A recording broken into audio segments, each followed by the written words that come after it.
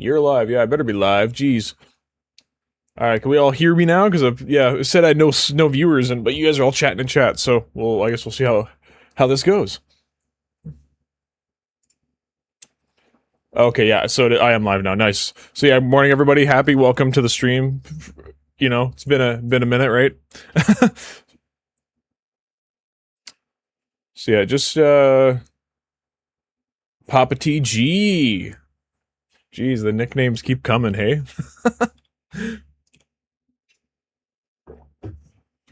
Alright, so yeah, we were working on our game today. I was in it yesterday, like I said. I don't know if the stream started late or whatever, but yeah, so... What the hell? Didn't I just push... Okay, I guess not. 5.7. Oh, it opened 5.8, of course. Nice. Nice. Gotta open it the old-fashioned way here. Epic Games Launcher. Yeah, as I've been using 5.8 now since it came out. Have you guys used it yet? What do you guys think? Oh, we're viewing. Alright, so... Yeah, so we'll work on some abilities today. And, hopefully get a couple going. I don't think any of them are gonna, like, necessarily look good, but we'll at least get the functionality down.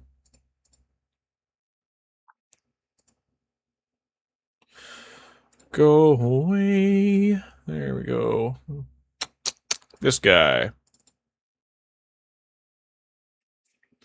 Alright, yes, yesterday I noticed, like, the animations for the main character seemed to look better, so, I think, yeah, somebody worked on that, so that's great. Haven't seen anything else that anybody else worked on yet, so, we'll see how it goes. Thomas Franklin, welcome to the stream. Let's see. Yeah, we got In-Creation in here, we got David, AAA, aka the Happy Everything guy. We call him AAA, or I call him AAA anyway. And of course, saw him in here earlier, Real Time, can't forget about Real Time, he'll cry, right? TG, the sliding is done, you can hold C while you run to slide. Ooh, that's gonna be super nice. I couldn't find a nice word to put there, so it just sounded like I was having a stroke, but... Yeah, right, thanks man, the cover art, yeah, it's great. I mean, I didn't make it, obviously, but, yeah, they're working on a main menu right now, and, splash screen, holy crap. Tier, I think, is doing the main menu, and, oh my god, Leroy. Tommy, yeah. Brain stopped working for a second there. But yeah, Tommy's been, or not Tommy, sorry, AAA's been, not here for a super long time, so, hopefully you can get your game up and running here pretty quick, AAA. I want to play that thing. Alright, we're getting in there. So, yeah, before we start, actually, one of the, you know, you guys are pretty much my the most loyal, followers I have, so, yeah, so, I didn't get the new job yet, they're giving me some sort of, like, what do you call it, he's giving me another month trial or whatever, so, you know, hopefully I get it, but, if I do get it, I'll have significantly less time to dedicate towards videos, obviously, but, so I wanted to see what you guys thought. I do have a course in the works at the moment. I do want to work on that. But possibly I want to drop down to 1, maybe 2 videos a month, but make those videos a bit higher quality, than just pumping it out in a week, right? So, that would give me a little bit more time to actually, like, work on some stuff. So, yeah. How do you guys feel about that, I guess? Blue Flame Official, could you shout out my name, please? Yes. I'm real, and you're real. Please open the house folder on desktop. Oh, yeah, good joke. Actually, I don't even live in that house anymore anyway, so... I've missed so much, I need to catch up, yeah, pretty much. Okay, anyways, let's, head over to the... test level.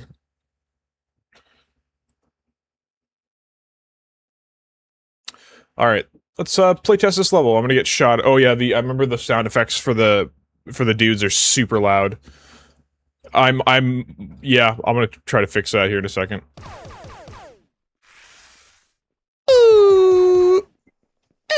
Oh yeah, that's pretty cool. Maybe we should move the collision spheres up so we can like slide underneath enemies, that'd be pretty sick. Oh, I was trying to run underneath them there. Oh, damn. Nice. Okay, cool. So yeah, that works. I think vaulting should be the next thing. You did have it working at some point, but we... Oh, damn, I died. Okay. Access done, trying to read property, AI controller. Alright, then. Yeah, because we got this working, kind of. Not really. Needs some work still, the climbing system, but yeah, I think that's the way to go, is the way we built it in that one stream. And then I think this wasn't working last night for me either. The, beat these two guys up and then this door opens. I thought we had that working last stream. We'll, figure that out, I guess. Anyways, we're gonna work on abilities in this stream. So, first things first, actually, is, I'm gonna open up Visual Studio here because, it's time to figure out, as a community, what the hell we're doing with, attributes. So we can, put those into our game. So, visual, yes, recovered. Did it not save?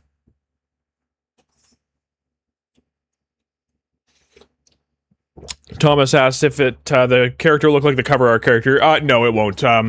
Eddie's actually designing somebody right now, as basically a stand-in, I guess. We're still kind of deciding on, like, the visual design stuff in the Discord and all that kind of stuff. Alright, did you break? Okay. Good. Okay. So, alright, so we need to come up with some attributes. I put in health, stamina, shields, and then I got attack, defense, speed, and skill base stats. And then the gameplay ability system is going to actually take over the health, component and shield components, from our, what do you call it, our, components, right? So if, you know, if we want to put a health component into, like, a box or a destructible or something, we were going to use the component, but if, we are going to have any abilities whatsoever, then we're going to inherit it from this, from gas, right?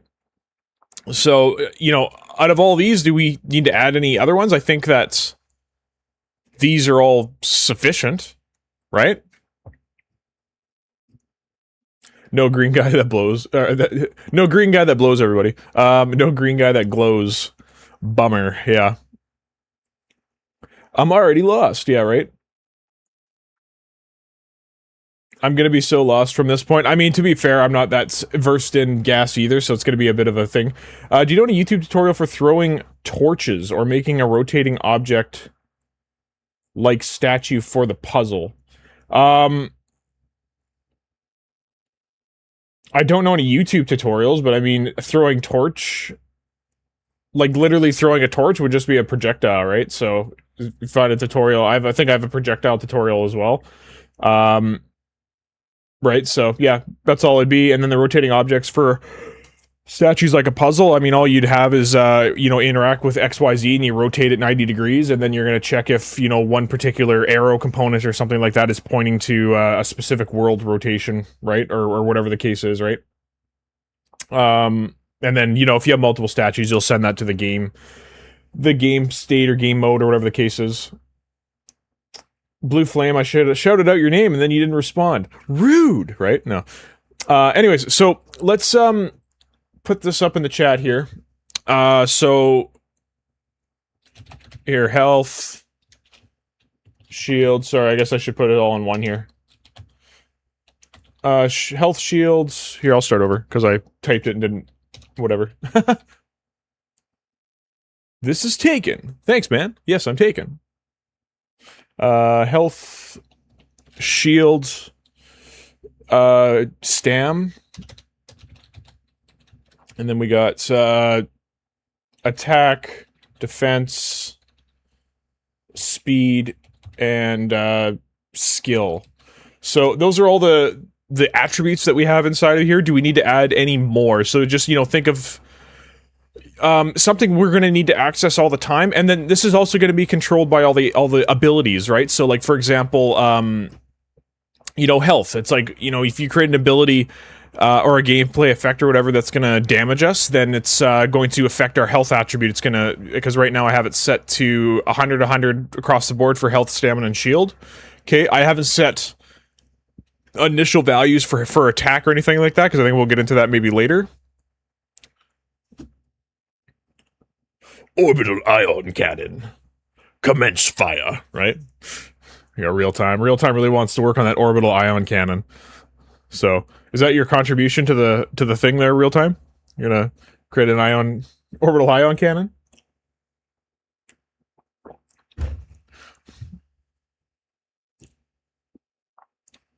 So, yeah, just looking at those ones I made, I don't think there'd be anything else significant that we would need to add. So, no one's saying anything about it. So, I'll leave it at that. So, all right, that's great. But yeah, we need to change a couple things specifically about the health. Right. So,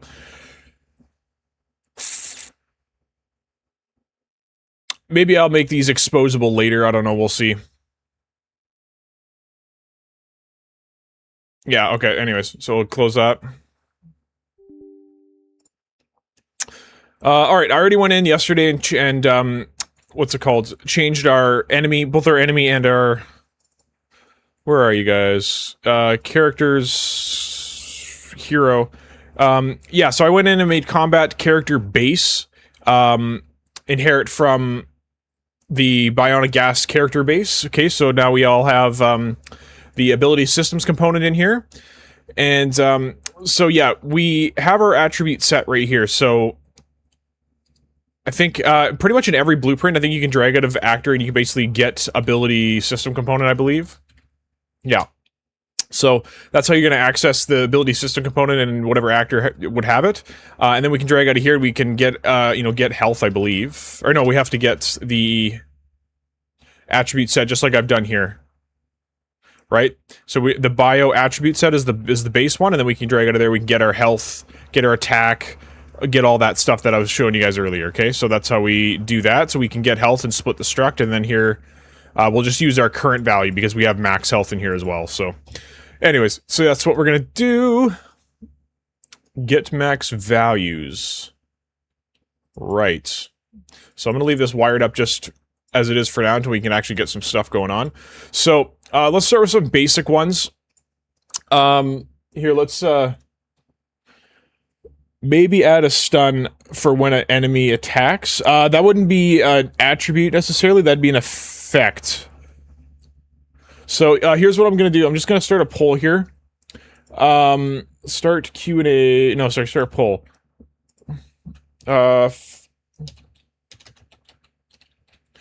With gas.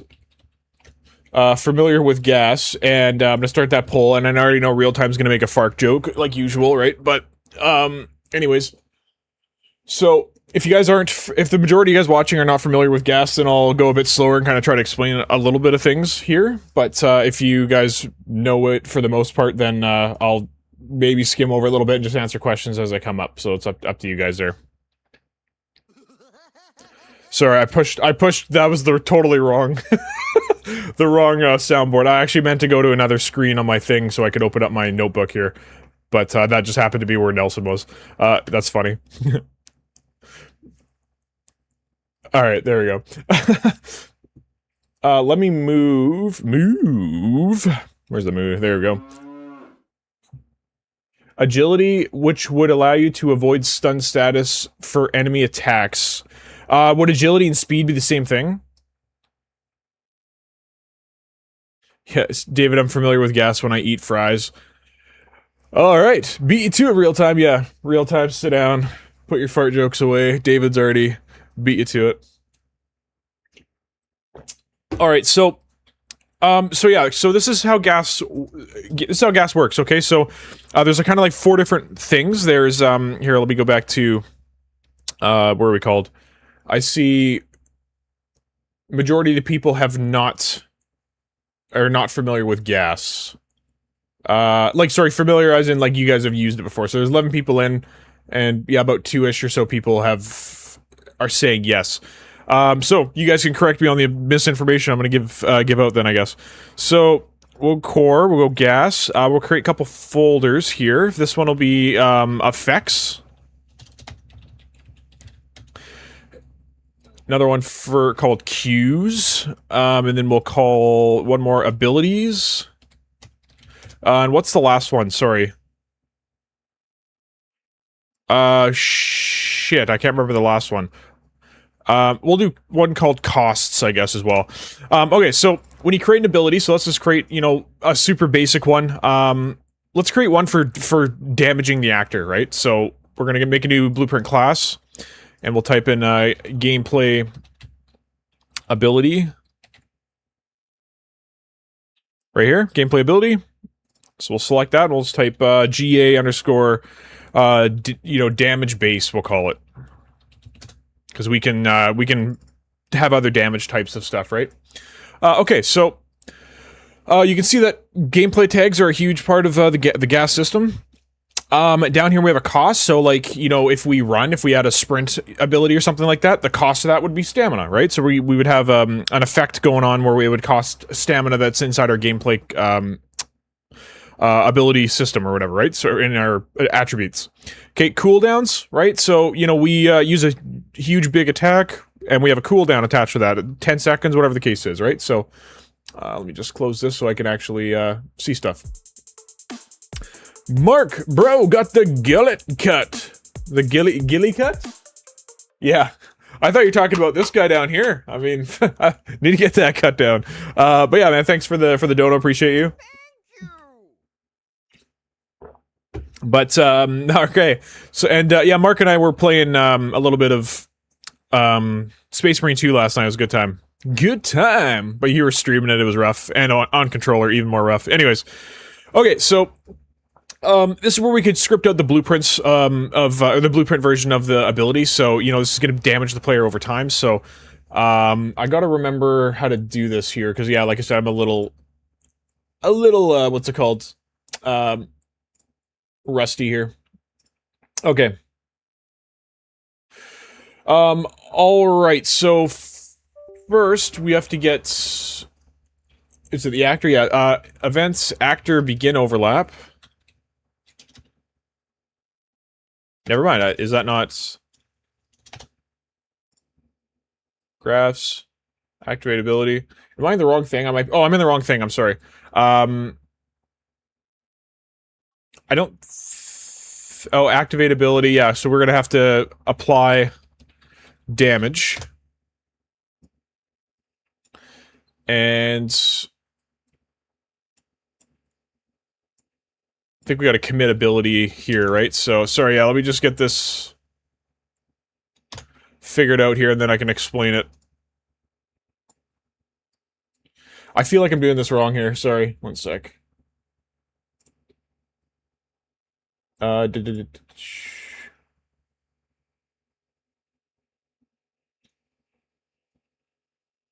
This class, I'm just reviewing my notes here.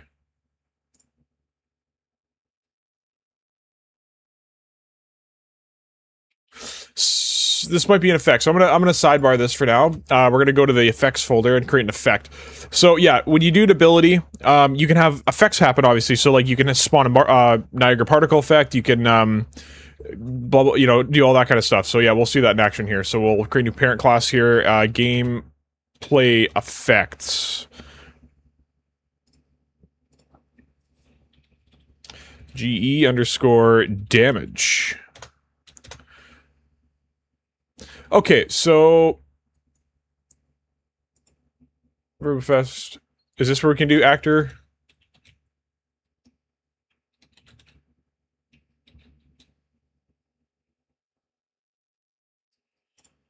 So in my notes I have an event actor begin overlap. Oh, that's in an actual blueprint. Jesus, okay. Well, that's fine. Let's make that then. Just gotta make a damage class, essentially. Biospec systems. Okay, and then we'll new blueprint class, type actor, and we'll just call this BP damage class, I guess. Okay, now let's open that up.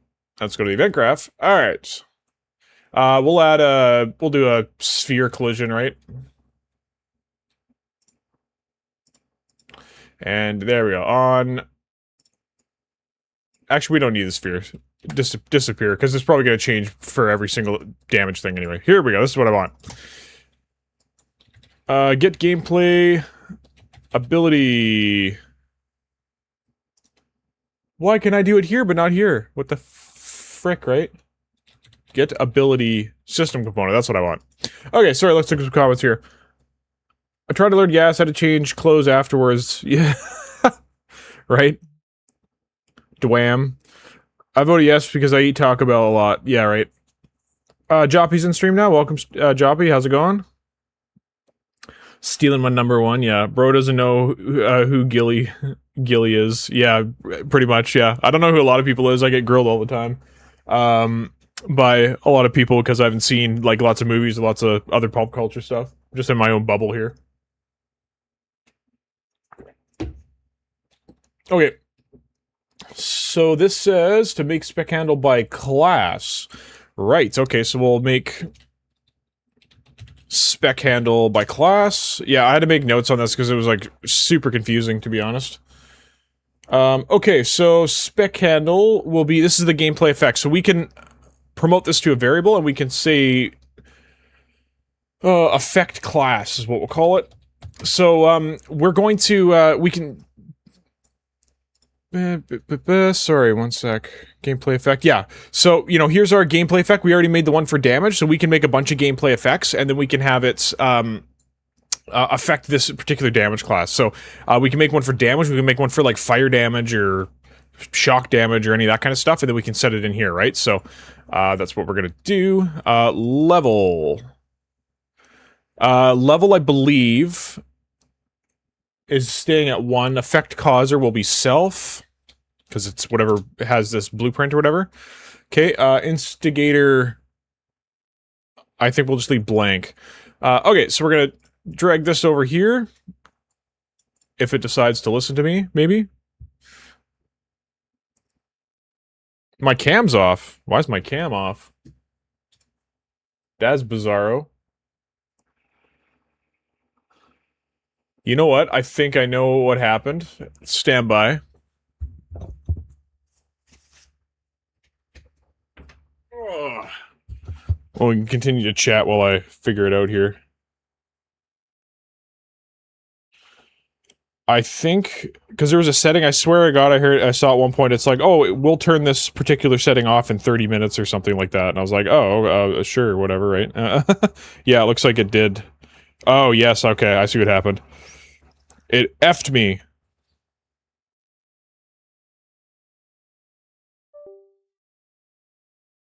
There, I turned that off. Did my camera come back? No, it didn't. And then I gotta turn on this. It's like a whole system to get this, because I'm using my phone as my thing here. There we go. What's up, everybody? I gotta put it back in the thing.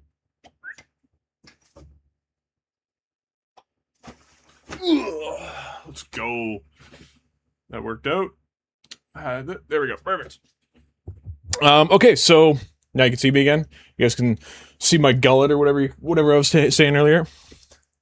Spec handle keeps your speculars on, doesn't it? Pretty much, yeah. Yeah, you want one of those for sure when you get a spec. What do you call the mono? What do you call the monocle? Yeah, that's what I was looking for. Assign tag set by caller magnitude is the next one. Assign tag this one here.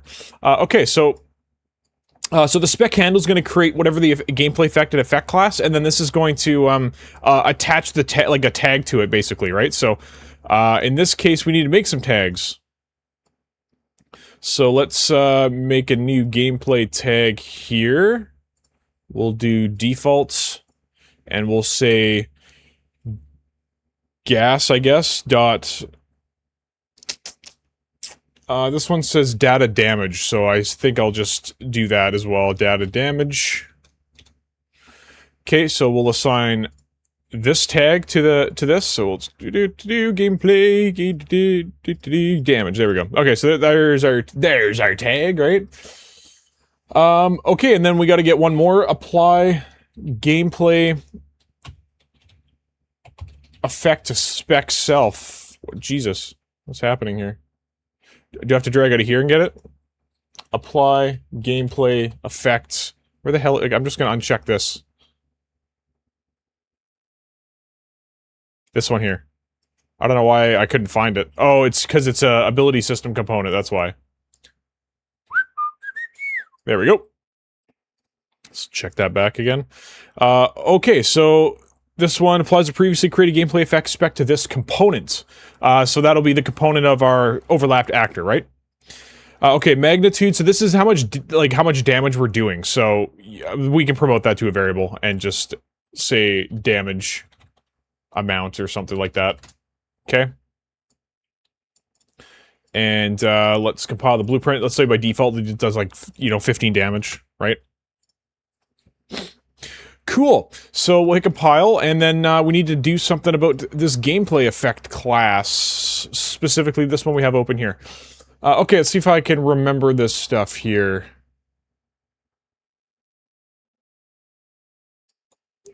So, event graph. Ability. There's something in here. This, I know we need this one for sure. Wait for gameplay effect to fly. Oh, actually, maybe not. Squeebs made it. Nice. Oh no, you scared my cat. You scared my cat. Meow. Okay, let's see. So, gameplay effect damage. Let's see what my notebook has on this. Oh shit, we didn't do on damage class. Events, actor, end overlap. There it is. We gotta remove the effect. So other actor will get gameplay, or sorry, get ability system component, and we're gonna check if it's valid. Because obviously if someone just overlaps and then doesn't overlap, we don't want it to remove or do any random stuff. We're gonna get some errors, right? So, okay, then we're going to remove... What? Oh, I thought that said remove gameplay effect by sound effect. I was like, that makes no sense. But it's remove active gameplay effect by source effect.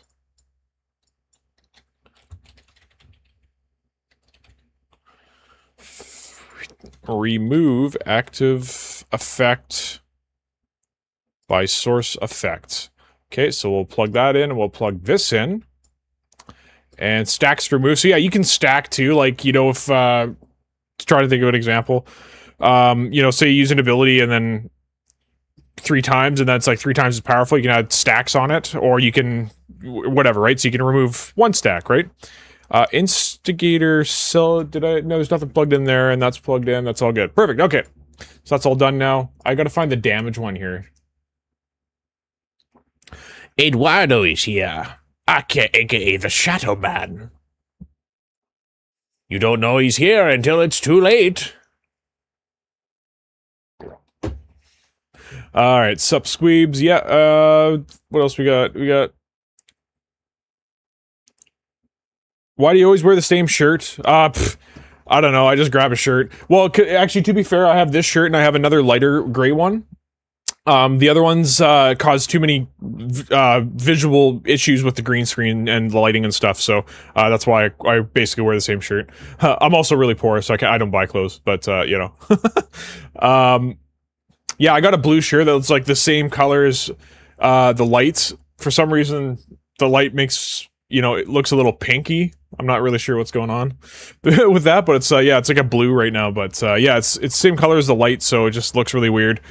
And then also, so yeah, I don't know if you guys knew this, but the reason you use green screen and film is because in terms of the light spectrum, it's literally right in the middle.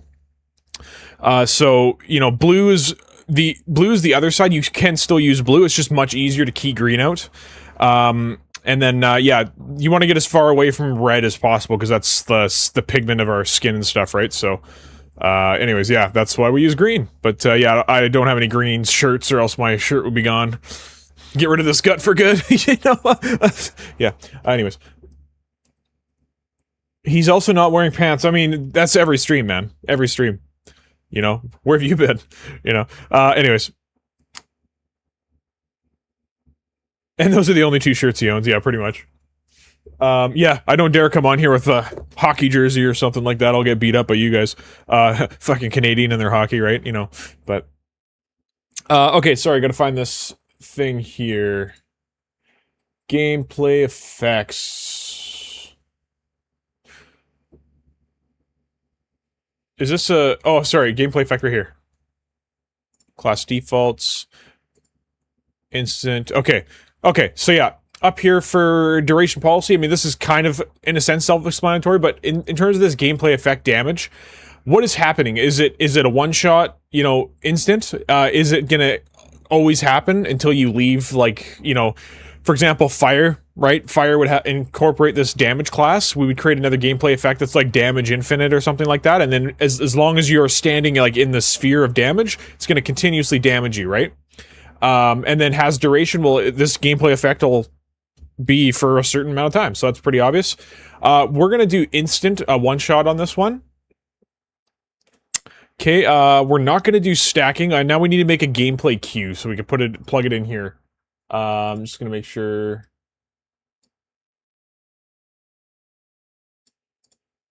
Gameplay effects, dodge. Cool. Okay, yeah, so we gotta make some queues now. So yeah, a queue is basically exactly what it sounds like, for those who've worked in entertainment in any way, shape, or form. Yeah, basically it's just gonna queue stuff to happen, right? And, it's, let's see, gas, queues, new blueprint class, gameplay, queue. There's, a couple, so my notes say... Where's queues? Gameplay queues, here we go. Okay, so it says gameplay queue notify static, which... should be here somewhere. Unless I gotta just do this. Oh, here it is, down here. Gameplay notifies static only has a gameplay tag. Sorry, it can override handle gameplay queue. Best used for fire and forget queues. Fires once like a hit effect. So yeah, that's basically the bulk of all that. Gameplay queue notify burst rates. Right, oh yeah, right here. This is a child of the static one we just talked about, but contains more default logic for burst effects. Multiple effects at once, like impact effects. Okay, so that's what that's for. And then there's one more, gameplay queue notify actor. Right here. This is an actual actor class used when you want something to persist like a bubble shield. Okay, sweet. So that's what we need to know there. We are gonna do the static one here. We'll say gameplay queue. Damage. Damage, we'll say... Yeah, we'll just say damage, just base damage. Okay, so we'll open this up, we're gonna... Gameplay queue tag. So now we gotta make another tag here. Called, we'll say gas.queue.damage. Okay. And that'll be the tag we put here. Sorry, I guess I gotta put it somewhere else, hey? Sorry, I guess I gotta put it here. Shit, gameplay.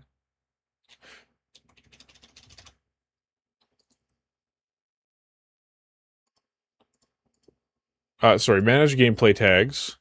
Here we go, sorry about that. Add subtag. Damage. There we go. And can I delete this one now? That'd be nice. Delete tag. I always have issues. Cannot delete tag, remove children manually. Sure. Delete tag. Gas. Okay, perfect. Alright, so we'll set that now. Damage. I'm missing something because there's a... Okay. We're gonna go to functions. We're gonna go to override handle gameplay queue.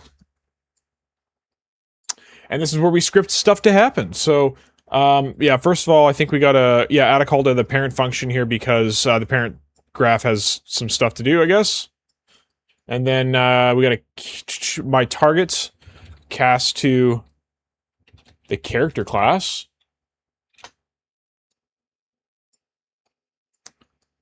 And then, well, we'll promote that to a variable, local variable, sorry, character.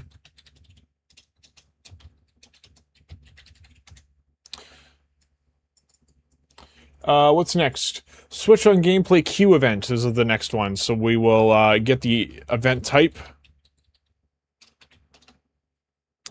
And which is over here, right? And then we'll get a switch off of here.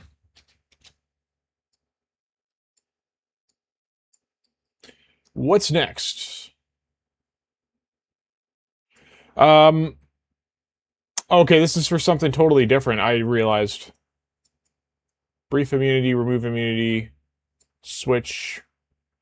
Okay, this is for something totally different, sorry about that. But yeah, so this is for damage. I'm just like looking at my notes and I took different screenshots during different gameplay effects so it doesn't all blend together. But, so yeah, this character, because this one's for a dodge, right? So, yeah, we got the character, we got the root component of the character, and then we moved that, from A to B, right? So that's what this one was doing. But in terms of this one, we're damaging the actor. So what we'll do instead then, I'll have to use my big brain now, I guess, instead of relying on my notes. So to get the system, ability system components, I just can't remember how to do damage on the attributes. And there's, yeah, I'm missing something, because I thought the gameplay effect had more stuff in it.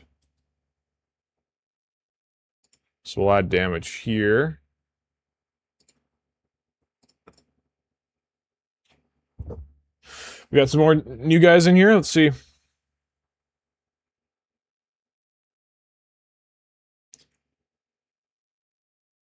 Oh, it's so small I can barely read it. UE always crashes when you delete tags. Yeah, it didn't delete them for me for a long time, which is really annoying. Save before I delete tags. I should have save on compiled always on, so pretty much anytime I compile it should save the blueprint I'm in anyway. But I will save. Thanks, David. I thought it was a pool queue. Do you think gas will be available in UE6? I mean, I don't see why it wouldn't be. Oh, actually, sorry, I see what you mean, because the whole actors thing, right? I don't know, maybe. I'm sure they'll have a different version of it, possibly.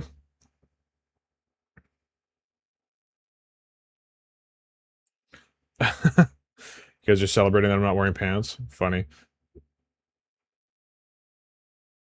That's a really good point, by the way, in terms of the, UE6 and gas. They went out of their way to make gas and gasp, and now they're gonna rip all the C++ out of it and ruin it all? Yeah. I don't think they're gonna rip out the C++, versus just an API around the engine C++ as I understand it. Yeah, I think it's supposed to... Well, yeah, because, like, blueprints and C++ still work together anyway, right?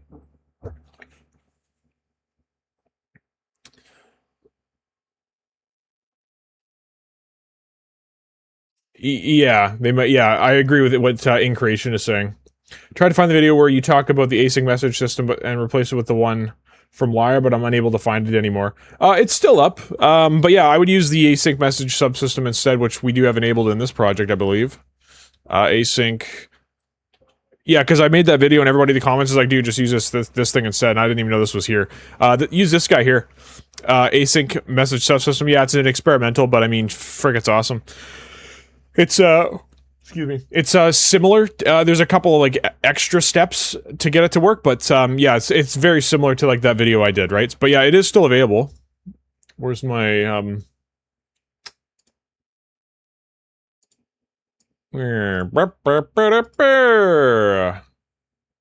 Go to my channel. Or YouTube Studio, sure, why not? This one here. Yeah, it's still up. So, yeah.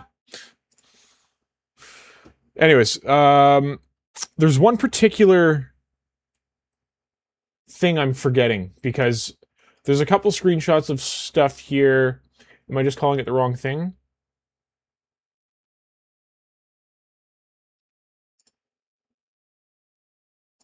Play cues, gameplay ability, UI integration. I got... Yeah, what is this?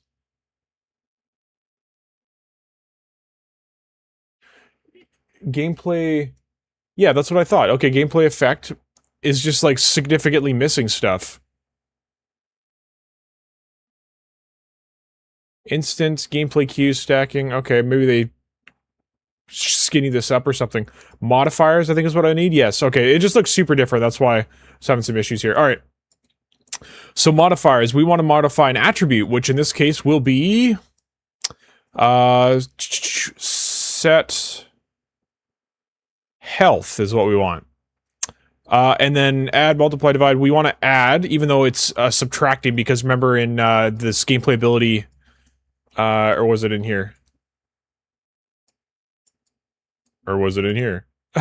One of these, damage class. Yeah, so we have damage amount, and we have, so we want minus 15. So we're going to add minus 15 to your total health, and that'll obviously subtract it, right? So, alright, so there's that, and then source tags must have tags, target tags must have tags. I think that's all. Okay, so that's good, and then the gameplay effect here, so we need to get this, or the Q, pardon me. Why don't we, so we don't need this. Gameplay Q, why don't we just, you know, play a particle effect or something like that. Play system, right? System, I always forget what it is. Spawn system is... Okay, can we have a moment here to understand why the fucking tooltip is always right in the goddamn way all the time? Fuck, I wish they could disable that. That pisses me off, because, like, I want to type and now I gotta stop typing. Right? Freaking pisses me off, right? Anyways, so... Spawn. System. At location. Gameplay, my target. Actor, so we'll just get the actor location of this and see what... Okay, and then, what system should we do? Item gain? Sure, why not? You know, just for, something visual. Auto-destroy, blah, blah, blah. Sure, why not? Looks great. Okay, so, now we have our damage class. And effect class. Apply gameplay effect to self. Will this work? Let's see. Actually, first, you know what I need to do is, I do need to add a sphere collision, but we can get rid of it afterwards, because we're gonna make children of this, right? So... Sure, why not? Okay, let's move this over here. Sorry, not that. I think I put in systems damage, right? There we go, okay. So here, we'll move this a little bit so I, can walk into it. Okay, so first, let's hit play, and then we can hit the apostrophe key. And, we have abilities here, and then we can also hit the tilde key and go, debug attribute, I believe it's what it's called. Ability systems debug attribute, and then we gotta put space health. Okay, so we got attributes up there, health is 0, that's interesting.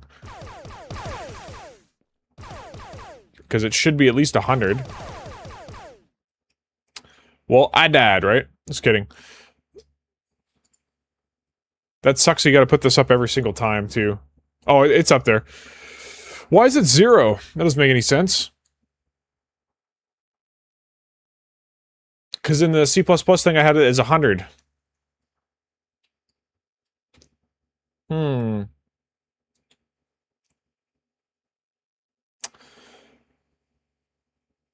I wonder if it's in here.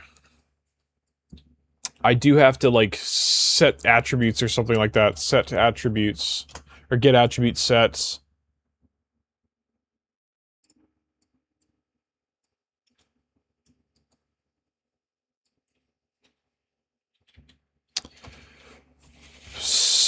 It'll be set. Hopefully we set something set.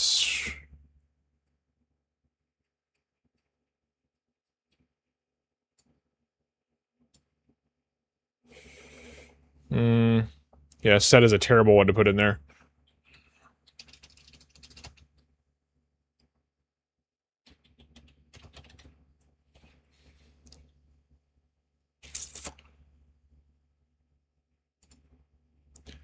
So you start with nothing, hey? Let's say it's compile, save. Let's go to the C++. Did I frick it up here? We'll see.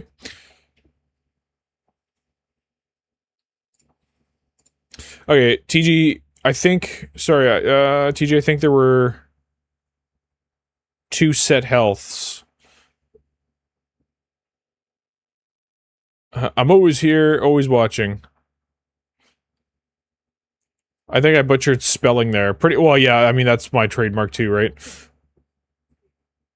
Switch to live chat. I will switch to live chat, thanks very much, because I always forget that too. Okay, so initializing attributes here. And we do that, so why don't you have 100 health there, player character dude? Unless... Oh yeah, that's the clamp.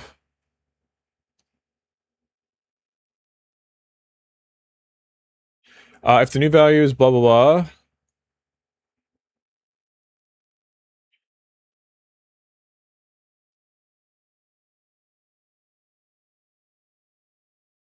So do we have to get set health? Let's see.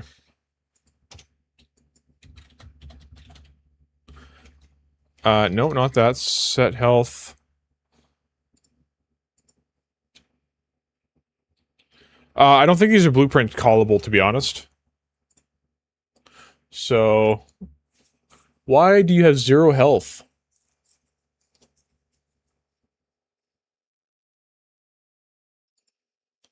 Huh. And again, I'm not very proficient with C++, so if you guys see what the issue is, let me know.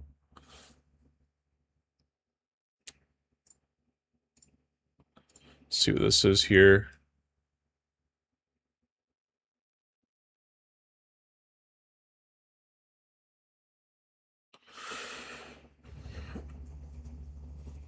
Ever tried Rider? Yes, I've tried Rider.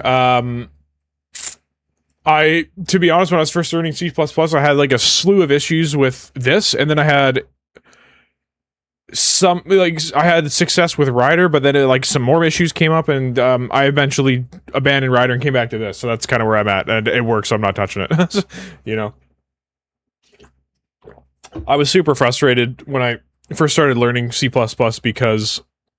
you know, I mean, for those who know, they know when you open up this and it's just like you get build errors out the ass and, you know, yeah, you have no idea what's happening because you don't know C++, you don't know how to use this or any of that kind of stuff. So it's like you're trying to debug a system, you have no idea how it works. You know, yeah, that was super frustrating. Rider's amazing. Yeah, I've heard good things about it, but yeah, I only have that very small experience with it myself. I recommend using gameplay effects at startup to set the initial attribute values. That's probably a good idea. Let's do that. Whoops. Just close that. There we go. Okay, so we're close that. Okay, so... Would we do that in our character base?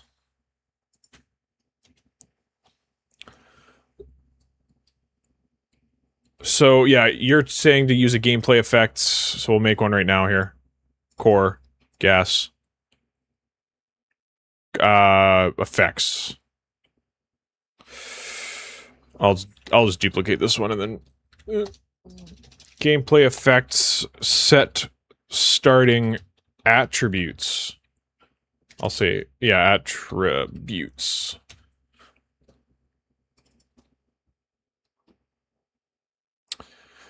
Okay.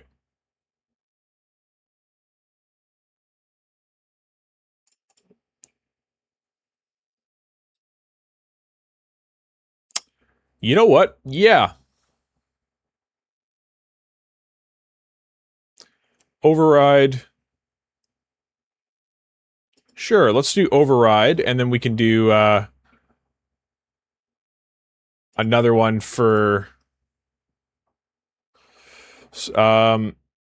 set stamina. And we'll override that as well, and then we'll do one more.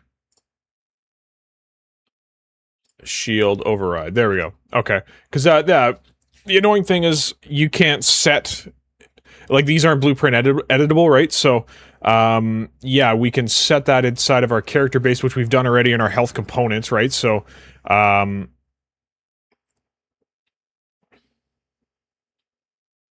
perfect, okay. And then we'll get rid of this gameplay queue because we don't need it.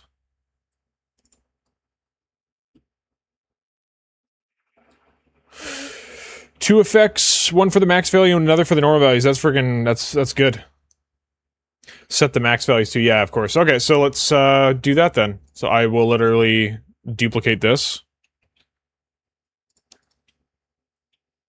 I will, yeah, duplicate this, set starting max attributes. Max health, max stamina, max shield. Very good. Okay. Perfect. Then we will, I think we gotta make an ability and then apply that ability on start, I believe, is if that's correct. Because, yeah, I'm a little loose on gas still, so I've only used it like one time, and it was a little while ago, so I'm just going off my notebook, basically. So, yeah, I believe that's what we do here.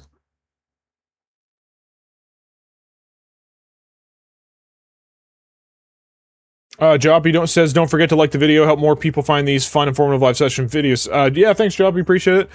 And if you haven't subscribed to the channel, we do Unreal Engine tutorials, where you actually learn how to use Unreal Engine. Not right now, where I'm like, I've not used gas that much before, but no, I actually got a video coming out here shortly. It's available to members already if you guys haven't seen it, but it's all about loading in specific zones in a level. So, yeah, somebody requested this on Discord, and I thought that'd be a good video to bridge off of the one I made a couple of weeks ago about loading from soft references. Yeah, this way basically I have a dungeon, and we load areas of the dungeon as we need them, and then unload them when we don't need them. So, yeah, you can check that video out. I haven't decided the day I'm releasing that video yet, but, yeah, because I had to do the Aura video first, unfortunately. So, alright, let's,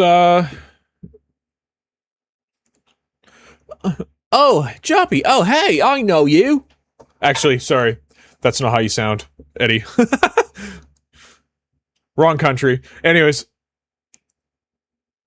So yeah, sorry, one sec. Gotta read that goddamn, super small font. Mayak, is that how you say your name? Yeah, so I assume we do a gameplay ability now, right? Did my phone effing shit the bed again? It did. Good God, I'm gonna lose my effing mind.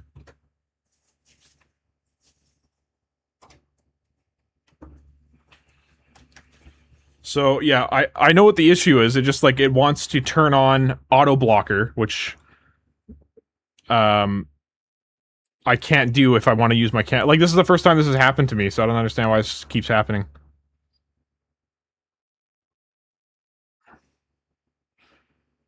Turn on automatically after 30 minutes? No! Make my phone unsafe, right? And then, just making sure I got this on, turn this on.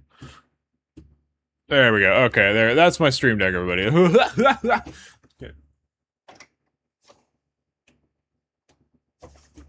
Obviously, a new safety feature, something they put on that, which, I mean, to be fair, sure. But yeah, I don't need that. Anyways, so... Oh, we got, we got Joe in the house, SGSH1, Low Poly Squirrel. Me and him played some Fortnite last night, and he offered to make my Low Poly Squirrel for the course that I'm making here, so that's just super awesome. So Joe, welcome to the stream. And what do we got here? TG has shadowed again. I'm all John Cena in here. Speaking of John Cena, I worked with him on Peacemaker. I worked on season 1 of Peacemaker. And, a lot shorter than I thought he was gonna be, if I'm being honest.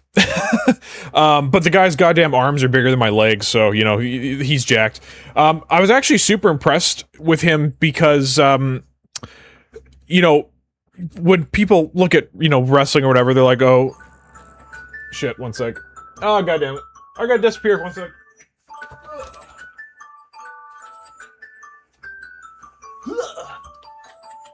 Got alarms going off and shit.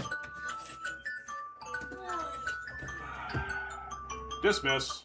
There we go. There we go.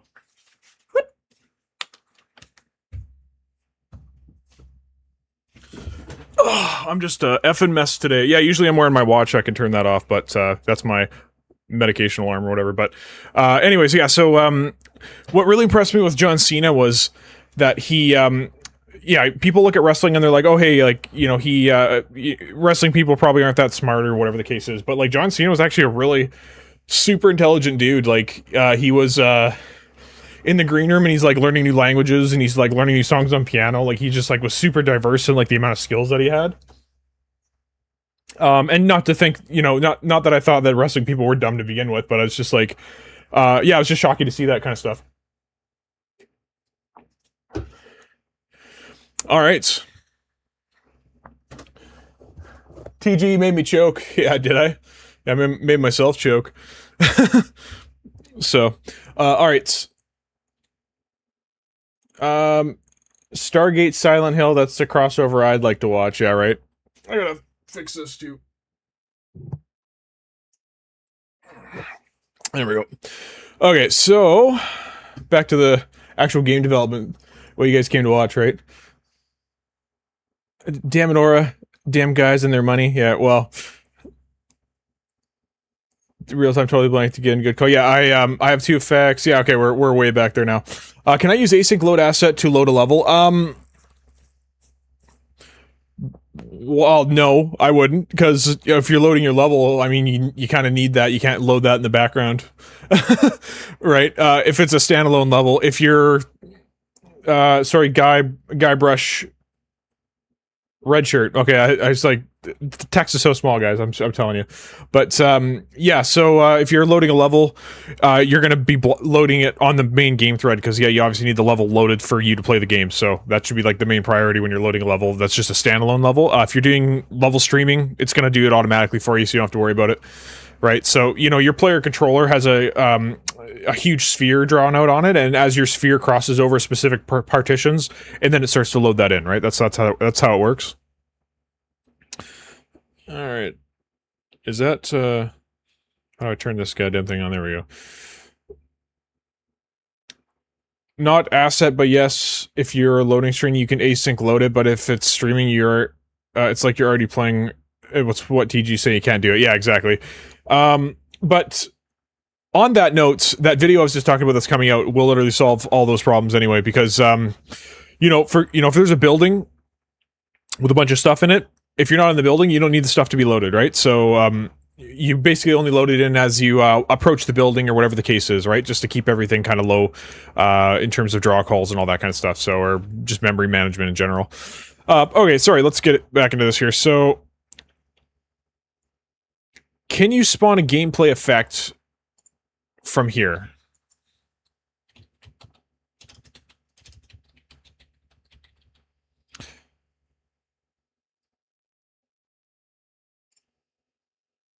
Nope, that's not the one I want, but perhaps we can.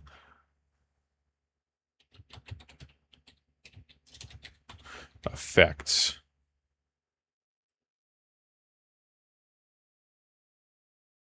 Get gameplay.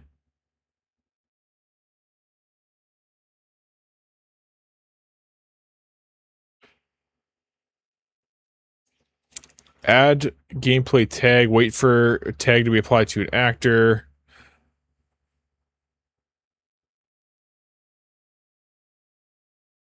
Is active gameplay tag.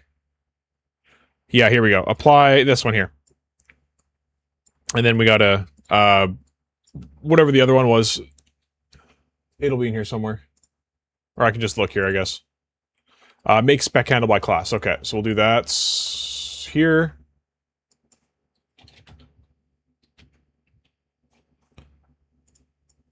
Okay, and this one's going to be the starting abilities. And then I guess we'll need to duplicate this one and do one for max abilities as well. We should probably do max first, hey? So it doesn't break some stuff. Okay, and effect causer self.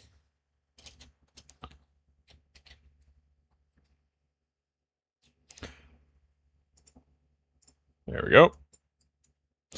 And then, yeah, I'll just, like, literally duplicate the two of these.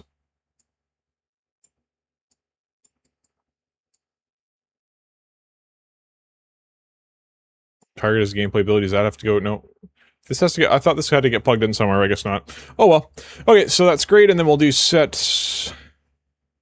starting attributes. This is max attributes. Okay, good, perfect. We can probably make that a function, so we don't have to worry about that.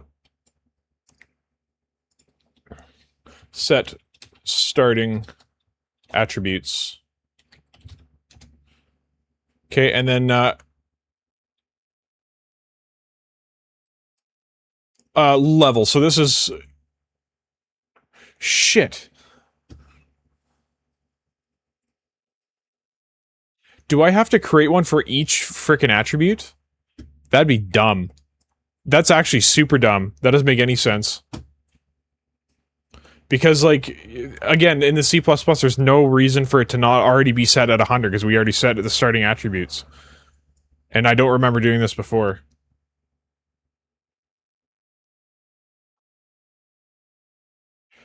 Tier, nothing like going to, doing housework, listening to the stream. Wife has so many DIY projects. Yeah, unlimited use aura seems to be pretty dumb at times. You know what, man? The base version of AI is literally so dumb. I had an argument with, because I ran out of Pro for the day for Google Gemini the other day when I was prepping for the other video. And, oh my god. It kept saying, because I'm like, oh, I'm having an issue, blah, blah, blah, and it kept telling me to do this specific thing, and I'm like, you can't do that specific thing because it's reading the documentation from like 5.3 and I'm in 5.8, right? So I'm just like, this doesn't work anymore because this particular class it wants, or that you're saying it has, it doesn't have. It has a struct now, and you can't break the struct. It's not blueprint read writable or any of that kind of stuff, right? So I'm like, you literally can't do it. And it's like, oh, okay. And then it would give me another option, and I'm like, well, you can't do that because XYZ, right? And then it's like, gives me the exact same option as before that I said you can't do, and I'm like, fuck, it was just like completely dumb. And yeah, that happens all the time when you go to the basic version, when you're trying to get it to do some complex stuff. It just like, it was like, huh? You know? Over it. Yeah, if it's not pro, it's not worth it, in my opinion, for Gemini anyway. What do we got here? Use apply gameplay effect. Okay, well that sounds way better than whatever the fuck this is. Apply gameplay effects to self. Thank you, God. That's just way better. See, affect context. Okay, can I make this now? Well, no, I can't. So yeah, the problem I'm having though is like, how do I set the amount for each? You know what I mean? Do I have to make a gameplay effect for each thing?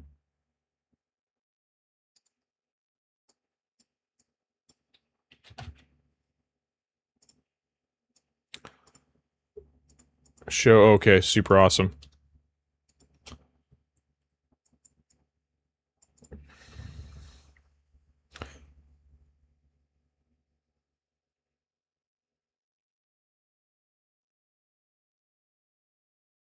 Okay, so I'm just reading my X thing here.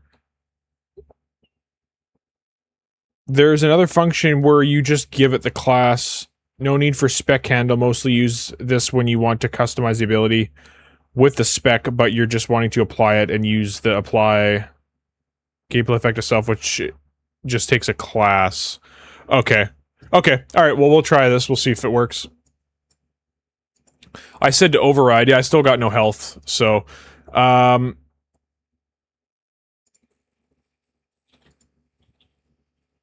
set starting...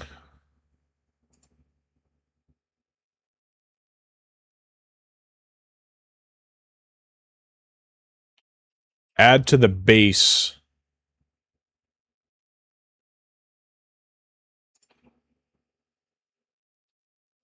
Gameplay cues, magnitude. Oh, is this why?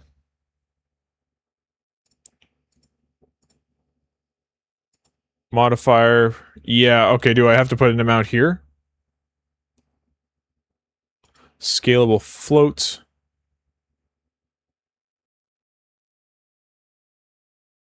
Set by caller. Let's try that.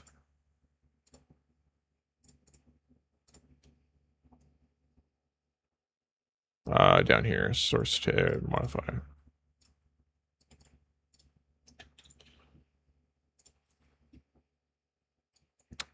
And then level 0, is that what this is? I'm just gonna put 100 here and see if that makes a difference. Probably not, but we'll see. Nope, nothing. Confusion.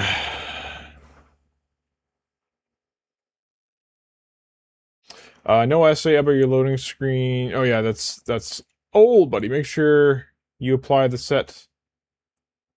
Yeah, I did. Oh, sorry. Yeah, you're right. I didn't do that before the normal values. Copy that. Okay, so I have to do the set max values first.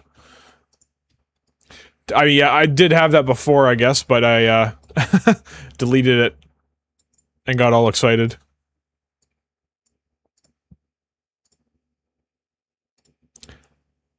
Did it work? Because it... Okay, yeah. Level 100, does this matter? Because your values are clamped to the max values and see... Oh, copy. Okay, makes sense. Oh, well, it still didn't frickin' work here. God damn it.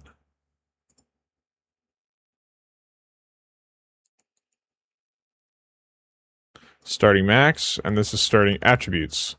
Maybe those were different. Nope.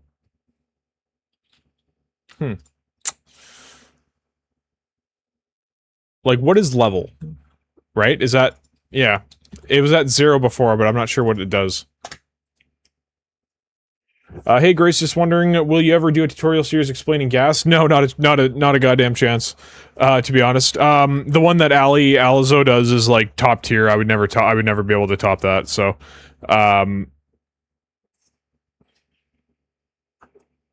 if you guys haven't checked it out, I would check it out if you want to learn gas. That's where I kind of learned gas. Just like, you know, he's, you know, I like his channel because he also kind of goes into depth and detail on why things are done the way they're done, right? So. Because your values are clamped to the max... Yeah, so So, Mayak, are we... doing something wrong here? What do we... Let's see here.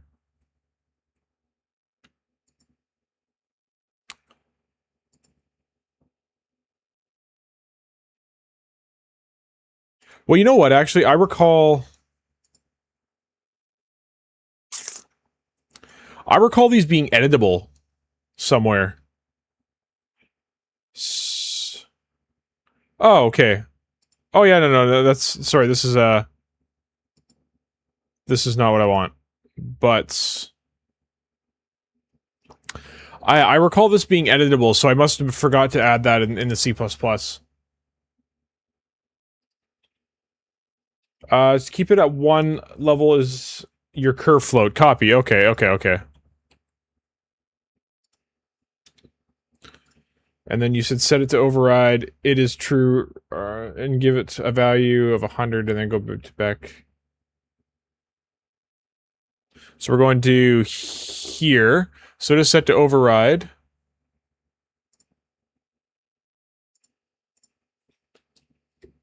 Scalable float magnitude. Is this what you're talking about?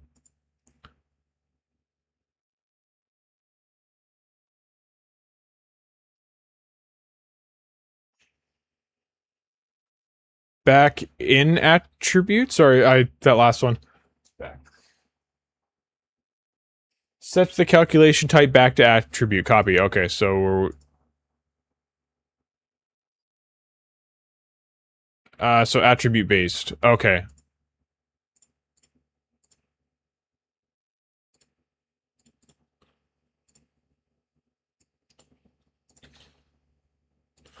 Nope. Interesting.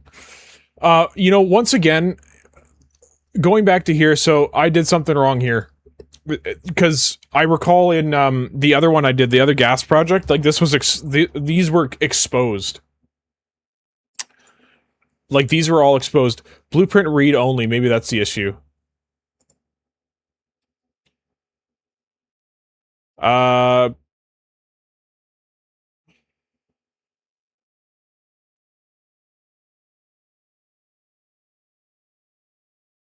let me open up the other one I did. Or Bionic Smash here. One sec.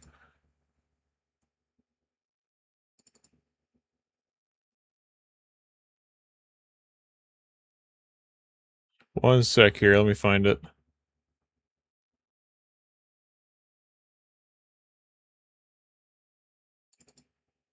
Here it is.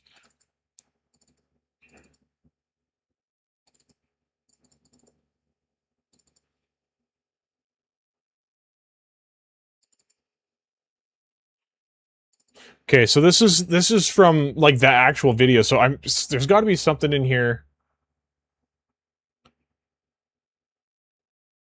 He's got replication stuff in here too.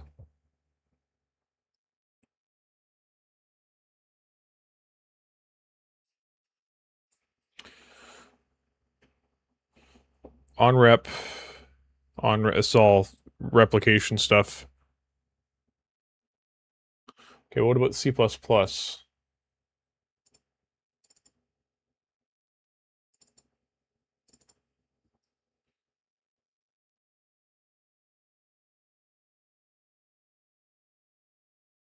Get lifetime, yeah, that's all fine.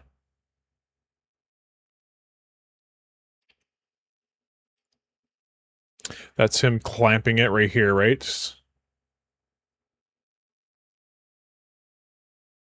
Super, yeah, okay. And then attributes, get health. God, I hate reading code. This is why I chose Unreal Engine, to be honest, because I hate reading lines of code. Damage requests, attribute getting shield. I don't see anything about it getting exposed, but like I do recall us being able. When we were doing the course, I recall we were able to set this in the. Let me just open up my gas project file. We'll save. Yeah, we'll save all this, right?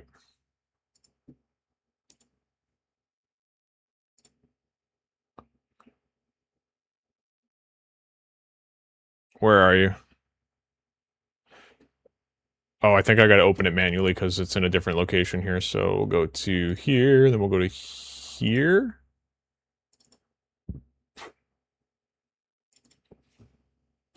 Yeah, we'll see what happens here. I'm positive it was exposed to us.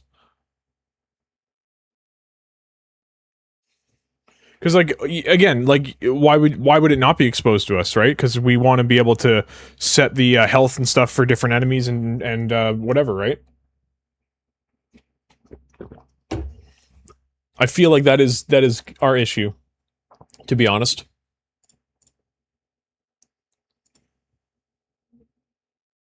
Ability system component, yeah, like in here there should be something.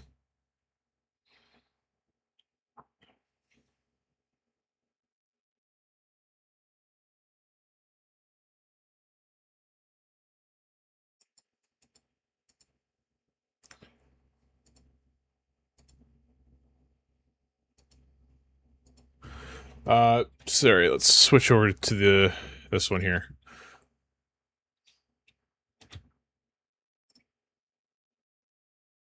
Characters? No.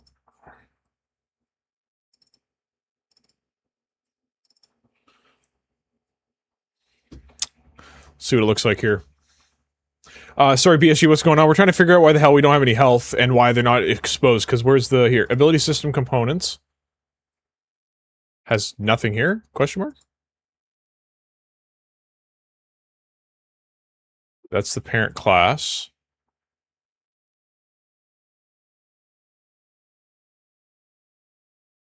What if I'm just retarded and, where are we?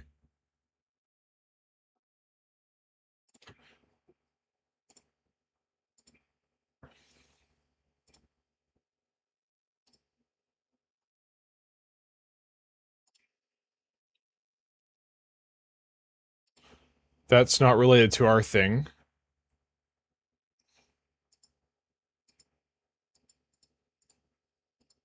Delete that. That's nothing to do with us. It should just be called attributes, right? And that's all we have there. Okay, well, what about this other project?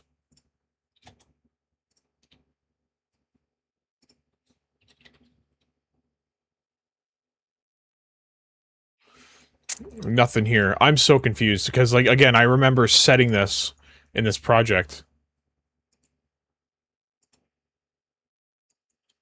Huh. Unless it's, like, right in...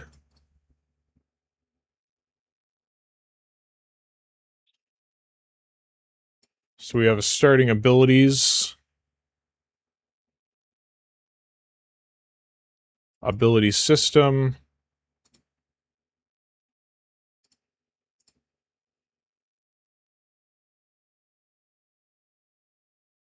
You were very close with the effects. Yeah. Yeah, each exposed attribute should have its own macro level statement directly above it. Okay, well, yeah, again, let me just, that doesn't make sense. Find open class. Yeah, we'll open that later.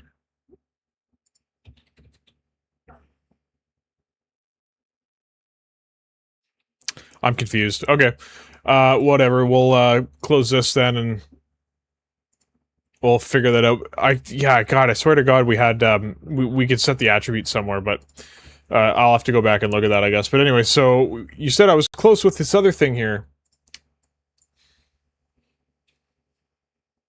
Basic by, yeah, here's ours. So this is blueprint read only. But that's what it was in this one as well. This is like the finished, like, gas course thing, right? He has it as blueprint read only as well.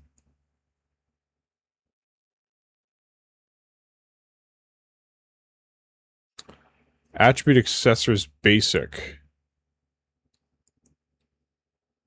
Yeah, I'm effing confused. Don't want to spend too much time on that, but then create a listener for changes. Is that what we did? Possibly, yeah. Well, but we should be starting with full health though, right? So unless hang on here.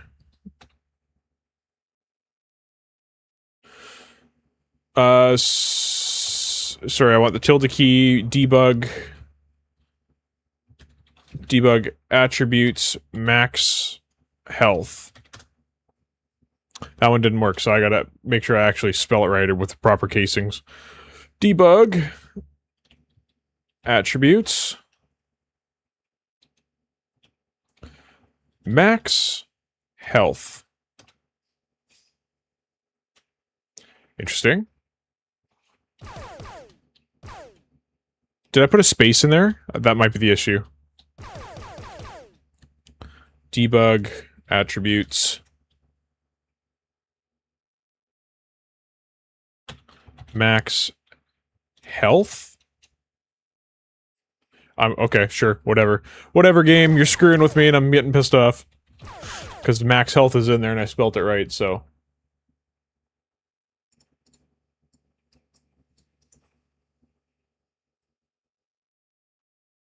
Max health. I spelt it right, so... Because I know, yeah, you can definitely have more than one at a time.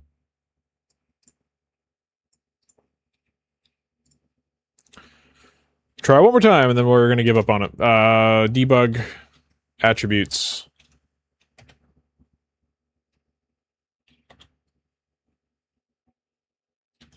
Or do we do it like this, max health? Nope. Okay, well, it doesn't want me to see max health, I guess.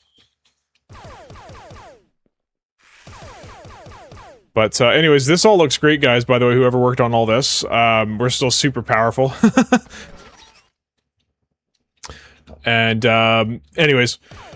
Yeah, so I'll have to figure that out, because, again, I swear to God I remember setting the attributes inside each actor. Right? So... Ability system components.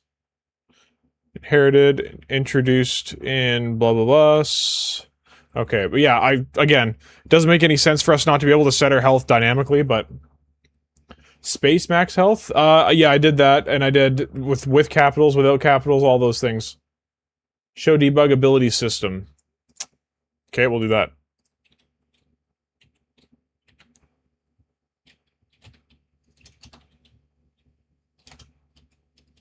Show debug ability system.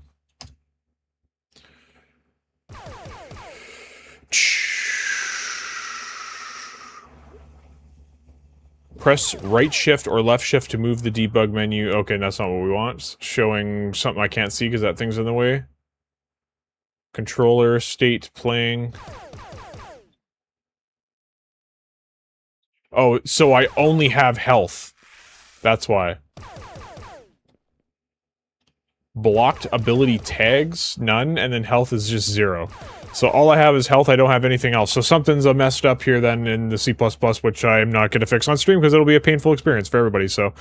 okay, well, I guess I'll work on that, and then next stream we can continue on where we left off, I guess. But, anyways, yeah, we're not done the stream yet, but, let's figure out something else to work on here.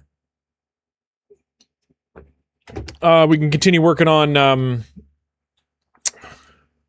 this guy here, like getting our doors and stuff to work, if we want.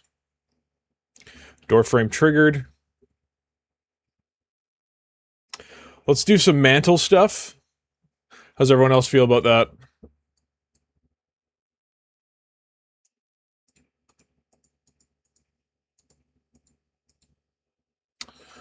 Box. Simulate physics. Sorry, I'm just wondering why this, oh yeah, this is door frame triggered. Yeah, because the parent handles it all, of course. So last time, yeah, you want to do mantle stuff. Okay, so... Sure. What exactly about the mantle stuff do you want to work on there, David? Let me know. So that's a big poll here. So let's see, do we want to work on, you know, game mode stuff? Which, will get the, you know, the... kind of the game rules going on here.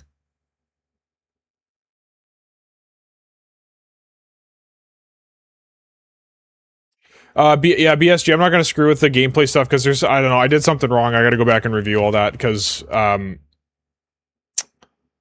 then, sorry, mantle. What's something else we haven't done yet that we can do something new, maybe?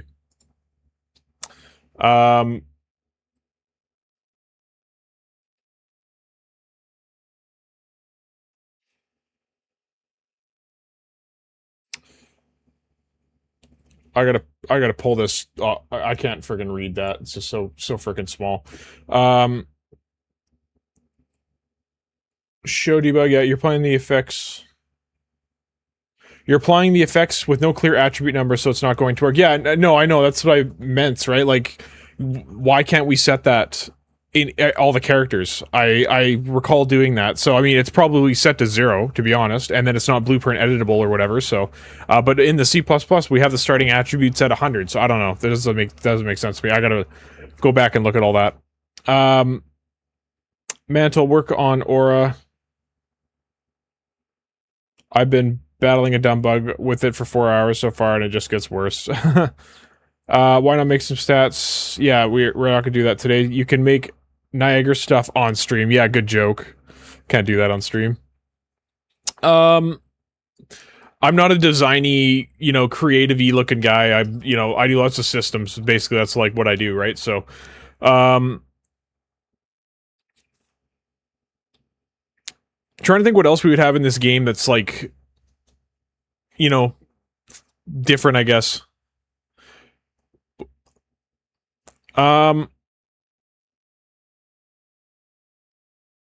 I mean, we could do some UI stuff, I guess, as well. Like, that could be an option. What else? We could do something outside of Unreal, too, like, an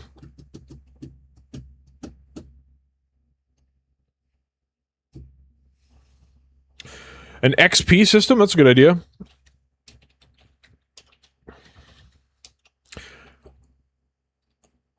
Could design abilities refactor the attributes later? Sure, we could do that. I'll replace UI stuff with that. So still...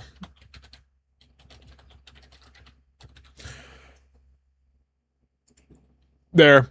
Put that up. So, you know, what do you guys want to do? Super annoyed by the attributes thing, because yeah. Anyways, whatever. So, TG, show me how to make an RTS. Yeah, it'll only take 20 minutes RT, right? Yeah, real-time strategy, yikes. That takes so freaking long to make, Jesus. Weapon system? We could. Is this project public? I want to help out if you want to set it to, as a variable in actor, a bit more advanced. You can use set by caller and then give it a variable if need. It's not available directly to the public. It's only available for members, but this is it is a community game. We kind of do it on stream, or if you're, like I said, if you're a member. But if you want to contribute outside of it, like if you wanted to make, you know, something rather, and then, you know, donate it to the project, like that's totally fine. But yeah, I mean, appreciate you wanting to help here, Mike. So it's a bit more advanced, hey? Okay.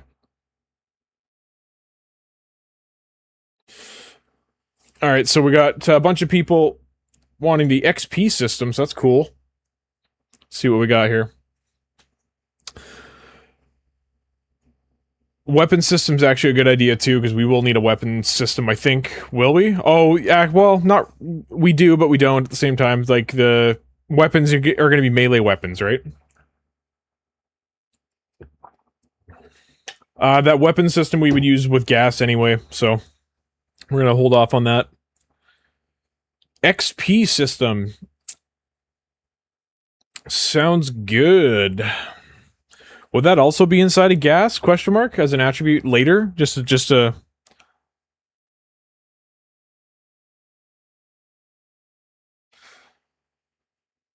Yeah, I haven't used gas enough to know if that's the play, right? I understand, no problem. I recommend to check out Steven Elberk's gas crash course. Okay, sounds good. I should do that.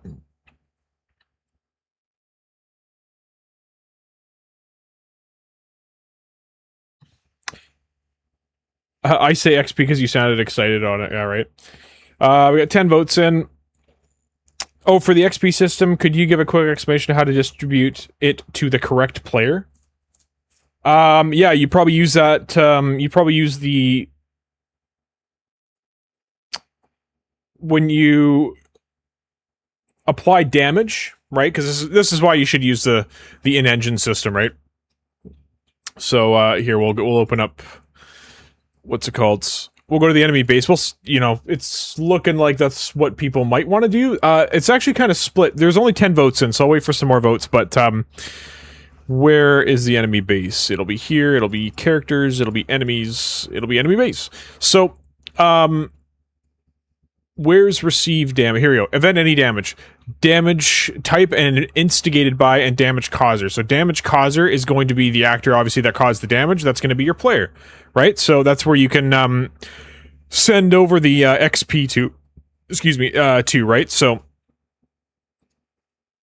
yeah, so I think what we would do here, probably... I mean, it's already an actor. You already have the... Yeah, I would probably do a interface, to be honest, and just go gain XP, and then this enemy base will create a variable in here right now called, you know, XP on death, I guess we'll call it. And we'll make it an integer, because we don't need no floating numbers, right?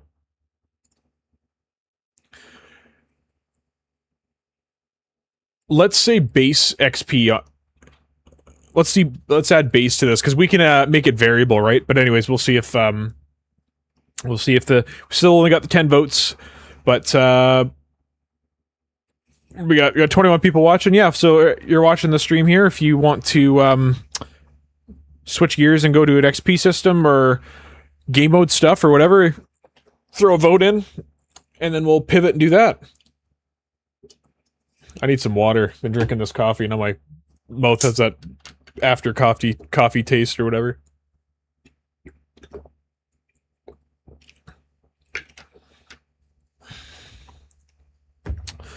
All right. What's the poll? I just rejoined. We're switching gears because the attributes are all screwed up here. So, yeah, only I think one person wants to stay on abilities, and oh, we got a fitty split now for game mode stuff. TG, show me how to make Final Fantasy. What one?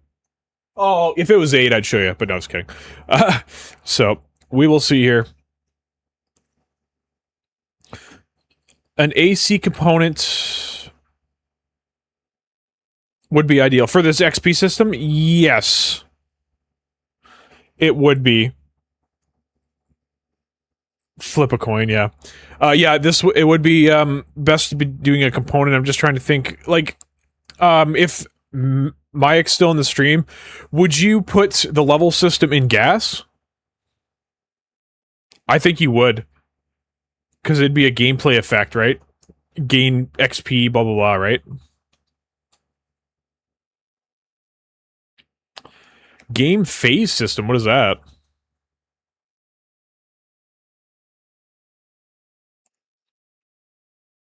Real time. Hey, I'm good with 8.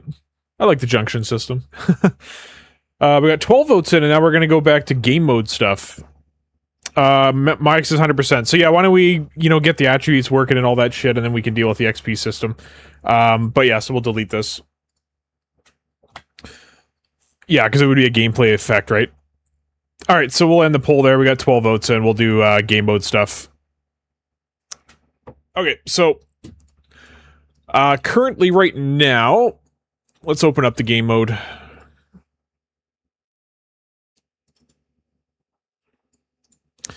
Okay, so we got start wave, round set. Right, we needed to finish this last stream, that's what it was. I finished setting up the spawn manager in the game mode. Okay, that's the note I left for myself, knowing I'm leaving that note going, I'm not going to know what the hell I'm talking about here. Okay, so, yeah, I just got to debug what's currently happening here. So enemies cleared, current area, activates, activatable class. Fuck, I hate stopping something in the middle of a goddamn stream. Current area, so yeah, we set the current area right here, round set. Enemies to spawn. And then we have a struct here, which is current fight area. Okay. Ugh, gotta wrap my brain around this again. Wave, round, enemies to spawn, number of enemies to spawn, number of enemies remaining. Okay. And then we start the wave crates for game state update. Okay, yeah, that'll be a multiplayer thing.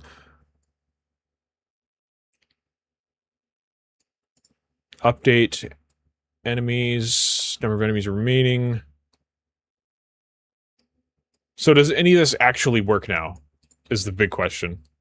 So we hit this trigger zone. I'll get rid of this. We hit this trigger zone. Wave trigger. And then... what do we got here? After begin overlap, we start the wave in the game mode. Which is this. We set the round. Wave index number goes up by 1. Right, because we had the... wave index. Okay, this is all making sense. So yeah, because...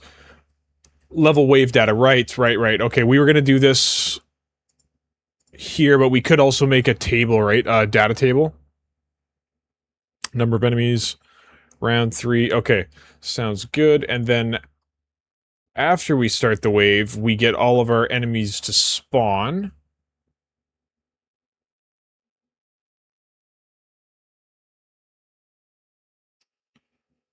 Wave data. Why do we have... wave data, enemies to spawn. Sorry, yeah. Sorry, just give me a sec, because it's like, yeah, I made this last stream, and I gotta, like, get back in the brain, the brain, I guess, sine wave signal of what I was in last time. I built mine tied to gas, but XP levels are handled outside of gas. So you had the actual level physically inside of gas, but then you handled everything and then just updated the level and stuff, right? Okay, makes sense. Learning game dev, loading data, fade in, screen, give controls. Is that for my brain, learning game dev? Probably. I was testing some stuff with the for loops and the drawing debugs.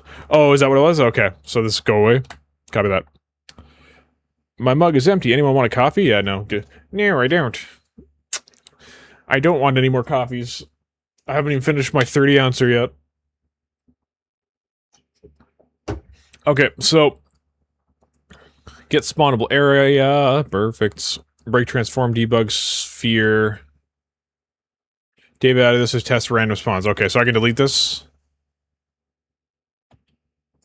Believe, yep. Perfect, okay.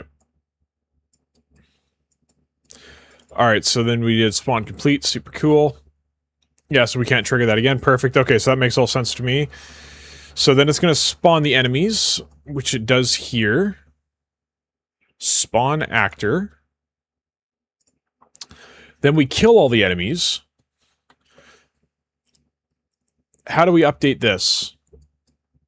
That's the next thing. Enemy base.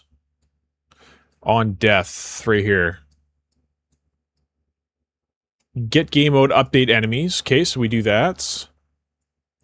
-1, does this equal 0? Then it does, then we have enemies cleared. Then we activate the current area.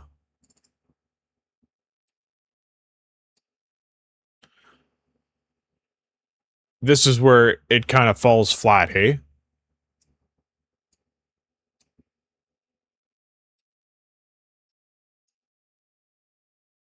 Sorry. Activates the current area.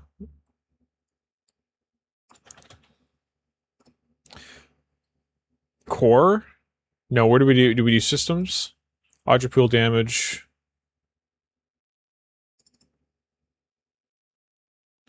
Where do we say? I can go Control B to load this, right? Okay, world, that's where it was. Triggers, spawn class, spawn volume, trigger class, wave trigger. Which one did we put in there? Set box, extent, event graph, get spawnable. God, does this happen to you guys? You like come back into your project that you haven't worked on in a minute, and then you're like, what the hell was going through my brain when I was doing all this? Because I have the roadmap like hard loaded into my brain, obviously, when I'm doing something, and then it's just like you leave it, and then it's just, yeah, it's hard to like pick it back up, personally. That's why I don't like necessarily leaving stuff until the next stream, because this happens, right? Sorry, activatable class, we don't care. Activates. So what are we activating and why are we activating it? Current area. Let's put a breakpoint here because I want to see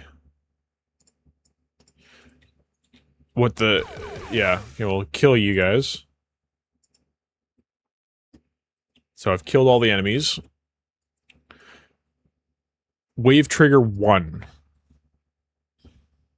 I see, so there's no data in the wave data.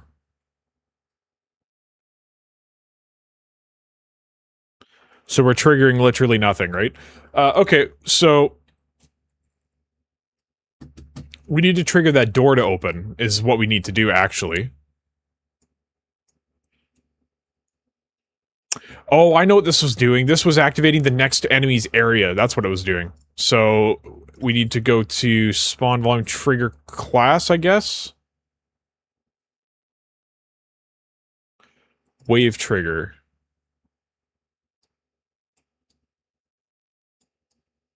And then spawn completed, and this is a part of the trigger class. Okay. Do we have it so you can auto-activate this? No, we don't. Should activate door, I think, activates... Okay, this is kind of making some sense now. Okay, and then I probably did something stupid like assign it to this door, didn't I? I did. Okay. Spawn wave data's got nothing in it. Say wave number 1, round number 1. Enemies to spawn 2. But yeah, this should all be coming from our wave data. Like our what's it called? Like our data table that we kind of set up in the game mode, or we will set up in the game mode.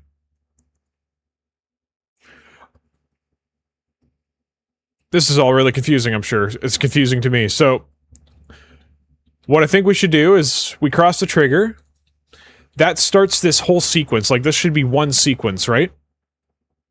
And the game mode should be pulling data from a data table of everything that happens in this sequence, right? So, you know, it'll have zone 1, zone 2, zone 3, all the enemies in all the zones, right? Which could be that struct.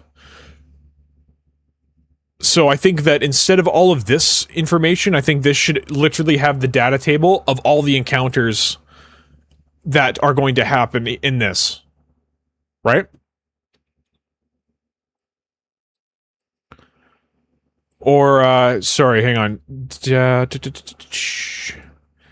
Maybe not a data table necessarily, probably just an array of this, you know, this area with all of these enemies. It's this wave, this round, blah, blah, blah, blah, right? You know what I mean? Does that make sense, everybody? Because we could also then do in that same struct, like the door that it opens, if we complete everything, like that struct would hold everything about this particular area that we're gonna, that's gonna affect us, right?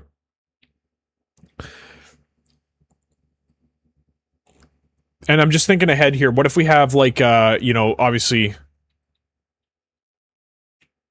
you know, what if we have a room with like, I'm just gonna put this in the world just to illustrate my point here. World doors, hopefully. Interactables. Nope. Placeables? Door, yeah. Door frame triggered, yes. So, you know, let's say, you know, we have a couple of these doors here.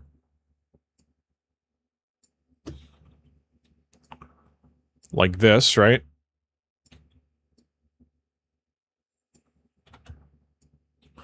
So, you know, pretend like this is a room. So we walk into this room and we fight a bunch of guys. And then, you know, if we wanted to open up multiple doors or one door at a time after we beat a wave or whatever the case is and let out new enemies, you know, how do we do that? Do we have our door class in an array in this struct? And then we just get the next one in the array, or, you know what I mean? So I'm just kind of thinking of like futurizing this so we don't have to worry about it later. It's going to be super easy to manage. And scalable, right? We're going to basically just create the logic once, and then we just have to create a new struct with the wave data, and then we're done, right?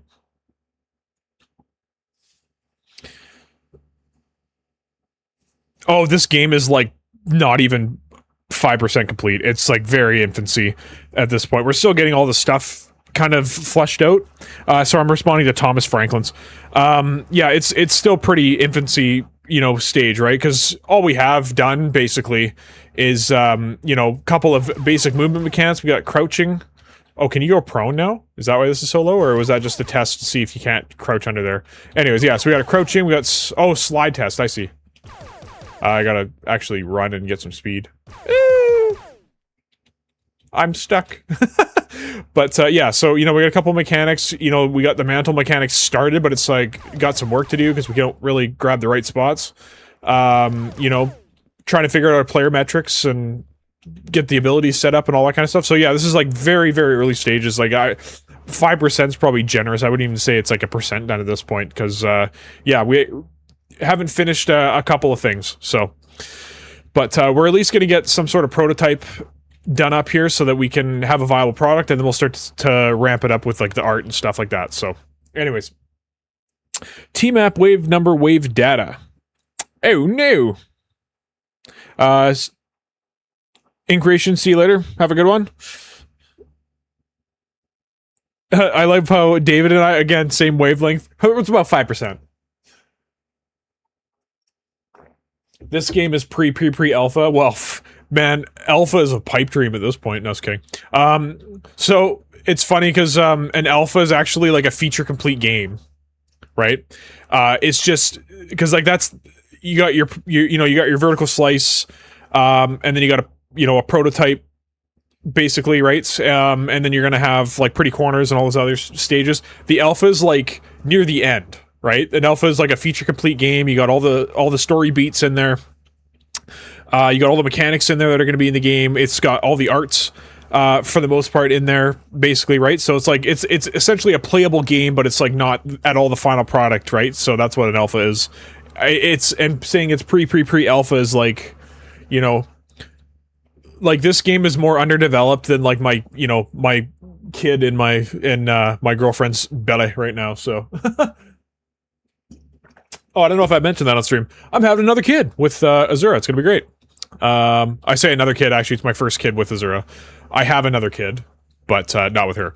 So, but yeah, man, it's gonna be good. Little mini TG. Maybe that'll be an enemy. Right? Somebody write that down.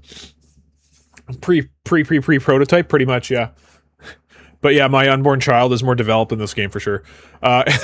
Anyways, so,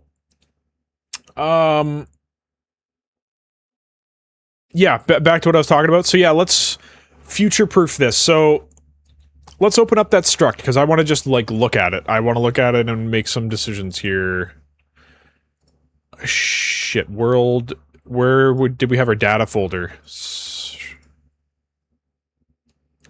It must be in core, and it must be in... Did I put in characters? Because that is a terrible place. Enemies. Yeah, that is a terrible place for this. So let's move this stuff. Hopefully everybody's got this closed so I can delete the redirectors. Enemy data. Wave data is what I don't want in here. And what's in here? Yeah, sense movement. I don't care about that. Structs. Enums. I already looked in there. Data assets. Okay, so I literally only need to move wave data somewhere, which I'm going to move it to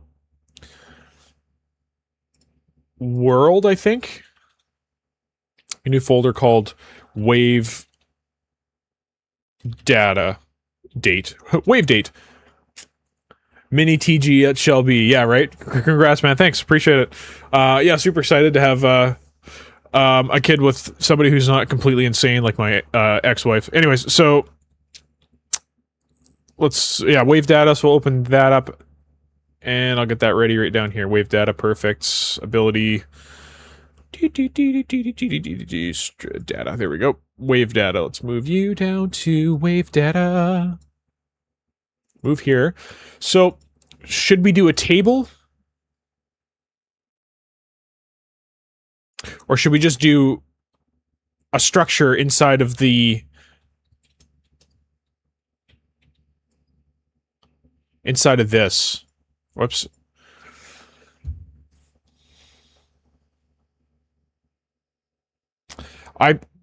Maybe it should be a wave table.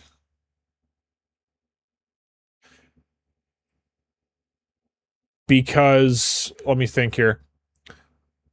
I'm just thinking, like, later down the line, it's like, oh, we need to change this wave data. We got to literally hunt down every single one, right? So I think a table might be better. So yeah, let's make a data table after this. But yeah, I just want to open this up and have a look at it so we can see what we got. So wave number makes sense. I think number of enemies makes sense, obviously.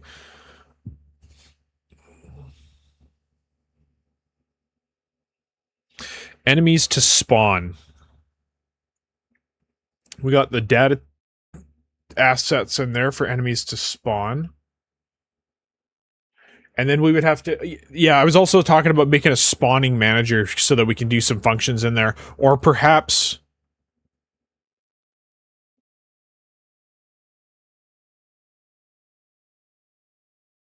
Yeah, we'll think about that after. Current fight area, and then we'll add another one. We'll say unlockable doors. Okay, and then we'll make that BP door. This is the most parent of all the parent classes, right?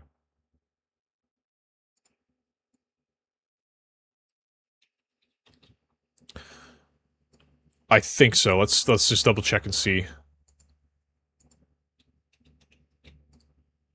God damn it. Unlockable door, tooltip, yeah, shit. Worlds, placeables, door frame class. Is that what I got in here?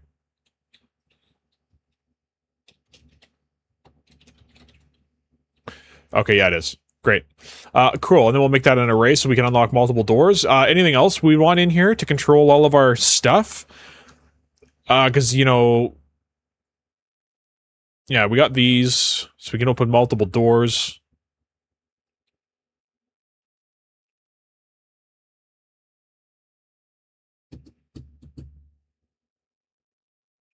Okay, sounds good. And... what do we got here? So is this why we haven't heard from Azura much? She needs to async load BP Azura can.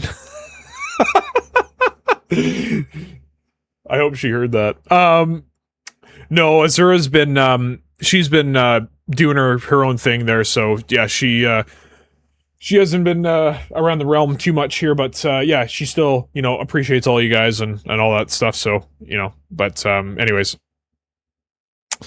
Alrighty, so I think that there's nothing else we need to necessarily do.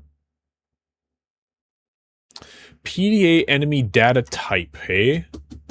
Current fight area. And then what about the next fight area?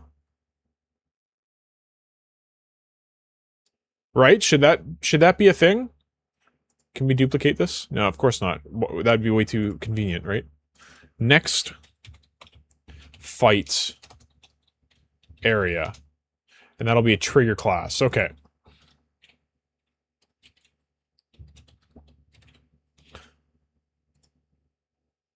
And that'll be a single. Okay, so there's that. Now let's create a data table.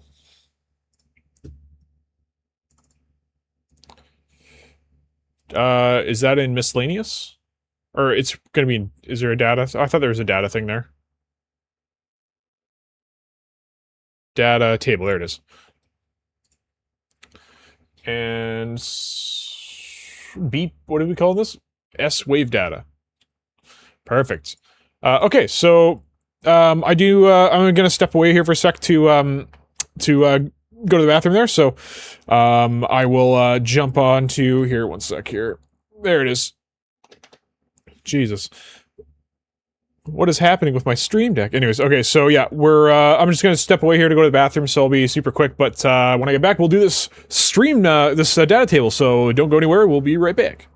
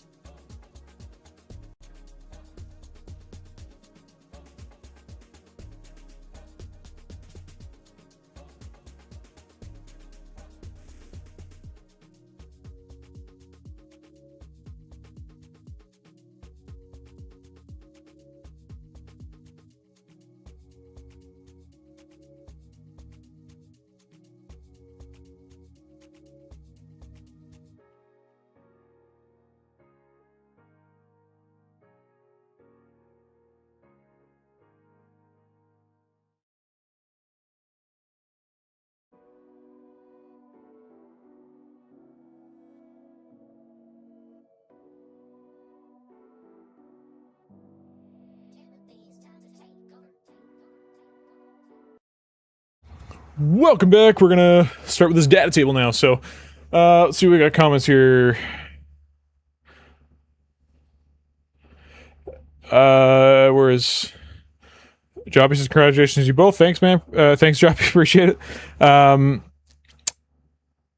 David said, where are we? Mini TG, congrats. Mini TG, it shall be. Ha, got him. Because they're, I guess we could update the old joke. Do you know why women live longer than men in the last decades? Because they will never have an ex-wife. So is that why we haven't heard from Azura much? Yeah, I read that one already.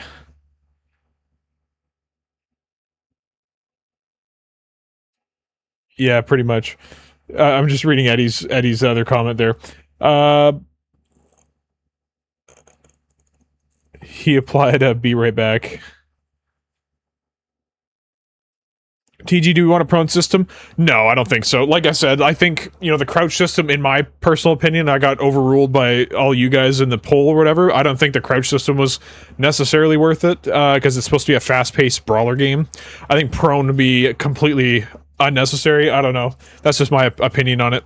But anyway, sorry, data table, let's do this.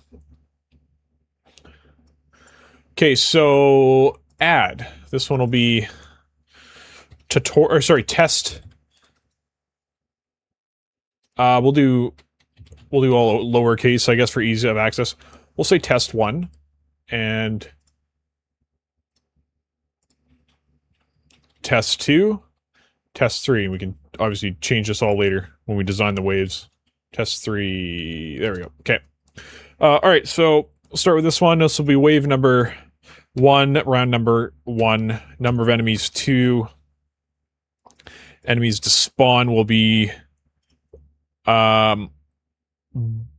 bottling. That's what we decided, right? So we'll delete that. Current fight area. Shit.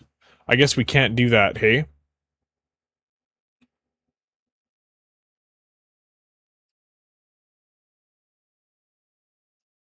I forgot you can't do that. So that kind of ruins our plan, in a sense.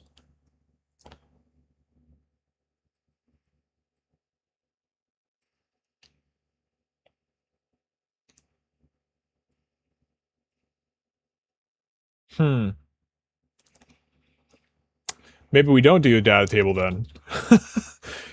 Jesus Christ. Okay, that's probably why I did it right in here, right? Oh. There we go.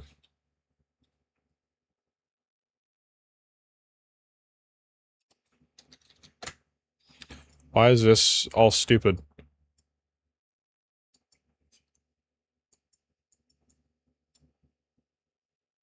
I have the trigger size set, but it's like, nah, today we're gonna just be the default size for no reason. Good God. Do you have to compile, maybe? There we go. Okay. I think that's why I did it the way I did it here. Right? But the problem with this is, like, there's something...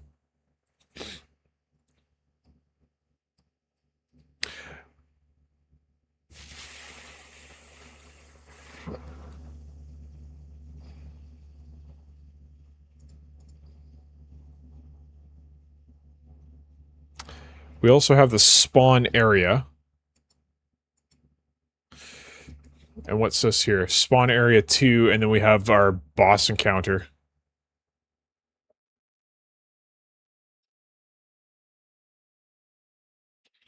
And then we'd need to have a spawn area 3 here for our boss encounter. So... yeah, we almost need a spawn manager, and then the wave trigger... it's just such a hard decision. Like, you have to, like, really think about these systems before you make them, so you don't waste a bunch of time, you know what I mean? Mark should be the final boss of the game, yeah, right? We need to have Mark as the big bad enemy at the end of the game. I mean, I think Mark should be your sidekick. He should be that, like, you know, the guy that just says the most off-the-wall shit, and you just laugh because, you know... Yeah, I think that's what... that Mark should be that, to be honest.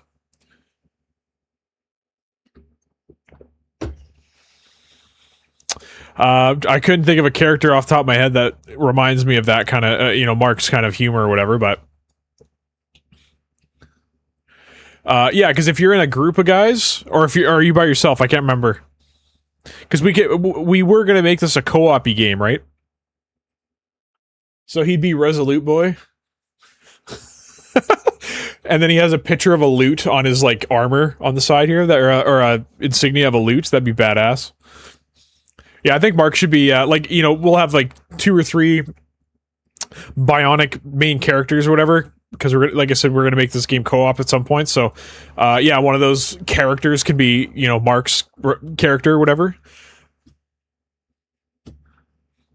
That'd be fun. Mark can write for himself, I guess, too. Anyways. Guardian Chihuahua, I'm not family friendly. I mean, that's fine. We'll write the dialogue, I guess, maybe then. But, okay, so anyways, the game mode is responsible for what, everybody? The game's rules, right? So, the game mode decides when the game's over. What do we need to win? We need to defeat all of these enemies. Okay, so I don't think necessarily maybe the game mode is the best spot for this. I don't know. But at the same time, maybe it is. Or maybe the game state, actually.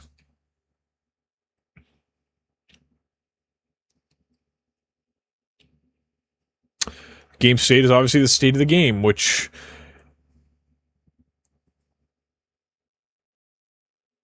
The right way to do this would be to make a subsystem, but that's a C++ only bonus, right? So,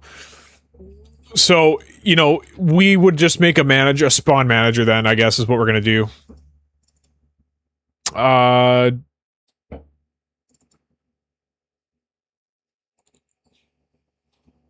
I heard a gunshot, which is unusual in Canada. Interesting.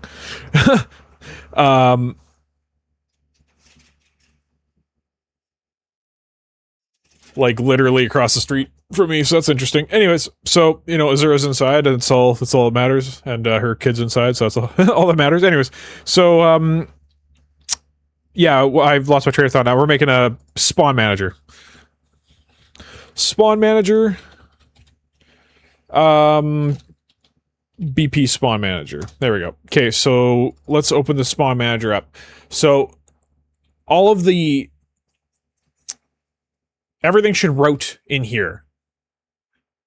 Right? So, I think, for example, this guy here can have maybe an array of, like, all the data that we need for the wave, or, yeah, because this is like wave 1, round 1, round 2, round 3, right? And, yeah, so this trigger can have all of the data related to maybe all of the areas or something like that.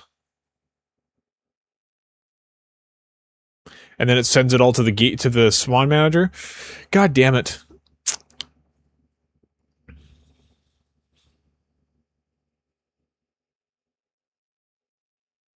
This is a confusing one here for me. So 1 spawn manager per level? Yeah, pretty much. Maybe the RCMP are kicking off. Yeah, maybe. Mark, you're lovely, mate. Guardian Chihuahua, Nanya sidekick sounds like an amazing idea, to be honest. Yeah, maybe he can be like the Cortana of of our main guy. It's like, yeah, this is the part where you kick his ass or something. I don't know, like, just kind of an in-your-face character, side character. Less annoying than Navi from Ocarina of Time. Anyways, so...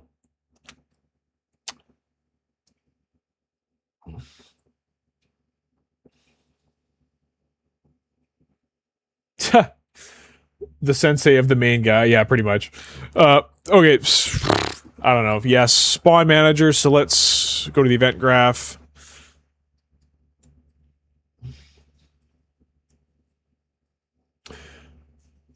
So we'll get the spawn manager, and then we send the data to him, and then once the wave's done, everything's all done, then we send to the game mode that we'll have to also send to the game mode how many enemies total we need to defeat or something like that. because the game again, this is going to be multiplayer, so the game mode needs to determine when the game is over, right? So.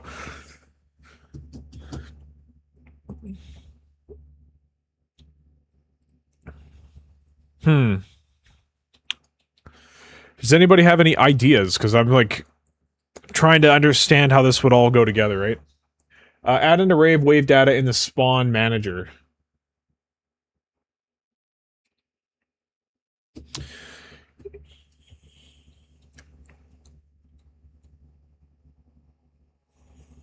Yes, so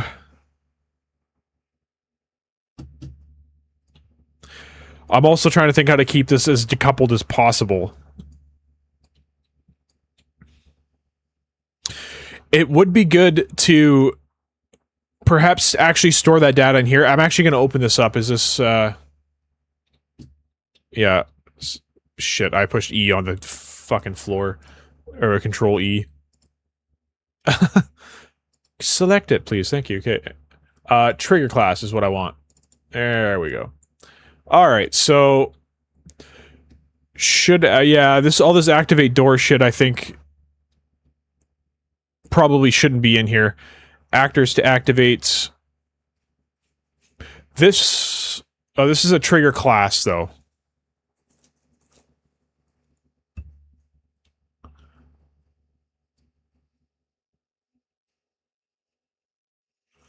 Trigger class wave trigger. I'm gonna leave these as is. We can probably deprecate a bunch of stuff later.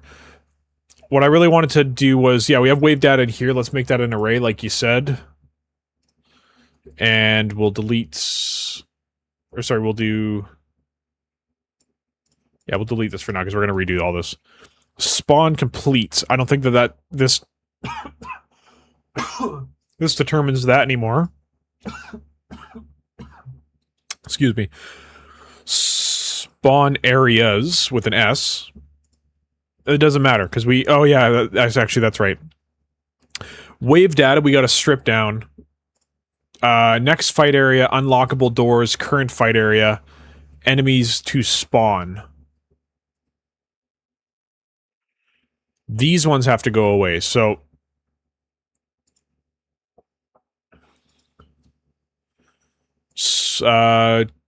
Wave trigger. Okay, so spawn areas. We'll make that an array. And then we need...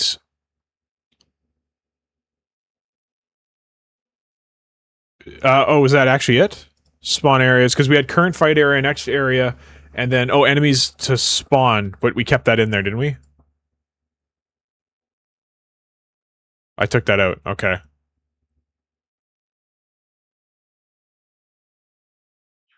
That's fine, we can put it back in, sorry. We'll just say enemy variance. And then we'll make that a BP enemy base. Oh, one thing I noticed yesterday, I think it was in the health component. I'm not sure who was working in there, but they, whoever it was, put the health bar, like we created the health bar widget inside of the health components, but that actually should go inside of the enemy itself. So if we go to enemy base, right here, right? This is what it should be. Which we have here, but where's the... What happened there? Right click and... Yeah. I put this note, this should be in the enemy base as a widget component. Because we create the health bar here and then set the enemy HUD. But I don't think we do anything with that. I don't know.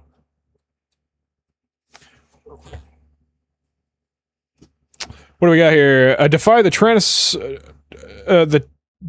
tyrannous stars. Nice. Do the wave triggers have IDs? If so, you could use an interface with an ID check in implementation. They don't have IDs. Interface with an ID check in implementation.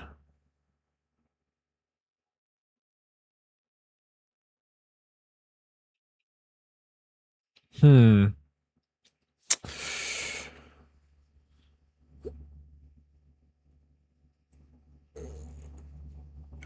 So when you say check in implementation, do you mind expanding on that? Because I actually don't mind that idea, honestly. Sensei, you must first get to in each level, and after have him following you as a sidekick, you're finally together, and when you pass the level and door, Mark runs off to tell someone their truths. What version control you use for this project? We're using, which I should probably connect to revision control. We're using diversion, yeah, like they said there. What is the problem we're trying to solve here? We're just trying to figure out the most appropriate way for us to do this wave triggering, and where to, like, how to set the data and then work with it. We were going to do data tables, but we want to be able to also set which doors can open. Right, so like in this case, we have, you know, wave 1 right here. We hit the wave twigger. Where was wave trigger? I got to compile so it sets that thing again. Oh, we have a bad blueprint thing here. That's fine. We're gonna, yeah, delete that. Sorry, there's just errors on the other screen. I was still like, get rid of these. Compile now. Good. Oh, delete that and compile now. Okay, good stuff. Anyway, so we have we cross this trigger over. I think we're going to store all the data in here for the actual wave itself. So this is wave 1, round 2, round 3, right? So then we can also store the areas that we need to spawn enemies in for round 1, round 2, round 3, and then which doors to open upon completion. And then when we kill the boss, obviously we'll figure that out when we get there, but yeah, we'll have to tell the game whether we beat the boss when we won the game or whatever the case is. So, and then yeah, we have a spawn manager to actually manage all of this stuff, because this is going to be the same across all different things. We just need something to hold the data, and then once everything's been completed, the spawn manager can clear all of this data, and then it can get cleaned up by garbage collection, right? So, anyways, what this game going to be? Yeah, it's a fast-paced brawler type game, exactly, yeah. Perfect. Okay, so let's put in some wave data. Okay, so we got wave data, spawn areas. Oh, doors, that's what I was missing. Spawn complete wave, yeah, that's probably gonna go away eventually, but doors to open. And this will be a BP door class, or whatever we have it as. Door frame class, object reference, array, instance editable. There we go. Okay, sweet. Okay, so let's set this up. So, wave data. So we got...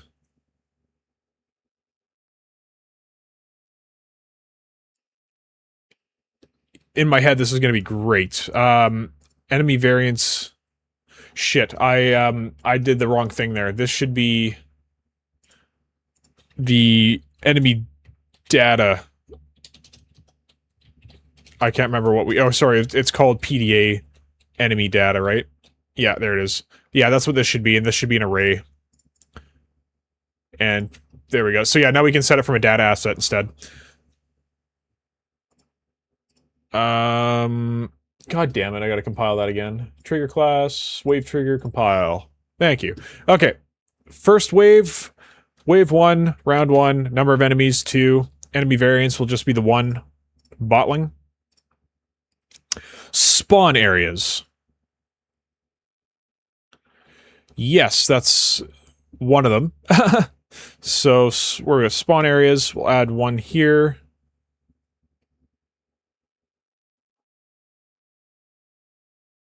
If we're doing it this way, I guess we could put spawn areas and doors to open back in the data, the data, what do you call it? The struct, sorry. But, we'll just do it like this here, just for starters. Okay, spawn area 1, spawn area 2, and spawn area 3. Okay, and then, doors to open. We got 2 doors to open. We got this one, and we got this one. Perfect. So, now we'll make our other 2 waves. So this will be the second wave now. Wave 1, round 2, number of enemies 2, I guess. enemy variants, we're just going to do the attack drone. We don't have one for the boss yet, is the other thing. Do we have a TV Tom boss yet? Characters, enemies, boss. We do have a boss. We have boss base, but boss base should actually inherit from enemy base, which it does. But we don't have a data asset for them. That's what we just got to do. Okay, so enemies, data. Or is it going to be, sorry, is it going to be boss, boss AI? Just trying to see where we stored all of our stuff. Characters, enemies, data. Data, okay, here we go. The boss is probably going to have a different data asset in the end, but like a child of this with some more stuff, but that's... We'll do that later. TV Tom, which is the name I just came out of my mouth one stream, and that's his name now. Shit, should we actually set some stuff for TV Tom there? Hi, I'm TV Tom, and you're gonna die. Melee enemy, enemy class, TV Tom, attack montages. I'm gonna just clear those out. I'm just gonna clear all these because these are irrelevant now, so, skeletal mesh. Don't we have a TV Tom skeletal mesh, or is he just a what's it called? Is he just a, enemies, boss, not boss AI. Where's TV Tom's stuff? Because it should be in here. Boss.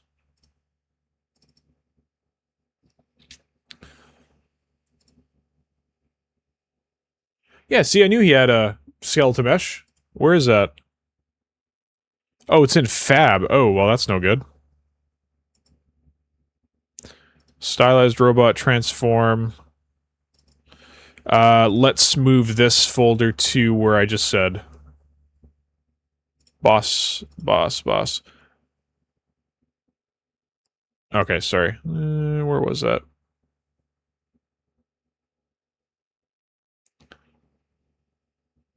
Here we go. Boss. Move here. And then where's Fab? Down here. Update redirector files. Thanks. Okay, that's done. And then we're gonna go back to where we just were, which was Baus. Okay, so there's that. Now we can go to... It wasn't boss. Oh, boss base. This should be cleared, by the way. Oh, it is cleared. It didn't look like it was cleared here. Wave data. Where were we? We're in the overworld here, right? I want to add some. I want to add some text above this, saying wave trigger, right? Just so it's obvious what it is for everybody, but anyway, so we got that, and then we got attack drone, and then one more wave data, which is wave 1, round 3, number of enemies 1, enemy variant, TV Tom! And I remember what I was doing now. We were inside this, and we couldn't select TV Tom for some reason. Here he is. Alright, perfect. Actors to activate. I don't recall this being a thing, but I don't think we need that, necessarily. Oh, I see. I put that as actors to activate in case it was more than just a door, but yeah, we'll see about that in a sec here. We want the door class because we want the activate event that we made, right? Okay, so that's all of our data inside the trigger. We have all the stuff attached to this trigger. It's hard reference, but I mean, sure, whatever, right? It's generic enough where we have our BP door frame triggered is our thing, but the actual class is like the base class, so there isn't any textures or anything associated with that. But why don't we just have a look at the size map of this guy, just to have a look here and see how bad it is. Wave trigger, yes. It's pretty heavy by enemy base. So yeah, enemy base Oh yes, it has that blueprint it's attached to it. Yeah, I'm pretty deep though, hey? Got all the behavior trees.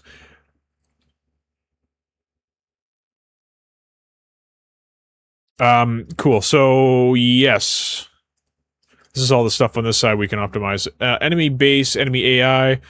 So, enemy base, yeah, if we can not have this in there, that's great because that's inside of our data asset, right? So we can access all of this, the AI controller stuff, or we should be able to access AI controller stuff from our data assets. We can move all of that stuff there. Health. Yeah, this is another reason we shouldn't put the health, what's it called? The widget inside of the, what's it called? I'm just going to delete that now because that's just not a good thing for that to be. Where was that? Here. Yeah, because we've now created a hard reference to our, widget for our enemy health bar, and now we have all the textures and stuff associated with that stuff, right? Yeah. Right, textures. Well, and then we have like a reference right back to ourselves, so we actually have a circular reference. So yeah, this is not the good, we're gonna just get rid of that. Okay. Hit compile. And we'll save as well. And then we'll go back here, and this shouldn't be here. Can I refresh? It's still here. Why are you still here? Wave trigger. Do I just have to close and reopen, maybe? Why are you still here?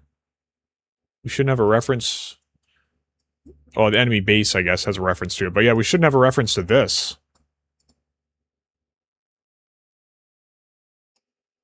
I mean, it's going to be loaded anyway because it's part of the class.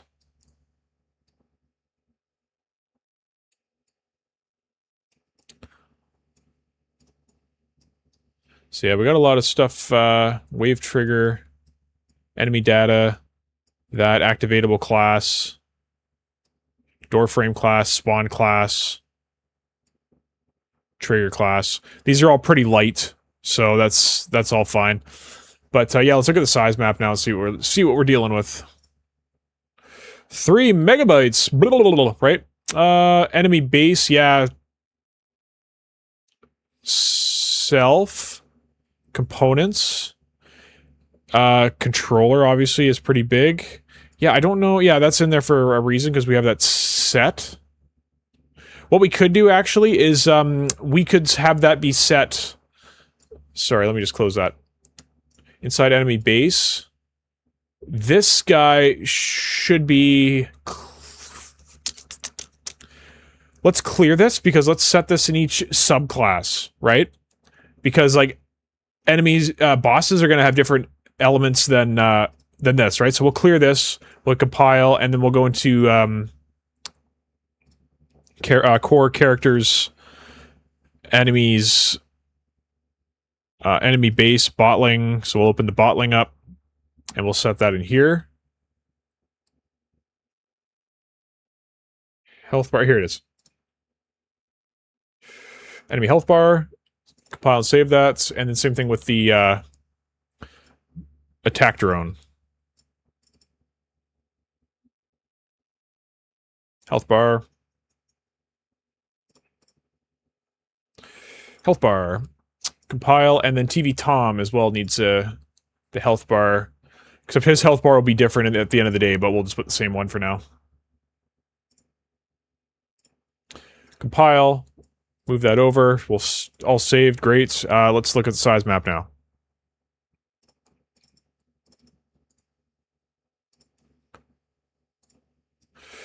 It's still there. Why are you still there? You shouldn't be effing there if you're inside the base class.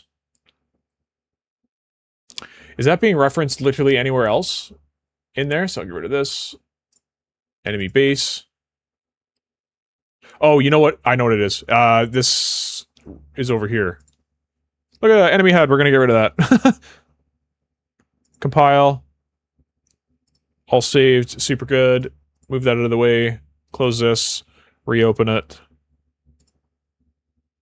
There. Oh, enemy health bar is still there. What the feck? Where are you, though?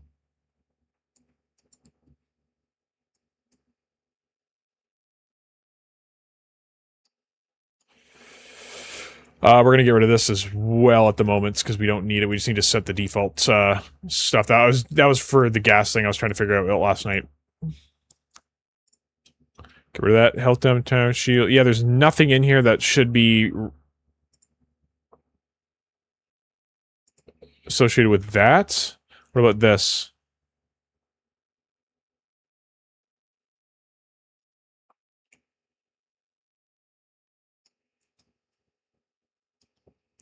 Oh, do we do it? We cast somewhere, don't we?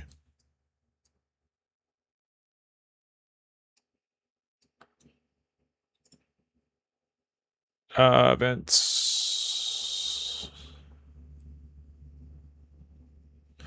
Let's do this. Find references by name. Let's update widgets. Here we go. We cast there. That's why it's in there.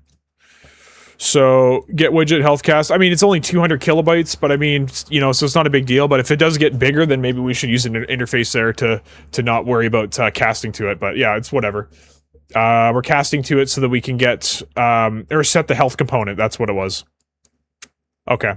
Whatever, that's fine. I'm gonna close some of the stuff here we don't need anymore. I don't need the game mode right now. Trigger class, I don't think we need, or this. We'll keep that open. We'll close this. We'll close all this stuff now, too. All right. We're seeing what's for dinner. We're seeing what's for dinner for Taken. What? Oh, let's vote. Blue Flame. What are you having for dinner today? What am I? Oh, you guys are not gonna get this right.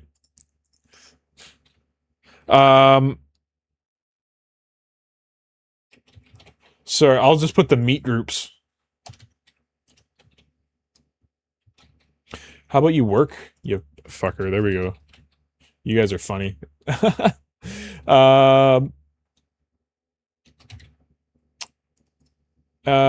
What's another one? You know.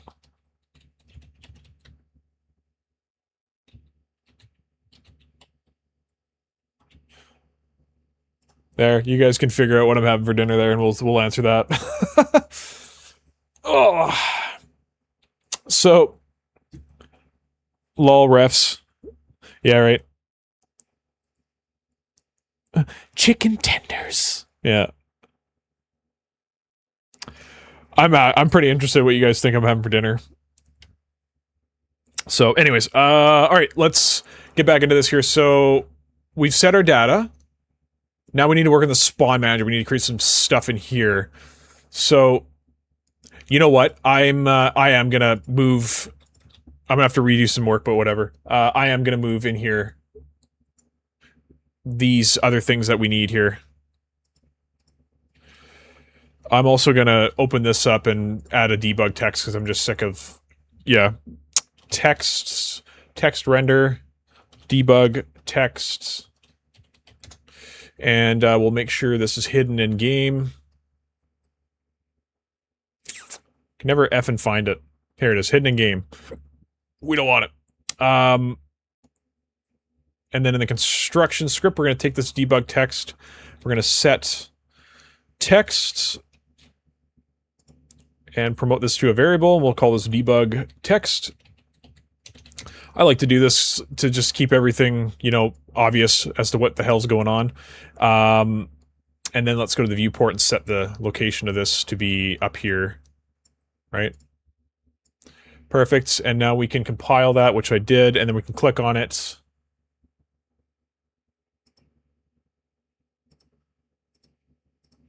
Maybe click on it. There we go. Where's debug text? I don't see it. Oh, it's not instance editable. Jesus.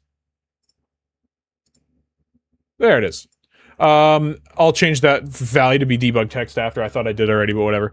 We'll call this wave trigger zone.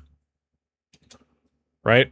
And now we can actually see stuff. Maybe I'll do that as the default in here. B-Bug. Sounds like the new pop song here. I can see, or I can already hear Resolute, I can already hear Resolute's, singing that song. B-Bug, right? I don't know. I don't know why it's all poppy in my head, but anyways, debug text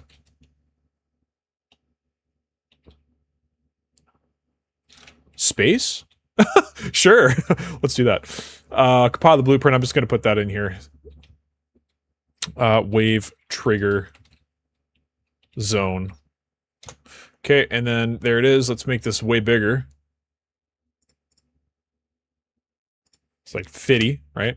And then we'll rotate it -90, I think. Oh, it's 90. I always get it wrong. And then we'll center it. All right. Very good.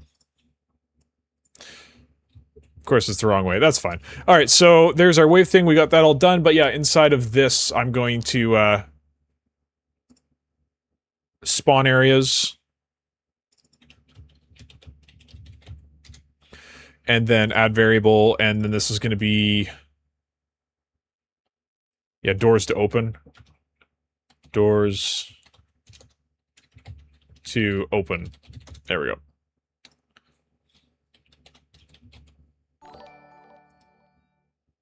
Whoa, what is this giant... Mark sent trophy cake for 1,000 jewels. What does that even mean? I mean, I just heard this twinkling and I'm just like, what is happening? Yeah, but, sweet. I got a trophy cake for 1,000 jewels. I'm not sure what that means. But, I'm glad none of you guys think I'm a vegetarian, so that's nice. You know.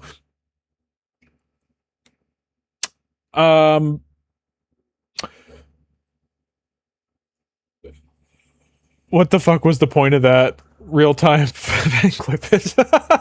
Yeah.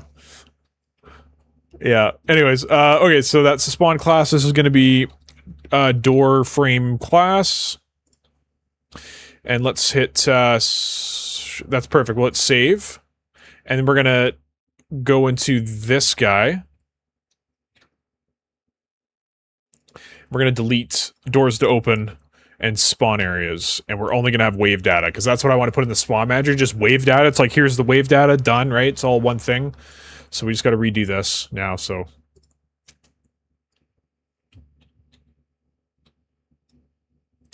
spawn area. It doesn't even need to be an array now. It just needs to be a single, which is actually super nice.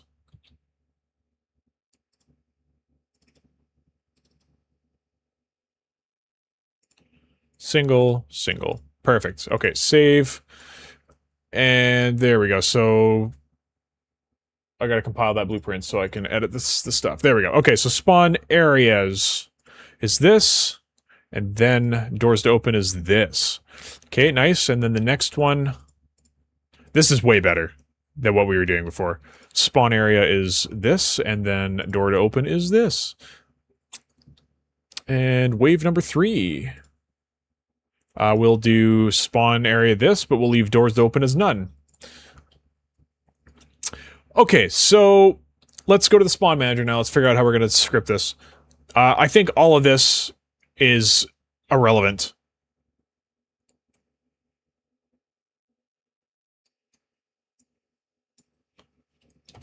So we're going to get rid of that. And then, yeah, spawn completed. We'll delete that. We don't need it.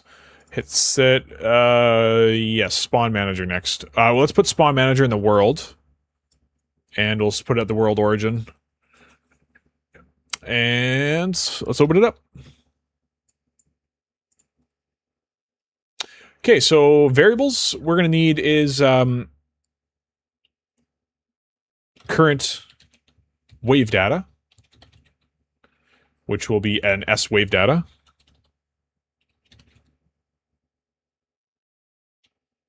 And actually, to be honest, we're just going to put that, we're going to make that a array, because then we can just pull all that out right away. Compile. Okay, so we got to make some functions. So I just need to type this out so it makes sense in my brain. So we need to make one for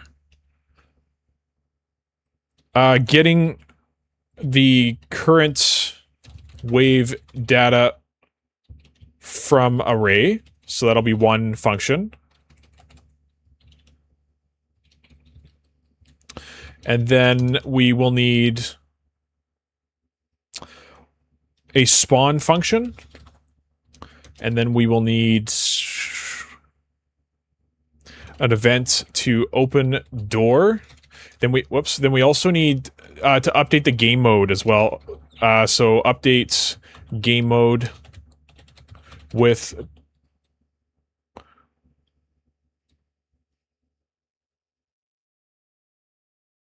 yeah, with results, I guess.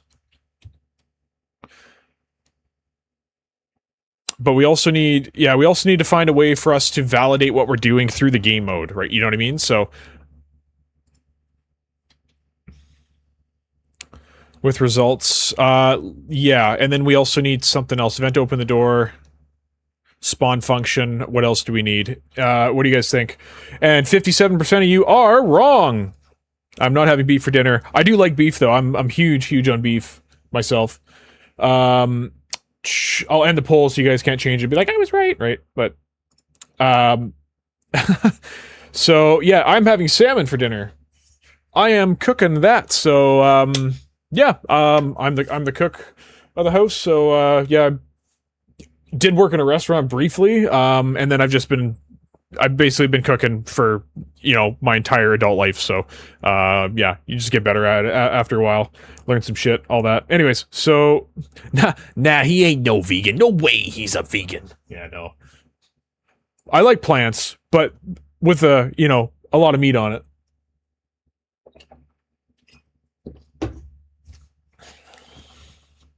Okay, and, sorry, Azura said something on my watch, I just want to see. Okay, she said I can stream later because, yeah, she's gonna work on her stepdaughter's hair or something like that, so... Sweet, we can go later! Alright, so, yeah, we gotta update our game mode, open the door, spawn function, get the current array data.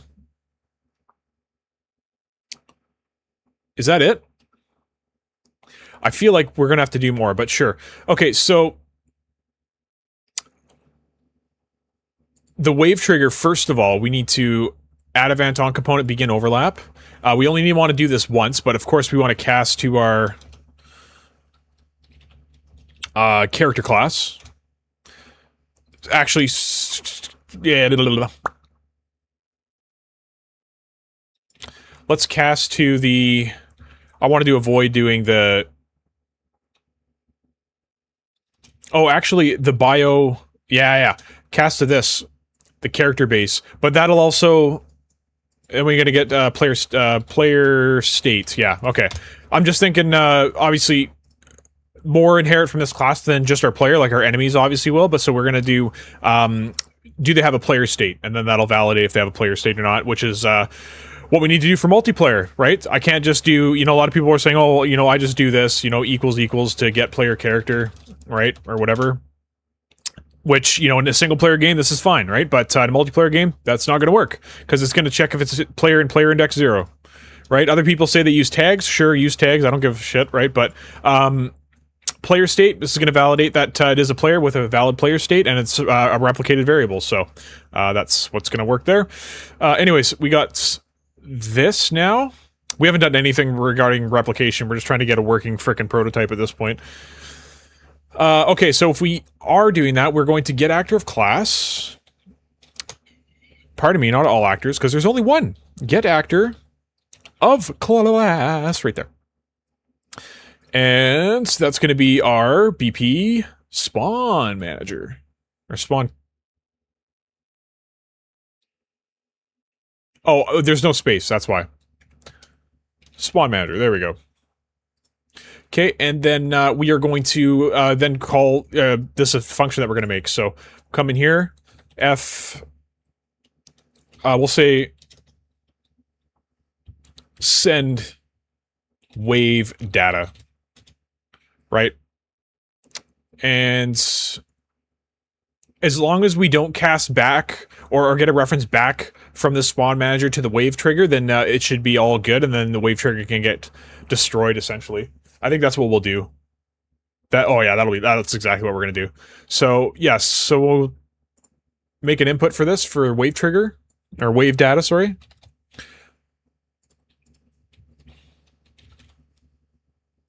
That'll be an array. That'll be a compiled, and then we'll go back here and we'll call that. So we'll say f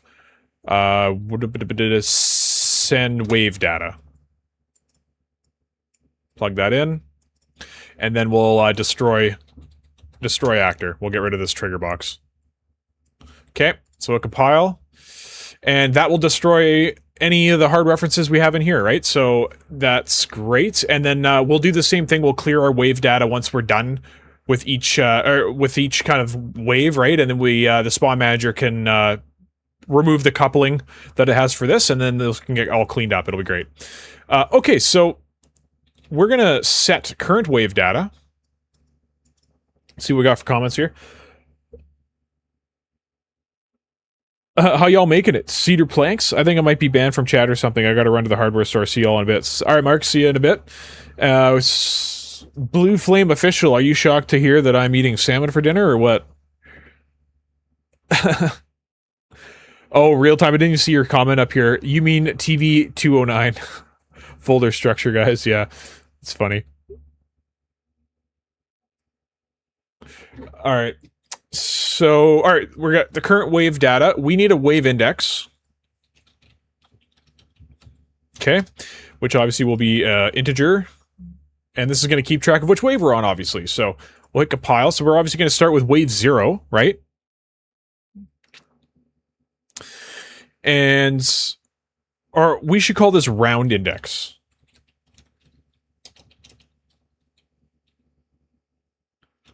Let's call it, yeah, round index, and yeah, perfect. Okay, so we'll hit compile, and this is all this function is, I think. And then we should call an event in here as well. So we should do this in the event graph, possibly, or should we just call another function? Get the current wave data, so we got to get the wave data. Let's create a custom event and just start a bunch of start wave. We'll call it, okay? We'll call that inside of send wave data. Perfect. Okay, hit compile. Let's go to wave trigger. Pardon me, let's stay in spawn manager. I don't know what the hell I was thinking. Okay, so we have the current wave data. Now we just need to spawn, so we'll create a spawn function now. We'll just say...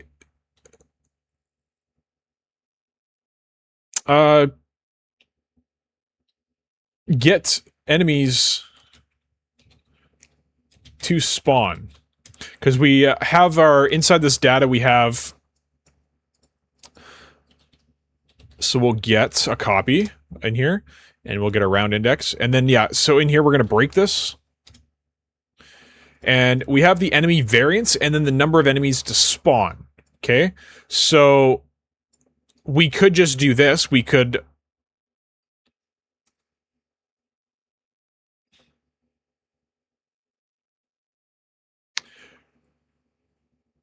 get enemies to spawn. We could...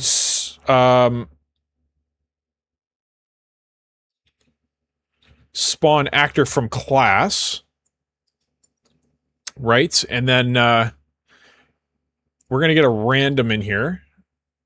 Random array item, and then this is a thing I think we can get class, right? Because we put that in there.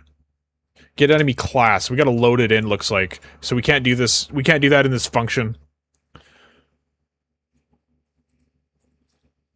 So we can't spawn here. So what we'll do instead is we will promote this to a variable.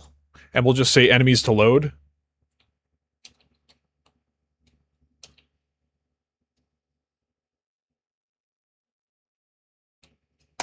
Sorry. You know what? I keep changing my tune here, but that's fine, right? Okay, I don't want you. Go away. Okay, and enemy class. Okay, so instead, inside of our event graph, perhaps we make another event that's like load enemy or something like that. Custom events, load enemy. And this will have an input for a BP, sorry, we'll say enemy class. And then this will be BP enemy base, which is a soft class reference. And this will be a single. Then from here, we're going to async enemy class Async load class asset. That's the one I want.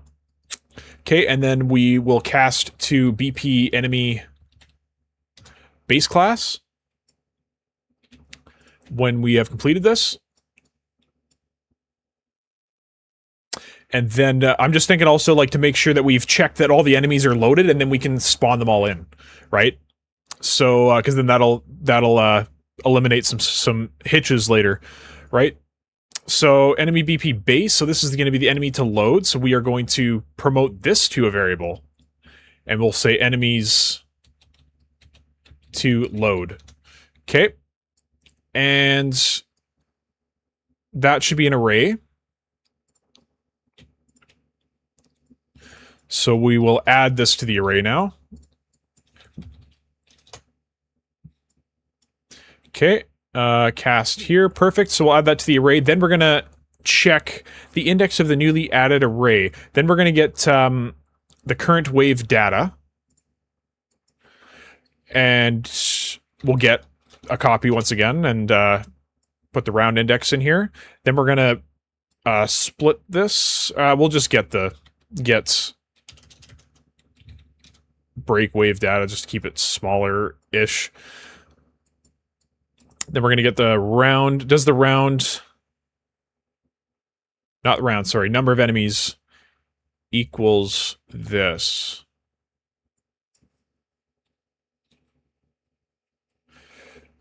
Let's just get enemies to load. And we'll get length. There we go. This is like the length of the array. How big is it? And we're going to see if this is the same as number of enemies, because that means that everybody's loaded. Okay, so that's what we're going to check, and then if it's loaded, then we'll do another custom event here, which is start wave. Look at that. Start wave. I already called that somewhere. Send wave data. Okay, so we got that. Then we come back to the spawn manager. Oh, I call it in here. That's where it is. So I think instead I will do get enemies to spawn. I'll do that function first. Okay, and then inside here, enemies to spawn, I'm just going to get a return node. Enemy variance. Sorry, I lied. We're going to get number of enemies. We're going to get a for loop.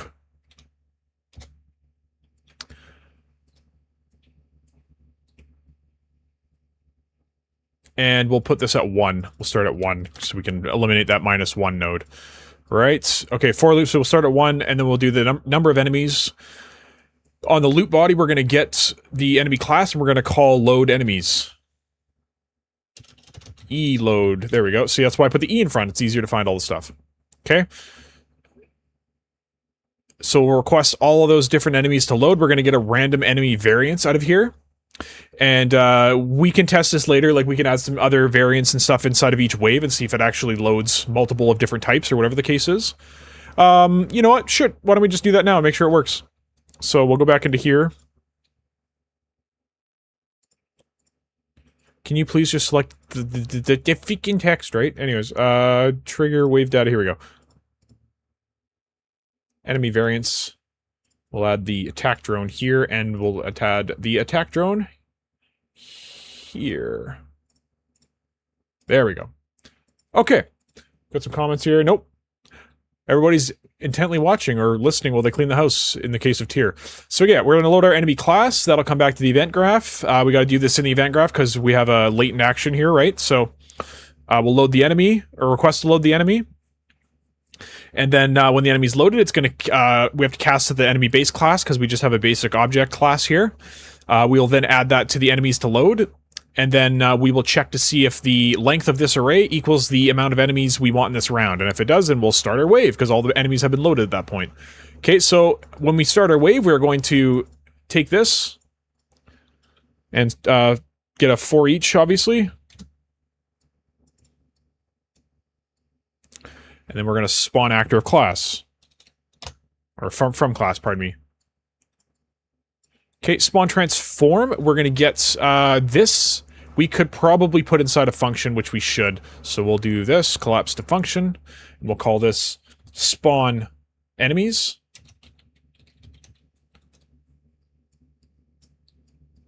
See, I'm working way faster because, like, we thought about it, and then we, like, wrote a plan out inside of the blueprints in a comment, and now it's just way easier to be like, okay, yeah, the next step is logically blah, blah, blah, blah, blah, right? So, anyways, we're gonna get our current wave data. Get a copy, plug in the round index. Okay, so that's controlling a lot of stuff right now. So, okay, then we're going to... we'll split this, because I think we just want...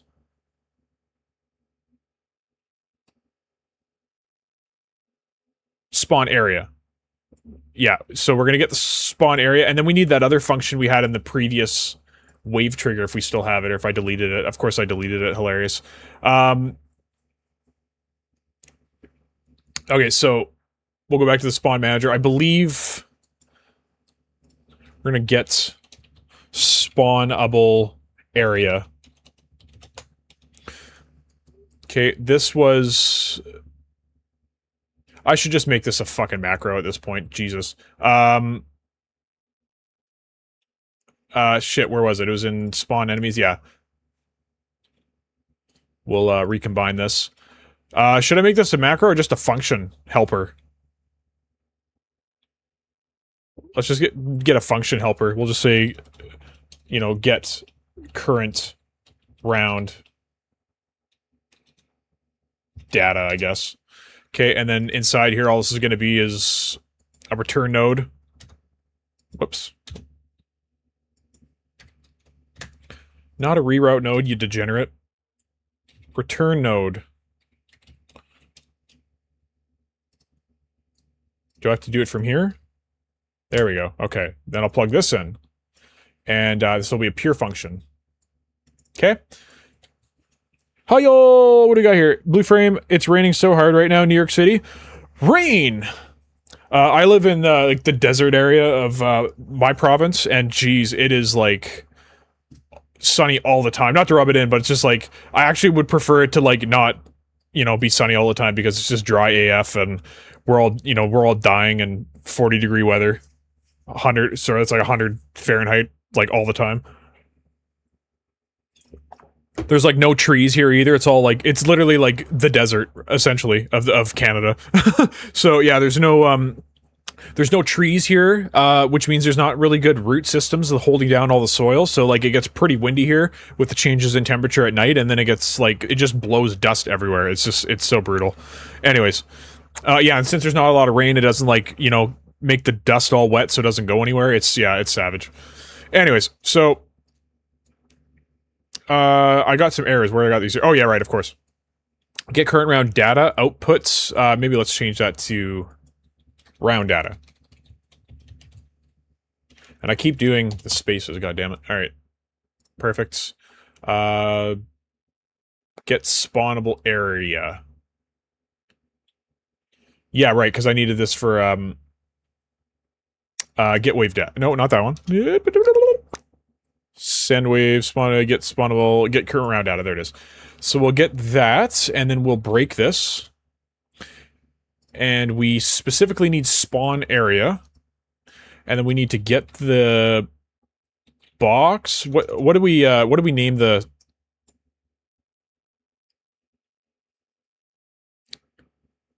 Is it get... It must be the box. We should rename that in the spawn class here. I'm sorry, whoops, wrong one. I should do it in the parents. There we go. Spawn class. Box, let's name this to spawn area.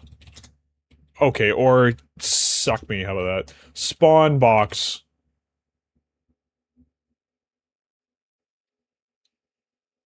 Area. Sure. Let's like, what am I gonna name this? Okay, so we'll go back to the spawn manager. That is what it is. Perfect. Get bounds. What did we do last time, David? You sent me in Discord. You sent me what I did on one stream that I totally forgot one time. It was like get bounds or something like that, and then we get a random. random radius in bounds or some sort of node like that. Where are you? This guy. This is what I did that one stream. There I am, right? Box, get component bounds, random point and bounding box. Okay, copy that.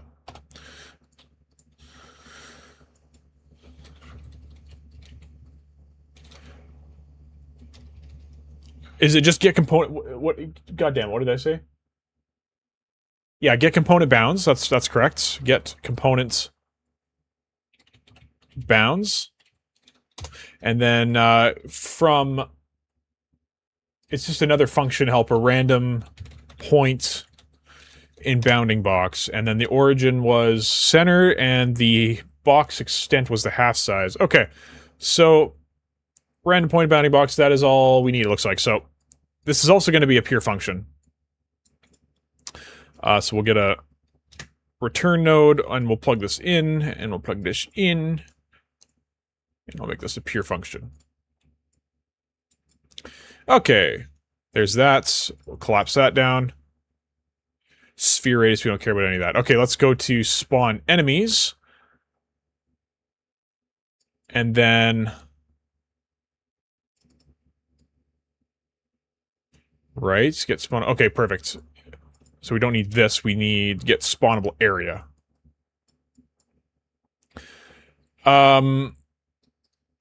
Split struct pin. Can we get random rotator? Roll. Nah. Let's maybe not. Let's just keep it.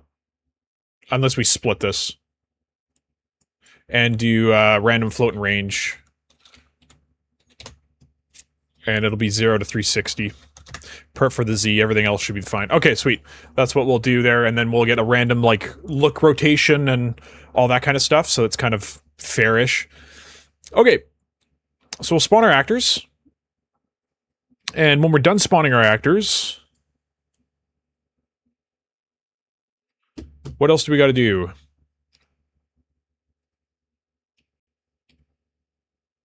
Let's look at my notes here. Open the door. Okay, so this should be enough just to get the spawn actors to work. Let's see if it does. So we'll hit play. Now we got some issues in the game mode, do we? Enemies cleared.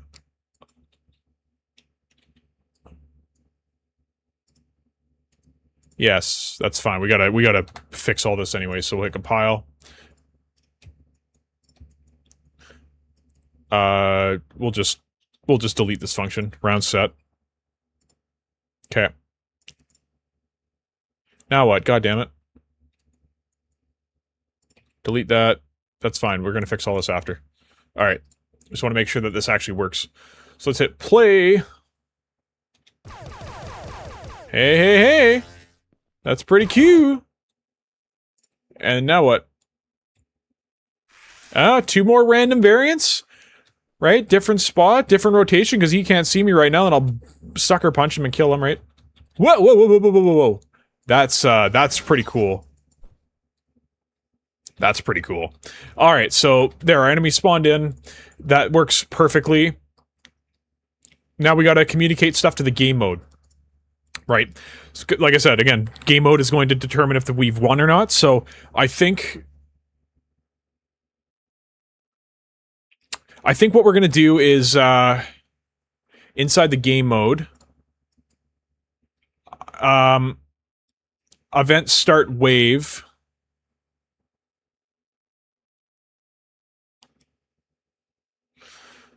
Let's open this up in the start wave. I don't think we need a current area because that's all handled within the spawn trigger.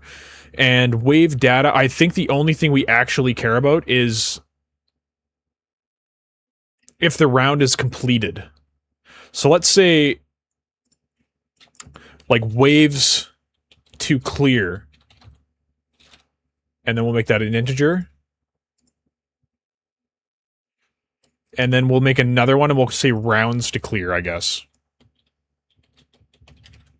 Okay.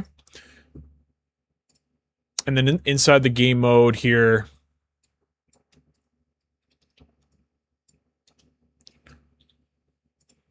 maybe we should rename this instead of start wave to set like wave encounter.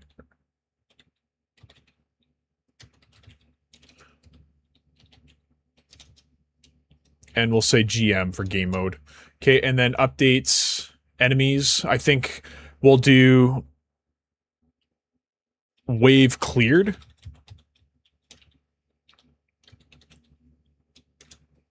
And then we'll do another one for round cleared.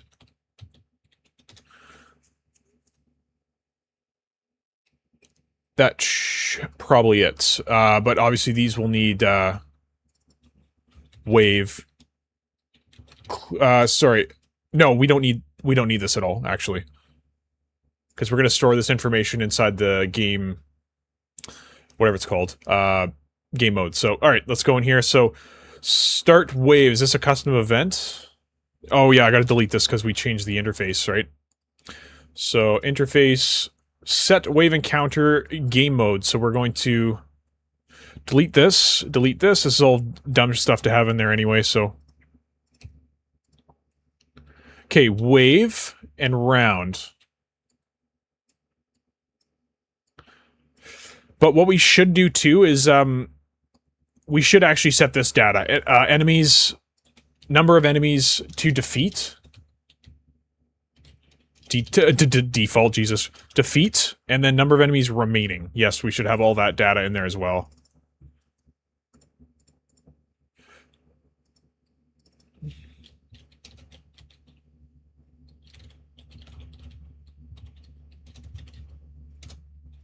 Okay, so we'll do that. Come back here. And this must have a target. No, it doesn't. Okay. So waves to clear, rounds to clear, and then enemies to defeat. We're going to set that. And then we'll set enemies remaining to be whatever this is, right? Enemies to defeats. Perfect, okay. Alright, so let's see what we got here. I haven't deleted any, sorry. Did one of my comments get deleted? I mean, I didn't delete any real times. Yeah, he said he didn't do it. The only other mod in here was AAA, but he's probably long gone by now. Oh, he was just in the subway. Ed! With the Mexican dollars again! That's how it comes up here. Mexican dollars. But I'm assuming that's pesos. Thanks a lot, Ed. I appreciate that. And you know what I haven't done? I haven't... Bloop, bloop. Make sure that's the right amount there. So I'll close this and minimize that. And yeah, we got 2 on the chronometer now. Appreciate it. Alright, I probably should drink some water too. Drink water, everybody. Stay hydrated. Don't kill yourself. Stop drinking soda. Right? All that stuff. Critical hit. By the way, I would love to do some voice work here coming up in a couple streams for the main guy. I don't know what he's going to sound like, but you know, I kind of picture our guy to sound like Duffman from The Simpsons. Like, oh, another butt? You're going down. Or something like, I don't know, something like that, right? You bots are no match for my fist. Something like that. I don't know, we'll figure out the voice. It'd be good to see a visual, obviously, so I can, like, put a voice together with it, right? But, anyways, so that's being set in the game mode. And the game mode's just going to keep track of this data, that's it. Okay, so now we're going to implement wave cleared, round cleared. You know what, actually, these might be redundant. I think we just update enemies defeated, right? Spawn class. I'm gonna get rid of spawn class because it's confusing me. Spawn manager, that's what I was looking for. And here, so yeah, let's delete these because we don't need that, but we do need wave cleared is in use, sure, whatever. And then we're gonna do enemy defeated. GM, okay? And then inside the We got to go back to the enemy base. I love how, like, my brain knew exactly where it was. I just couldn't find the words to do it. And we're going to find our on death event here. And we'll call it enemy defeated GM message. Okay, so we'll send that to the game mode saying we died, right? And then in the game mode, when we receive that event, we are going to take our number of enemies remaining, and we're gonna minus, decrease that by 1, and then we just gotta check if it's 0. Equals 0. And then, what else we gotta do here? So if it does equal 0, that means that we've cleared the round. You know what data we don't have? How many rounds are in a wave?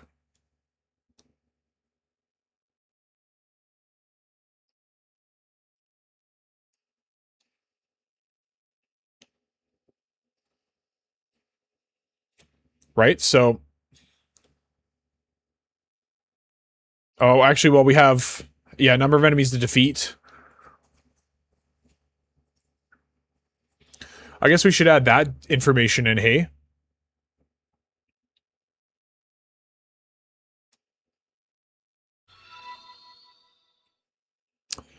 Acrolest Eris just subscribe to the realm. Thanks for joining the realm here.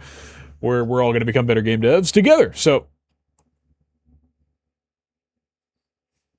yeah, all right. So yeah, I'm just thinking out loud again now. So we do need to figure out how many waves and rounds we have in this particular thing. So maybe we add that to the struct then.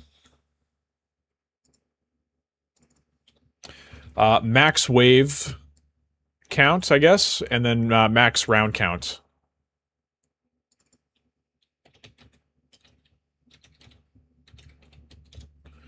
And we'll just move these up here. Actually, we'll keep them at the bottom because they're only going to be relevant once, right?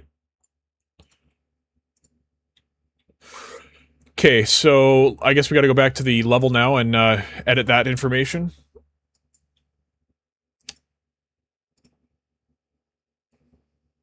What? Oh, I saved it. I didn't compile it. There we go. Okay, so...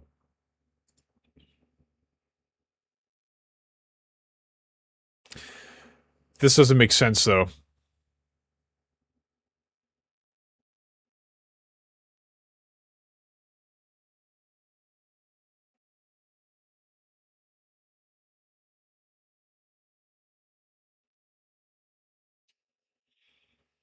This doesn't make sense now. Sorry, maybe we don't put that inside of here.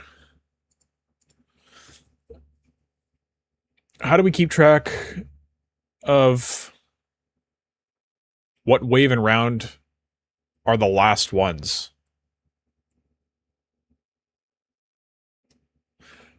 What if we just get rid of round and just have waves, right?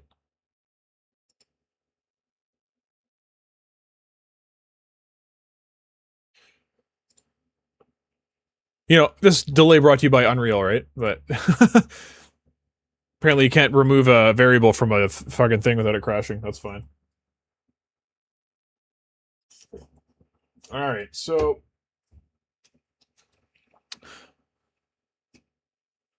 Where's my mouse? There it is.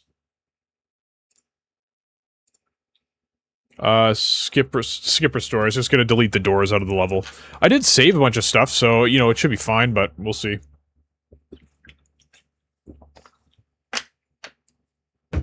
Alright.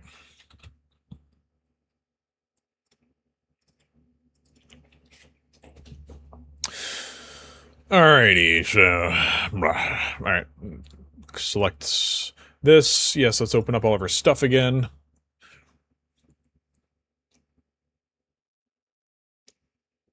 Okay. Yes, I think inside of here we get rid of round. And I think it crashed. If it crashes again, I know exactly why, but okay. It's probably because it was in use in quite a few places. So first of all, game mode set rounds to clear. We'll get rid of that.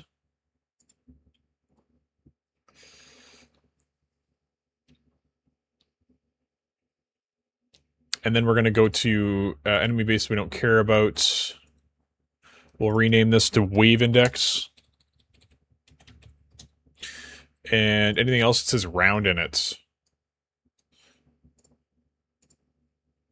Don't think so. Okay, so yeah, what we'll do instead then is we will, inside the spawn manager, when we're sending that data to the game mode, which I don't know if we've done yet, we should probably do that inside of send wave data.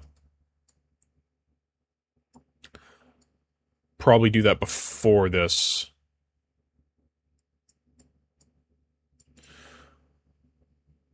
And then the game mode, where is the game mode? Right here. We will have a variable in here, which will probably replace rounds, or round, to max wave, I guess.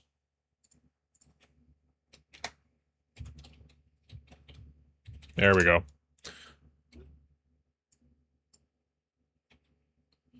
So waves to clear will be this. Perfect. Okay, and then wave is what we're going to use to keep track of what wave we're on, right? And that default probably should be 1.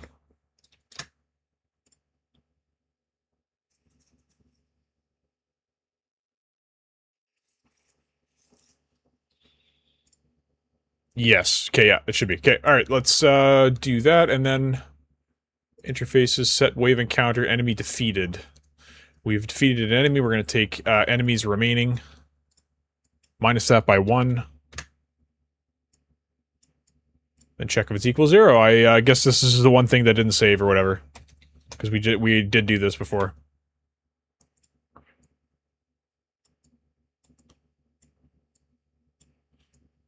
Okay, we're going to create another custom event here because this we need to think about replication later, so we'll just say load next round, I guess.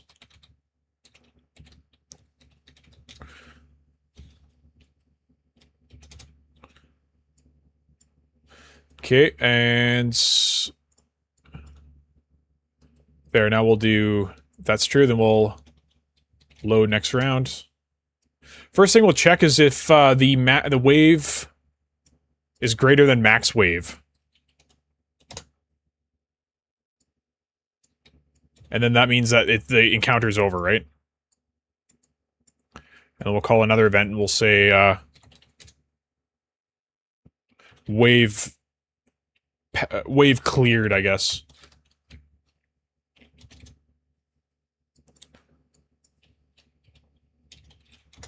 Perfect. Okay. So, and if not, then we're going to load the next round.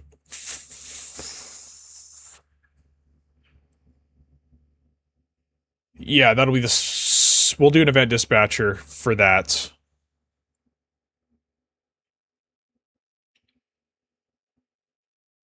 Let's call it,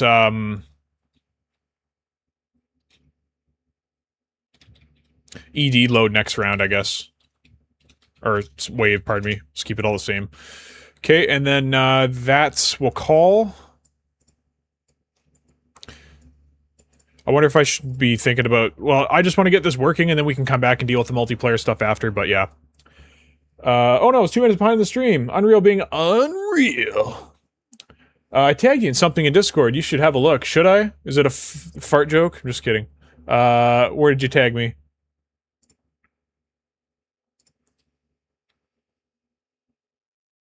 I don't see one new mention where... Oh, in members chat.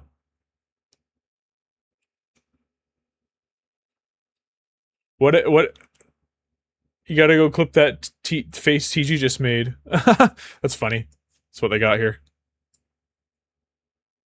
What the fuck? Is that what I say? Love it. Put some text on that, and I think that'll be that could be a GIF in the or the GIF, whatever, inside of the Discord. That's awesome. Anyways, so yeah, I'll do this, and then I'll come back for multiplayer. So spawn manager on event begin play should you know, get... Oh, you know what? Actually, I was thinking about doing this earlier. I saw somebody do this on another stream, and I was wondering if it's actually bad to do this.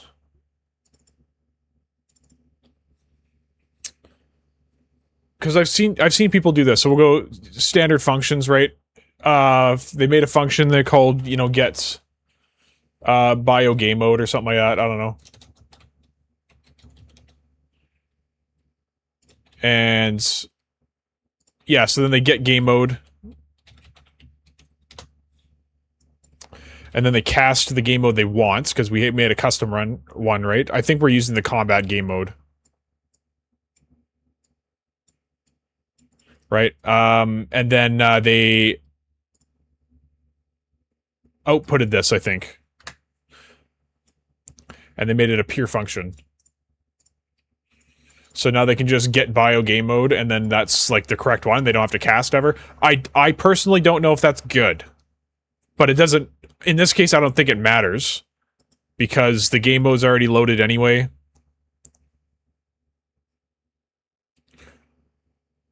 You know? Yeah, part of me thinks this isn't good, but I'd have to, like, dive into it and figure it out. I don't know. Oh no, sorry, Blue Flame, am I not allowed for the promotion? What promotion? What did I miss? If it is, sorry, I didn't know. What did you promote?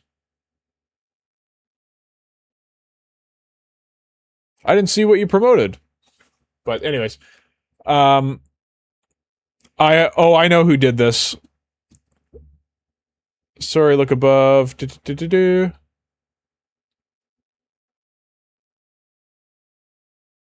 Under the tag comment. Just like looking for your name here.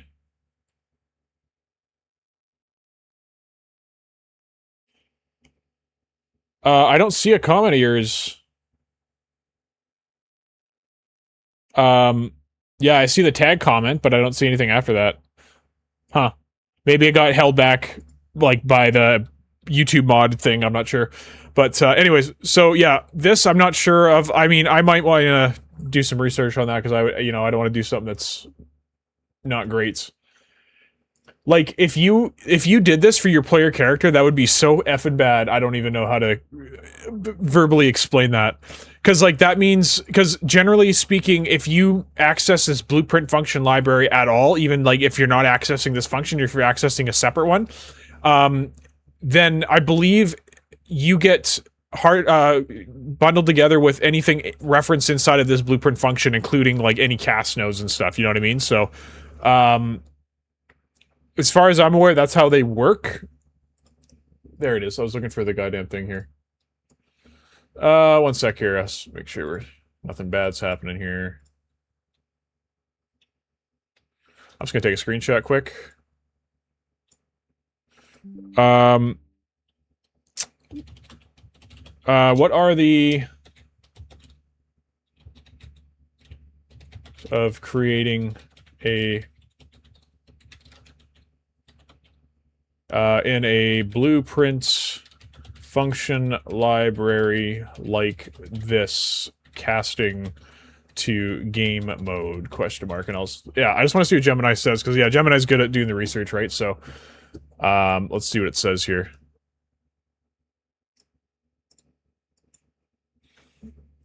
Very curious. I can close that. I think I'm not allowed to send a link. Oh yeah, I did disable links just to avoid, you know, spammers and stuff, so. That's a classic blueprint gotcha. It looks like a clean, elegant shortcut to avoid dragging out the get game mode and cast blah blah blah, but hiding a cast inside of blah blah blah blah is a trap that will punish both your frame rate and your memory overhead. I fucking knew it, right? They don't cache their results, they execute from scratch every single time. Yeah, caching would be better. Actually, that's a good point. In that exact... Sorry, if you drop node into an event graph and plug in its output into 5 different targets... Right, yeah. Hard reference web... Yeah, that's exact. Okay, so I was right on most of this. Yeah, copy that. So we're not doing that, so don't do that. That's a bad... Yeah, because generally they say, like, everything in here should be stateless. It's not necessarily tied to anything specific, blueprint-wise. Like, it should be, like... actually, a good one to put in here would have been in the spawn manager. If we get spawnable area, I mean, that's still not a good one either.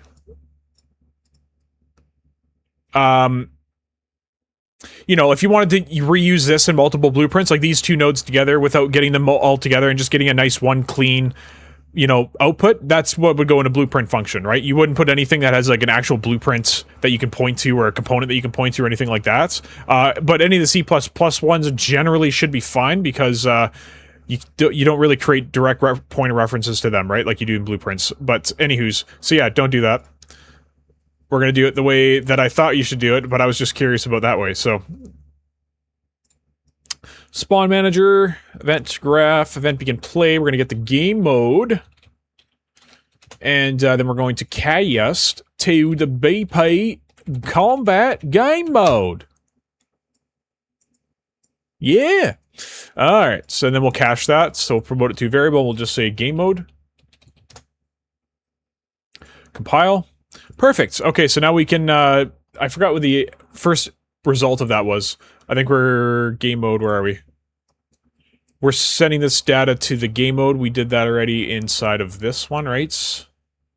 Get enemies, send wave data. This is where we wanted to do it. So we'll get our game mode, and then we will, it's E something rather. I can't freaking remember the name of it now.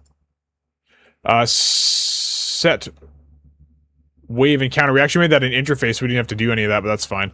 Where were you, spawn manager? Set wave encounter. Okay, so there's that. We'll just move it down because we're gonna get some data here. So current wave data, we're gonna get current round data. We can change that to wave data. Okay, we're going to break this. And then number of enemies to defeat. Well, that's going to change every time, isn't it?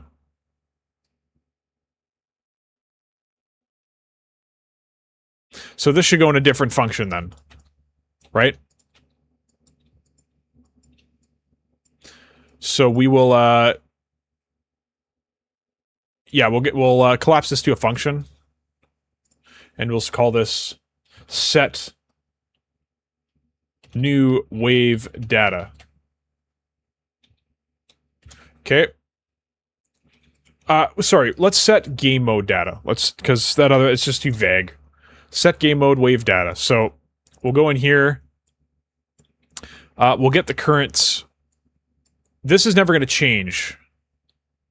Waves to clear, right? So, perhaps we get rid of that inside of this.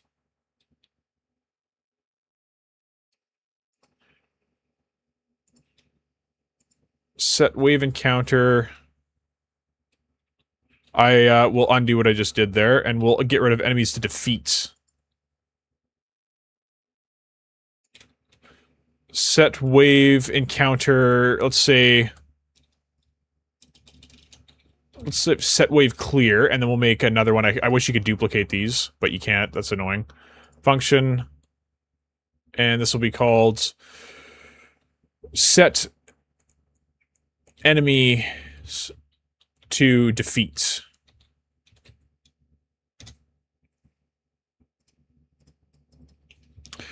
Enemies. And enemies? Yeah, enemies. There we go. Integer. Perfect. Okay. So that's done. We will go to the spawn manager again. We'll delete this, and we'll get set wave encounter, set enemies to defeat message. Okay, and then wave number of enemies. Okay, so we'll do that. And that's it. So we'll hit a return node. And then in set wave data, this is where we initially set all of our stuff. We will get our game mode, and then we'll set the max wave. Because this is the first time it gets triggered from our trigger zone, right? So game mode will set wave clear, yeah. Then we'll get our get current wave data. We'll break this and... Oh, I'm sorry, this is the wrong way to do it. We're going to do it this way instead. We are going to get copy, and then we're going to get the last index. And then we're going to break this split struct pen wave number, waves to clear. There we go. So we're getting the last index in this array, and then that's how many waves we have to clear. Okay? We do need to fix something I just realized. In this, in details, all these say wave 1. So we want this to say wave 1, wave 2, wave 3. Okay? Perfect. Let's go back this way. And then we will set wave data, which is how many enemies are left. That's perfect. We should probably test this out now and make sure this is all working. So we have in the game mode.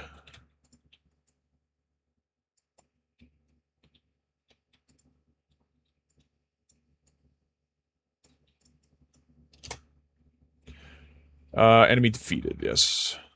Oh, that's defeated. Set enemies to defeat. There we go. Okay. So that's great.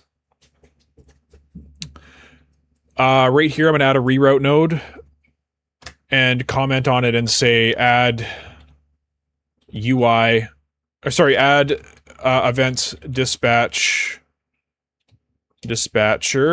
for UI, or sorry, for game state to update UI.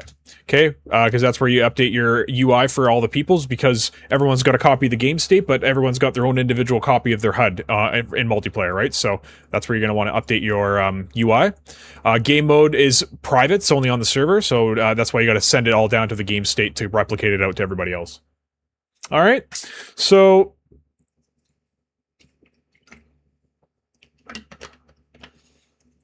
$21A says, I've seen that in comfy UI. If I send it on Discord, it would be allowed, right? What are you trying to sell?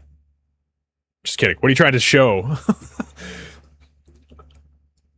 Are you just trying to do like a screenshot or something like that? Then yeah, that should be fine. If you do it inside of the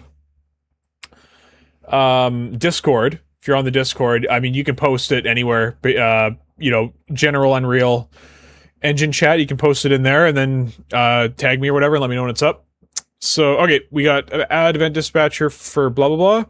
That's great. Enemy defeated, and then this will be the same thing, right? Loading next round, you know, similar thing, but we can deal with all that stuff in a second. Okay, so we are going to add a bunch of print strings to see if we are appropriately doing all the data. So this will be, we'll get a format text node. And this will be max wave is space special brackets. Sorry, I guess I'll call it wave special brackets. Right, and then we'll do that. Whoops, sorry. We'll do this. Plug this in. We'll make this red or pink or whatever the case is. And here we'll just drag out print string. And we're also going to do the same thing, format node. Enemies remaining. Okay, and we'll plug that in. And instead of wave, we'll say enemies. Okay, and number of enemies remaining is going to get plugged in right here. And then this will be yellow. And duration, I think we'll do 5 seconds, I guess. And let's make this 5 seconds as well, just so we can see it for a minute. Okay, and then load next round.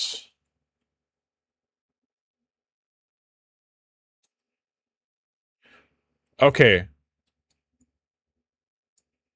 Enemies defeated if this equals 0. Hey, taken, blah, blah, blah.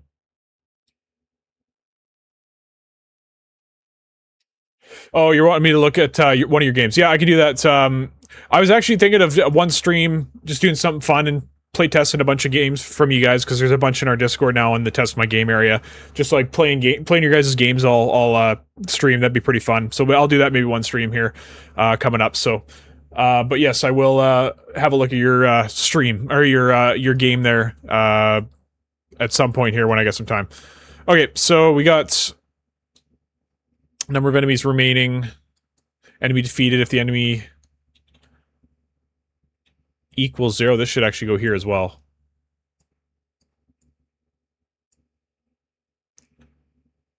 I'm sorry, not true. False should go here.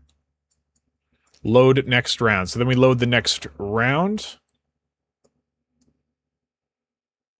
We have wave in here, but we need to increase the wave. Get wave plus plus. And then boom. So we've increased the wave by 1, then we load the next wave. Right? And then wave cleared, and then we need to subscribe to this load next wave inside of Spawn Manager. But why don't we just test everything out, see how it works so far. See if it all works, and we can just fix any issues we have here. Okay, so we load some guys in, or we don't. Access none, trying to... What happened there?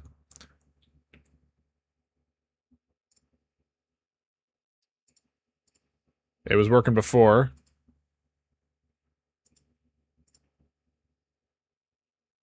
Oh shit, right here. I gotta get rid of that, sorry. Inside of this. Max wave count and max round count. Let's get rid of that. That wasn't our issue, but that's an issue nonetheless.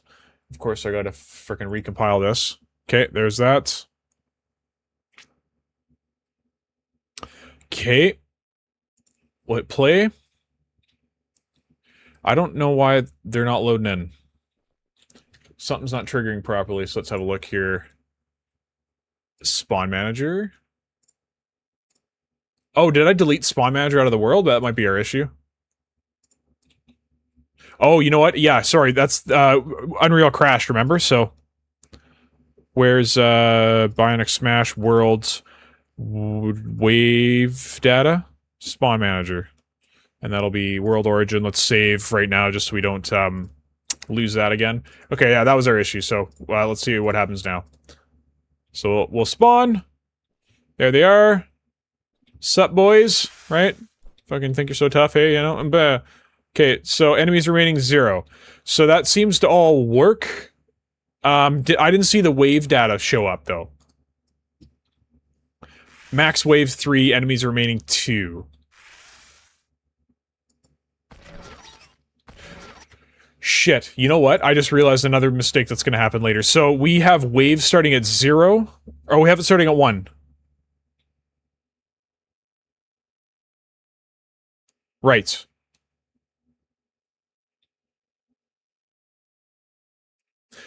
Sorry, yeah, oh, that's fine. That's fine. So, max wave starts at 1. The only thing that matters is inside here is this wave index, because we need it to start at 0, because it's accessing this array, and at array number 0, we have our first wave data, right? So, yeah, we do have to increase this, which is what I was going to do next. So, let's go to the event graph, which is right here. We're up here. Okay, so we got the game mode. Now we need to bind to ed load next wave. Okay, and do we have... We don't have a custom event here, so that's fine. So we'll get a custom event. We'll call this E increase wave. We'll get our wave index and increase that by 1 with a ++ node. Okay, and then after that we need to load our dudes again. So send wave data, not that one. Actually, well, we will need that eventually. That's not the one I was thinking of. Get enemies, spawn enemies. What did I call that? Sorry, send wave. Oh, it's an interface, that's why. Set wave data. Okay, so we gotta do that.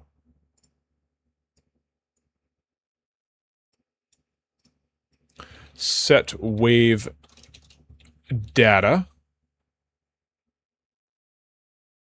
Set enemies to defeat. That's the one. Okay, so we'll do this. And enemies to defeat we'll get out of the current wave data. We'll split this here. Okay, perfect. And then we also need to actually load our characters in, right? Our dudes. So that'll be get enemies to spawn. So we'll trigger that again. Our wave index has gone up by 1 now, so we'll come in here. We'll get our new wave index, which is the first slot, or the second slot, I guess, on this wave data. We're going to get our for loop. We're going to load all of our enemies in. Okay, and when they're all loaded, it's going to add it to here. It's going to do all of this stuff again, right? And then we're going to start our wave. I believe that's all we need to do, to be honest. Then we spawn our enemies, which... Where's that? Down. Oh, I see. And then we spawn all of our enemies, and then it's all good. Okay, sweet. Let's, Oh, there's one other thing we need to do here, too. Let's go back into... Yeah, we're in the spawn manager. Let's go back to the event graph. When we actually trigger this, enemies to spawn, I think once our enemies are ready to go, we're going to open the door, right? From our get current wave data. Let's split this. Then we need to get our doors to open. We're going to check if it's valid because there is instances where this isn't going to be valid. Let's put this at the end then because we do want to start our wave no matter what, right? So, okay, is our door valid? If it is valid, then we are going to deactivate. Okay, and once again, let's open the door. This one here. This is a door triggered, so we'll open that up. I just want to make sure we have something actually here. We seem to not. Let's look at your parent class then.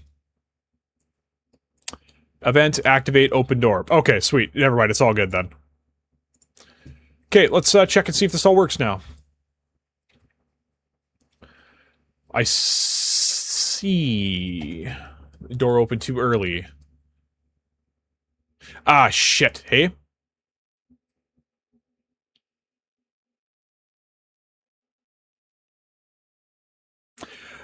This might be a little backwards then. So let's, instead of... Let's click on this guy. We're not going to have a door triggered here. We're going to clear this for wave 1, because we're not opening a door here. Right? So let's put, we're going to do, I might put some descriptions in just so it makes sense. So we're going to do this door here for round 2, and then we're going to do this door for round 3. So when when all the enemies are loaded, it's going to open the door that reveals them, right? So that's, I think, what we're going to do here. All right, so let's check it out. There they are. Beat them up. Beat them up. Oh, yeah, let's go. And then enemies remaining 2 to 1. So we have an incorrect count there. Tempted to access health bar. Sure, whatever. Well, that's a different issue.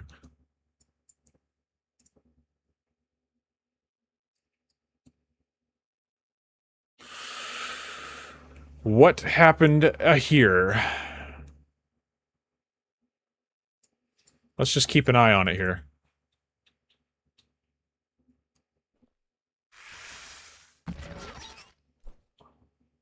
Okay, so there's 1 dead. There's enemies remaining. Oh, it set the new data before. That's interesting. Okay, so yeah, I think it's just a race condition thing. Because we set the new, we trigger this set wave clear, or sorry, set enemies to defeat before it like runs all the rest of it, or something like that. I'm not really sure. Let's put a breakpoint here. Let's see what happens.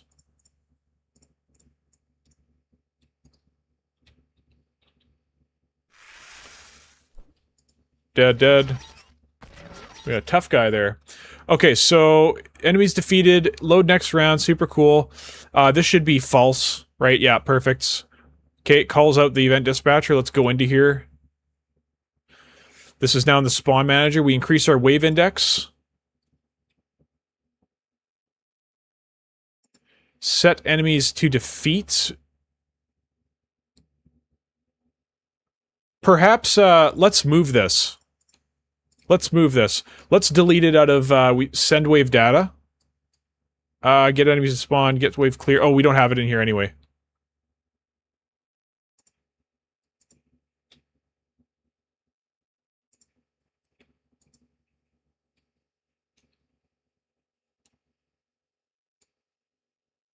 Set enemies to defeat. We call it somewhere.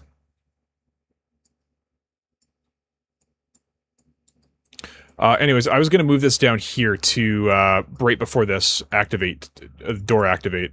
We'll set our enemies to be defeated here once they're all loaded in. Okay. And... you know what? Let's do an even more foolproof way. Why don't we get... oh shit, you know what else I didn't realize? We need to clear this. Up here somewhere. Before we get enemies to spawn, we need to clear this array. So that we have fresh, a fresh batch of data going in there. Look at that! Let's see. Prince Strings of Dew. Blue Flame said he gotta go. Thanks, man. Thanks for joining. Pick up battery, simulate physics. True! Yeah. We're gonna keep working on this, though, because if I get distracted, my ADHD brain won't allow it to, you know, do some stuff, so... anyways. Spawn enemies, that's a good place for that, but where... yeah, anyways, I was gonna say get enemies to load and then get the length. Because what if, like, one of our enemies doesn't load in because of some odd reason, like it's, like, in collision and it doesn't spawn it or something like that, so this would get an accurate count of actual enemies, so I think that's a way better way to do it, to be honest. Okay, so... where do we have... so we event begin play, that's all good. Then we set wave data. So we set the wave there, we get the... number of enemies. That might cause some issues as well. So get game mode set. I see. Okay. So let's delete that where I just was. Get set game wave data. Yeah, let's delete that. Get enemies to spawn. Yeah, perfect. Okay, this might fix what we were having some issues with. Let's see. So 2 enemies remaining. Yeah, you're gonna freak out. I'm gonna kill you, and then I'm gonna. Okay, I'm gonna skip this breakpoint. Okay, there, it loaded our next area, that's great. And then now we'll, punch both of them. I'll just eliminate that breakpoint, because I'm gonna start over now so it actually looks good. Okay. Here's our 2 boys. Get out of here, right? And then, get out of here. There, we open the next one, because, the next one started. See, we only have 1 enemy. But it's, huh. It says we have 2 enemies, so we're gonna run into a soft lock situation here. How come that didn't work? Unless it's spawn- oh, you know what? It might have spawned him somewhere else.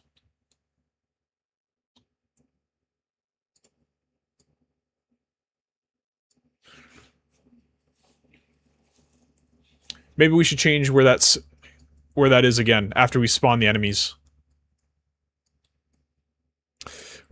Sorry, where was it? I'm in the game mode.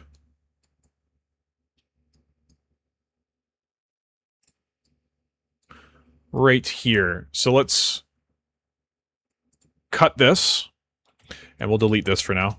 And we'll plug this into here.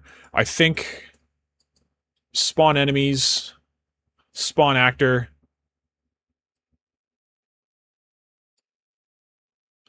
Enemies to load.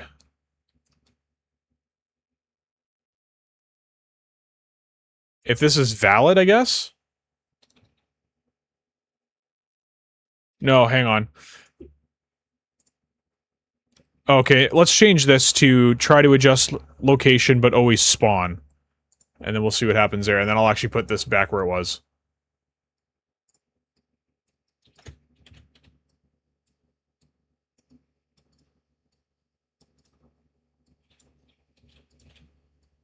Perfect. Okay, let's try it out now.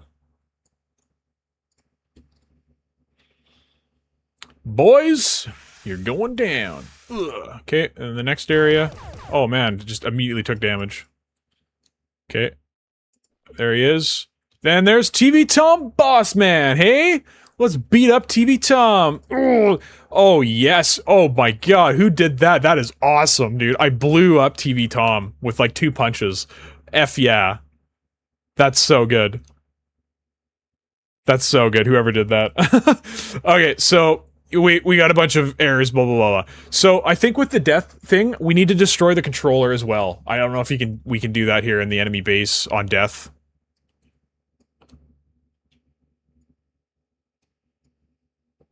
Spawn actor do once blah blah blah, sure, whatever. Destroy component. Yeah, we did that. Stops all logic. Set state is dead.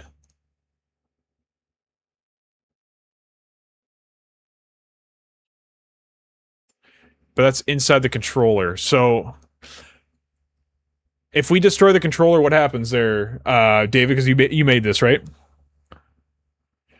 And David's also providing, is in my brain. You know what? I think David just remotely beams the idea into my brain because I do the thing and then I look and David had the answer that I came up with too. So yeah, 2-punch man, pretty much. So yeah, that's cool. We got that to all basically work, and then where is the game mode? So game mode, we cleared the wave, and then we'll, you know,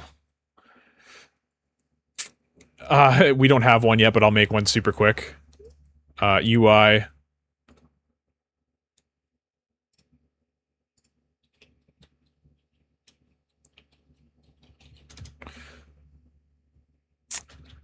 Alright, and then we'll, we'll, add a border. Here. Brush color. And then we'll add some text. Center that. This will be huge, right? It'll be like 50. Sorry, this will be like 100. And, you know, you win, right? You killed TV Tom, right? Yeah, sure, yeah, whatever. And then we'll do, big ol' yellow. I think I can do borders, right? Outline settings, 5. Sure, why not? You know, it looks great.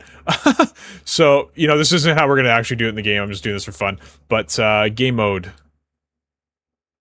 Right there. Crates. Widget.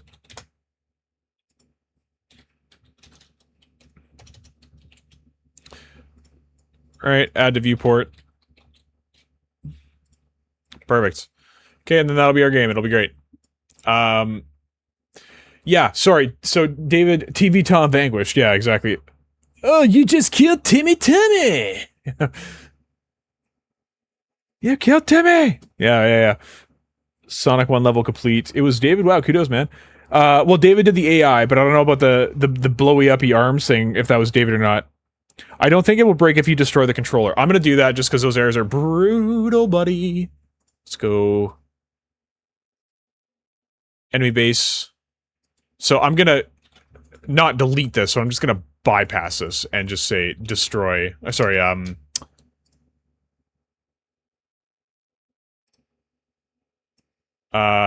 get, and we'll say destroy actor. Yes. Let's see what happens. Okay, I just want to see that you win thing coming up here, right? Oh, this is gonna be so much fun when we have abilities in here. Whoa, hang on. What happened? My door didn't open. Why did my door open?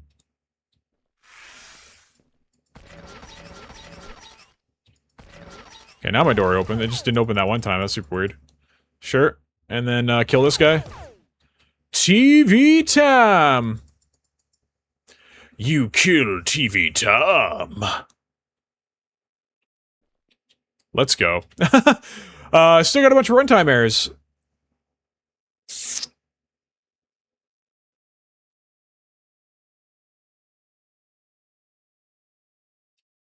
What is it saying? Play montage. Simulate physics. Oh, and okay. Trying to read bot data in... Oh, because... Oh, shit. I see. Because there's no, what's the word here? This one specifically is looking for a montage, but we didn't set it in the data asset. Okay, that makes sense. This one, get current state. Yeah, that's a mess I don't want to deal with at the moment. But yeah, our game mode now works, so that's super cool. I think for this one specifically, we should, I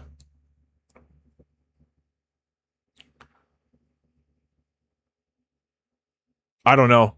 Because, like, TV Tom is, like, not even facing me. That's not that intimidating, in a sense. Perhaps we just shrink this up. Let's make it, like, 100 by 100 by, you know, sure, 100. Why not? Put it at the very back. I took a screenshot, so funny. No, cancel, end. Okay, so there's that.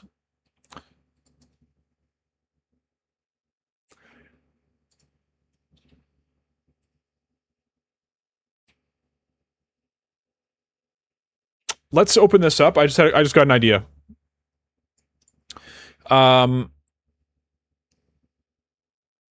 First off, let's put an arrow in here. And we'll move that arrow down. Okay, so that's like the spawn direction, I guess. Spawn box area, and then we're gonna add a variable in here called randomize spawn. And what we're gonna do, actually, is we're gonna make the function in here to determine where the spawn point is. So we're gonna go back to the spawn manager. We have get spawnable area. So this, we're gonna cut. Actually, sorry, we're gonna... Yes, we're gonna cut that. Then we're gonna go back to our spawn class. We'll make a new function called... Oh, we already have one. Get spawnable... This one here. Okay, spawn area box. And the first thing we're gonna check is it a randomized spawn? Promote to variable... No, sorry, convert to branch. That's what I want. Randomize spawn, we'll get true, and we'll return this one. If it's false, we're gonna get a separate return node, and we're gonna get the origin and plug this in. Okay, so that way we can hit compile, which we did, and then we can select this one and say that it's not a randomized spawn, but these ones are.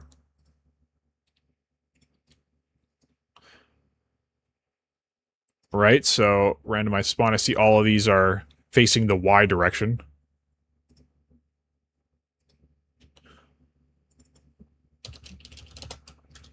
There we go.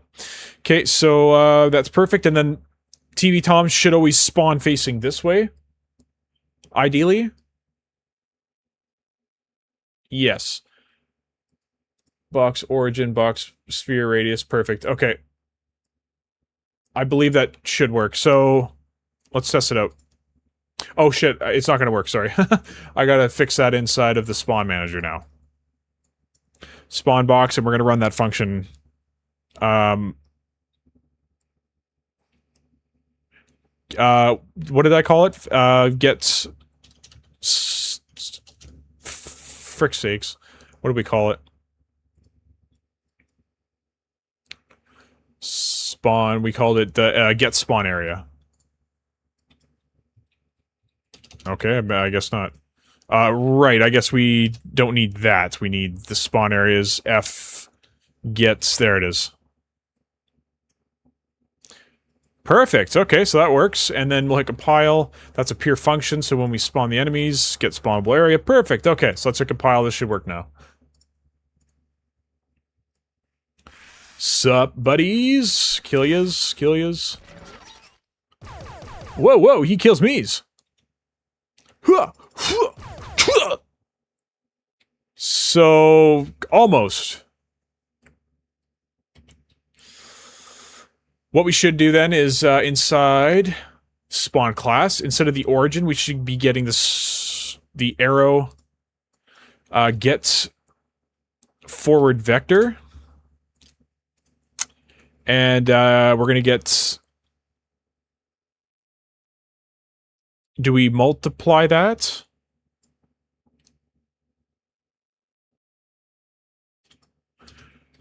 We're going to get world rotation, I guess,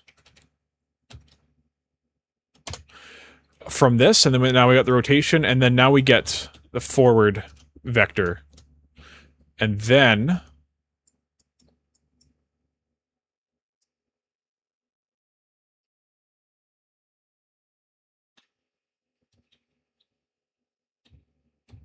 why don't we do this instead? Like, we could add another...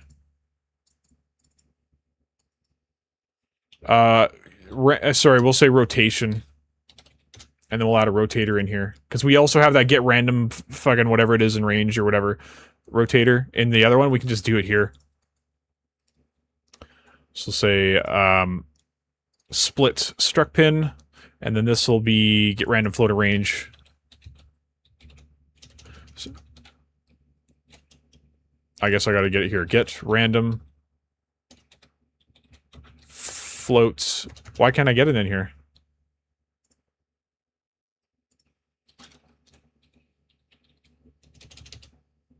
Is that a... I can't do that in a function, or what?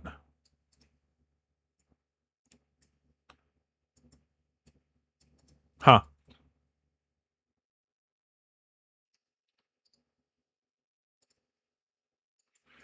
I think all of them should face the same way, pretty much no matter what anyway, hey?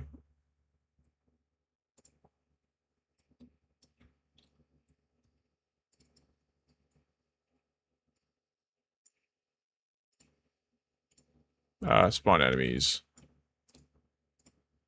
There we go. Okay, so that's all. Get spawnable area. Sounds great. Now they should all be facing the same way, right? There we go. You're on the floor.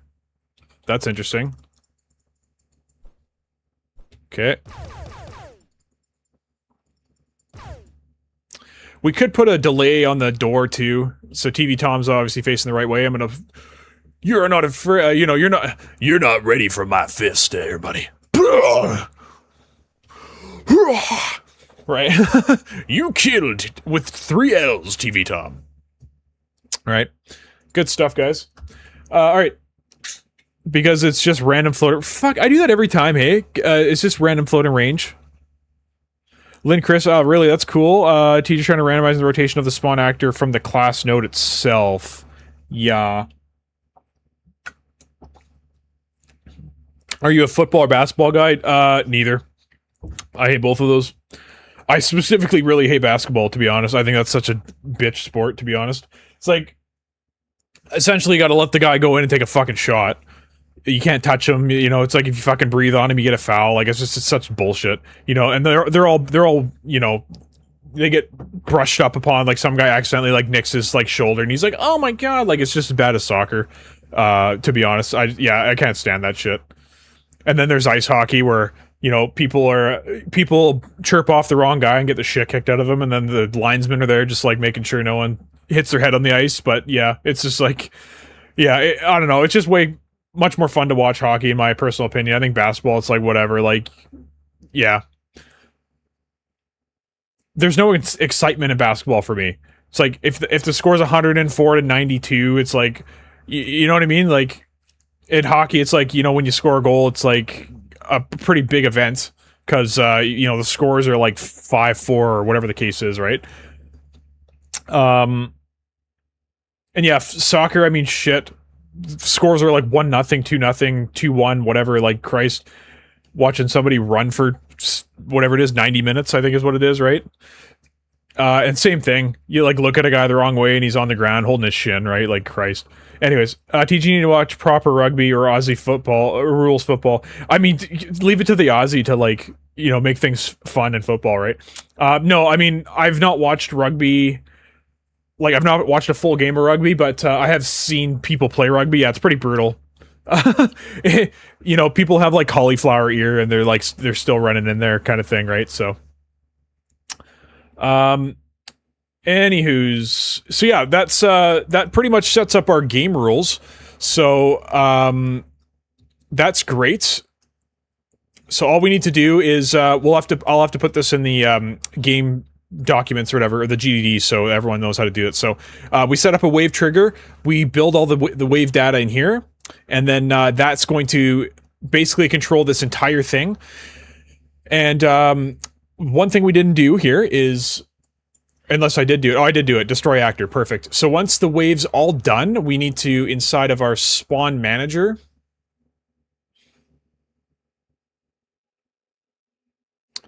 hang on, let's go back to the game mode. I just, wave cleared. Yeah, so wave cleared, we're going to make that an event dispatcher as well. So wave variable. We don't need that, so we need this, ed, wave cleared. Okay, call, and we'll do that, and then we'll go back to the spawn manager, and we will go to the event graph. We will go to, up here, we'll bind...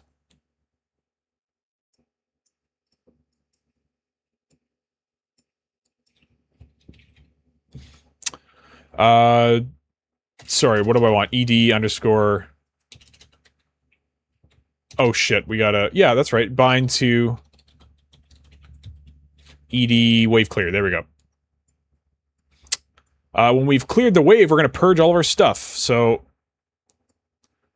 custom events, say purge data, I guess. We're going to take our enemies to load. We're going to clear that. And then we're going to take our current wave data, and we're going to purge that as well. We just don't want any of these hard references attached to the spawn manager when we don't need them, right? So if we've cleared the wave, we've already done everything that we need to do. So we don't need to worry about any of that kind of stuff anymore. Okay, so that's great. I'm curious to know what's inside of... where's the blueprint debugger? BP... Where are you? Spawn manager? Where are you? Oh, it should be just at the top here, then. I guess I could search it. Spawn manager, there we go. Let's hit play. Let's see what's in the spawn manager right now. Self. Okay, enemy, so that's nothing, right? And so we load all our stuff, enemies to load, blah, blah, blah. Wave index 1, so that's all working great. I mean, we all already know this all works, but it's just nice to see it in action here. So now I'll kill this guy. Kill this guy, he's not even looking at me, right? Okay, so enemies to load 1, current wave data 3 still, and then this, there, so it all cleared out, right? And, yikes, I'm locked in. Shit! Guess we should tell those doors to stay open, right? Because I think, yeah, that's what happened. I, exited the trigger, and it closed it on me, so let's, override that, if we can. Wave trigger. I'll have to do it in the door base, actually.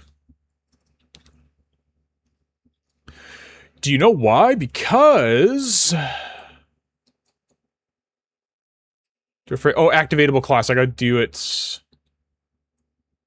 No, I don't gotta do it in there.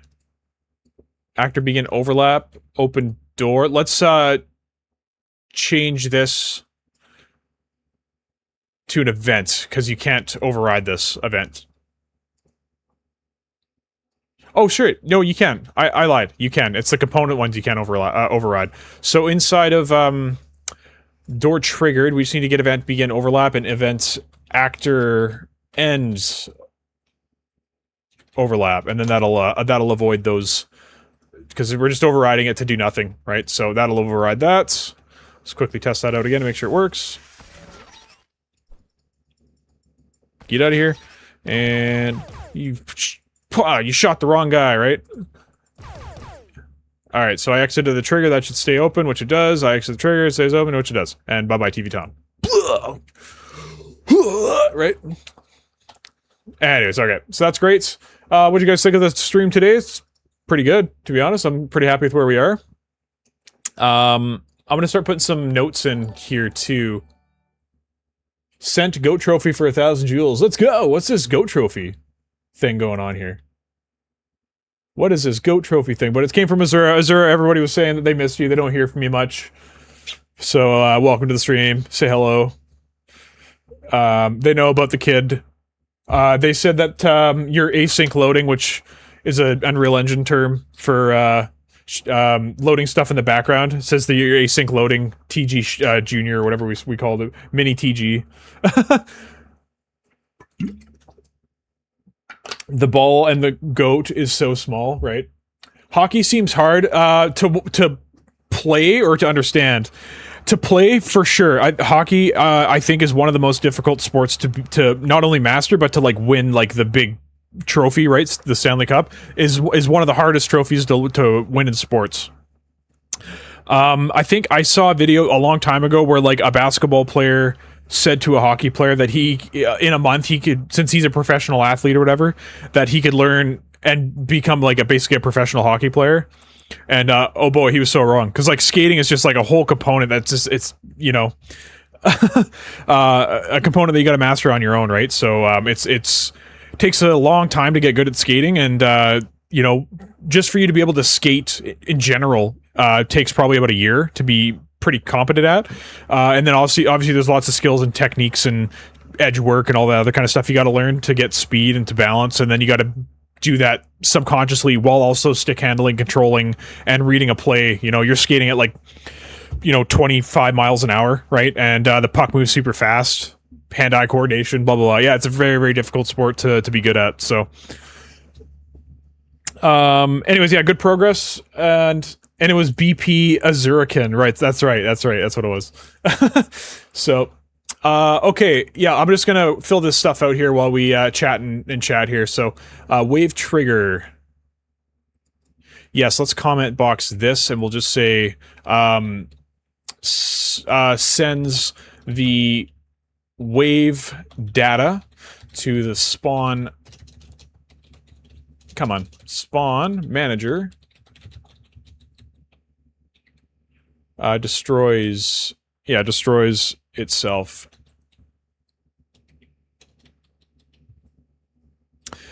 This one here, this should include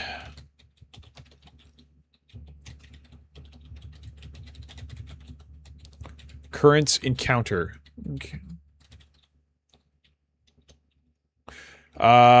Then let's see. Let's add one here. I just want to see what the elements are again. Wave number 1 to X, right? And then what's the next one? Sorry, number of enemies. Number of enemies. Yeah. Oh yeah, that was right. This will be number of enemies per round. Number enemies to defeat. Enemy variance will be the enemy types to fight in this round. Sorry, this wave that is randomly selected. Okay, and then next one is spawn areas. Or spawn area, I should change that so it's the spawn area. Select the BP spawn class. Or spawn trigger, I should say. Trigger where the enemies should spawn. And then doors to open? Or sorry, door to open. This should be doors to open with an S, hey? Yeah, I'll change that. Doors to open. Which doors to open on clearing this wave? And then I'll put in brackets, can be left blank if none. Okay, sweet. So hopefully that'll communicate some stuff to everybody. And then, yeah, I'm going to change inside of here. Where was it? I had it open. Here it is. Fuck. Array, and that'll break some things, but we'll fix them, and then spawn area is fine. We'll hit that, and then we'll compile, and then we'll get a for each.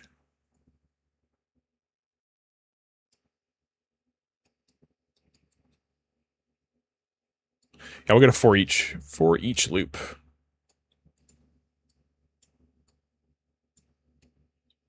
Perfect. Perfect. Perfect. Okay, so that's done, and then the is valid was supposed to be for which? Oh, if the door was valid. So can we get an is valid array, or is valid is empty is a good one. So we'll get rid of the is valid, and then we'll check if it's empty. There we go. Branch. Perfect. Compile. What do we got here? Oh my god, I love it. Sounds like a DBZ fusion. Is that going to be our kid's name, Azurican? That'd be badass. But yeah, it's not going to happen. If it's a girl, I mean, Azura's already got some names picked out, which, I mean, I'm fine with all those. If it's a boy, god, I don't know. Maybe it should be, I don't know. We should hold a poll for what that is. What you working on? Fat Roll Blunts. Hey, how's it going? We just finished our game mode for our Brawler, that community game Brawler that we're making here. So we set up our 3 zones, and then we hit the trigger box here. Just got to compile. Should be all good there. Perfect. Here's what we got. Right? Hit our trigger box, load our first couple enemies. We kill our couple of enemies. Let's go. Robot guy. There we go. Killed him. Our door didn't open, I think because we have to redo all the stuff because we just changed that to an array, I suspect. Wave data. Yes, we do have to redo that. That's fine. So we'll do that, and then this one for wave 2 will be doors to open. This guy, and then the other one's left intentionally false. What the hell did I do there? There we go. Let's try that again. We'll beat up these robots again because we're mean, right? There, we killed him. Our door didn't open. Interesting. So,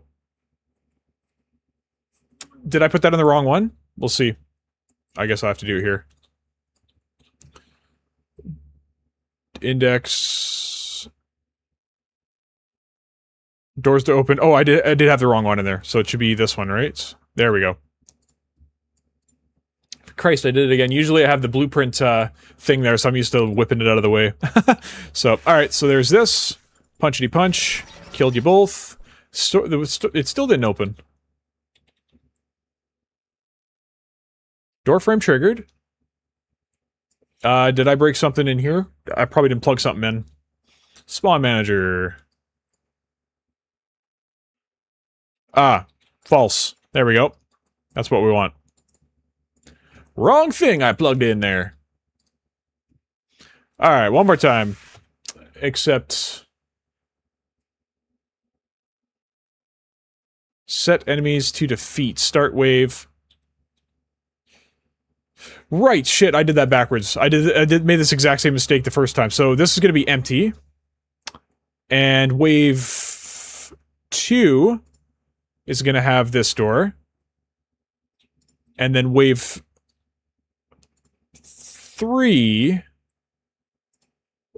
that's the spawn area. Wave 3 will have this door. Which door are we loading? Or opening after all the enemies are loaded? That's what it was. Doors to open, wave 3. This one. Perfect. Okay, now it should all work now. Good thing you came in when you did their Fat Roll Blunt, because I would have missed those. Because we had it all working, and then I changed one thing, of course. There we go. Now it's all working. I'm getting shot at. I'm so excited for the animations to actually look good. For the air stuff. F you, TV Tom. You're old news, right? Cool. So that's all great. And then we can go back to... oh yeah, we already checked that the game mode... pardon me, the spawn manager clears all the data, so that's great. So, perfect. So that's a nice, easy, clean thing. We don't spawn anything in too quickly. And the doors don't open until we have all the enemies spawned in, so that's super nice. What if we create another little spawn zone over here and just kind of test out something like that? Let's drag this out here, and we'll shrink it up here. All right, we'll do something like that, sure, whatever. And where's our start point? Right here, so we'll move that over here now.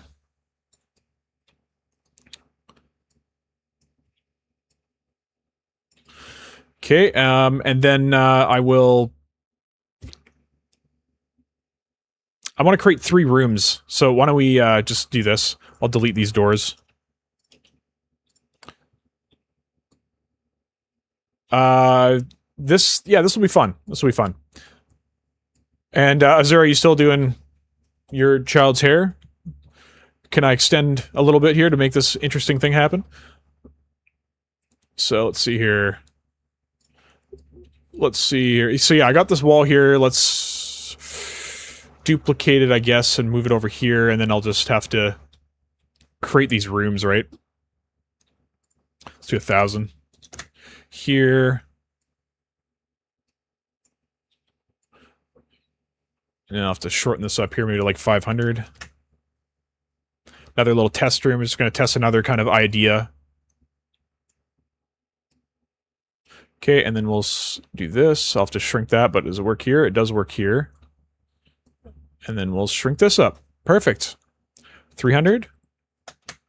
400. Sure, we'll do that. Okay, and then obviously just got to make some walls here as well. So we'll do this one. Looks appropriate.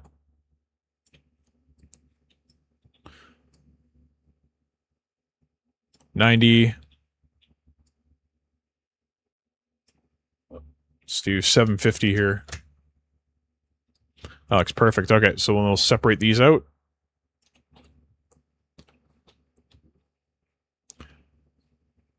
Okay, and then let's ooh, you know, the old Zelda trick, you know, like you come in here and you close the door. Let's do that. So let's put another door over here. We'll have to do something different with this. Right? So let's active door, split door, add door, door frame.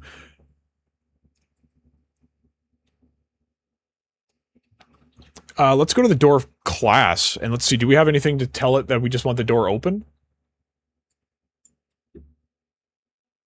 Active door. What do you do here?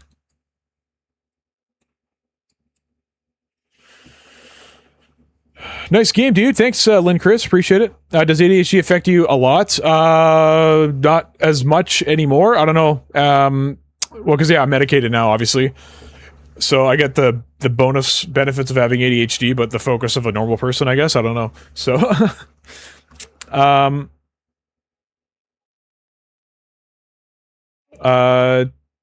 TG, you ever watch Dragon Ball Z Abridged? Zura, yeah, I've seen Dragon Ball Z Abridged, but a long time ago. I don't really remember too much about it.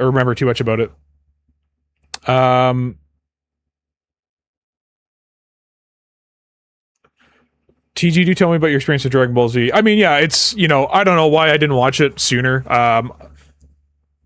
Probably, like, I don't know, there's like this, people do this all the time where they, like, don't watch something, or they haven't seen something that everybody else has seen, and then they get all jealous, and then they're like, yeah, I haven't seen it, and they just, like, don't watch it for some reason. I think I was in that boat. Send flow state for 200 joules? I missed the flow state. Cool, man. I don't know what this joules thing is. Huh. We'll figure out what that is after.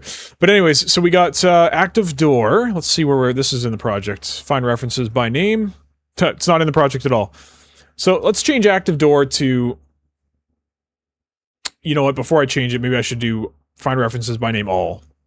And see if it's in any of the other doors. I think this was controlling if the door was, like, locked, essentially.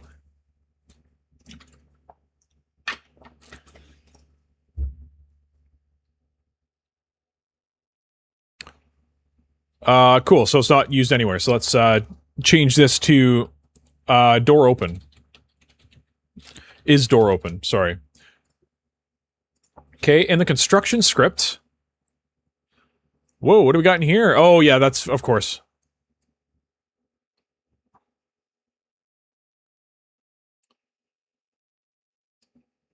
Draw a door mesh, and is this... Okay, there's a sequence here, so let's add at the end of this, is the door open?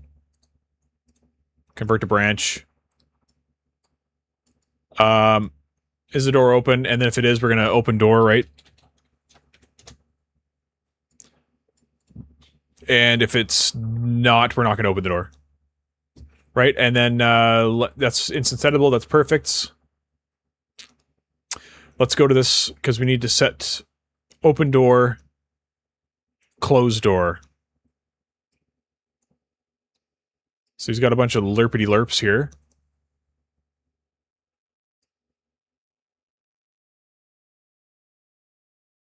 Is this the alpha? Okay, it's the alpha. So, on finish, we're gonna, set door open. Set as door open, and we're gonna get a select node, and, it's gonna be, I guess an integer. Sure, right? So we'll get this, we'll plug it in. Let's just do this. Equals to 0, right? And we'll make this a boolean, sorry. Equals to 0. No, equals to 1, because 1 will be the door's open, and then we'll just plug this right in. We'll just do that. Nice and easy. Okay, so compile. And, perfect. Okay, so let's test it out. Is door open? True.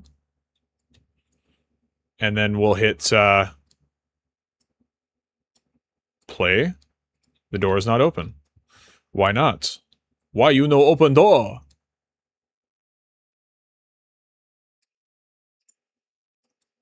Because I guess that's got to be at runtime, question mark?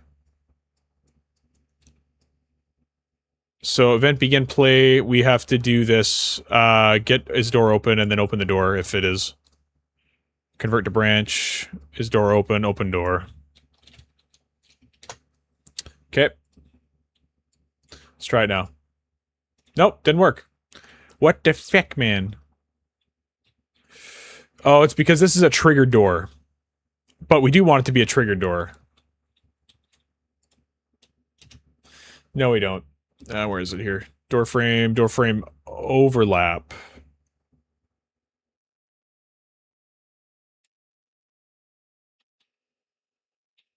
Now, we do want it to be a triggered door, so let's see what's happening inside the blueprint here.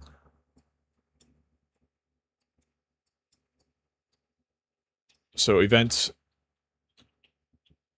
begin play. Also do... Yeah, that's all running properly. Event begin play, call to parent function. Let's see if this fixes our issue. No, it still didn't open the door. That is so bizarre.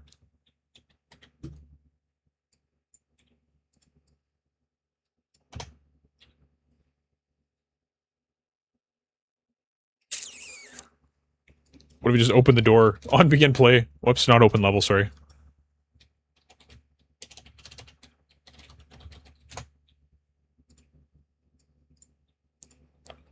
Okay, that worked. Huh, okay.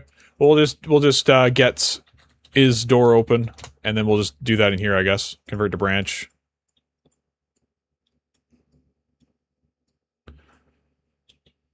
Perfect.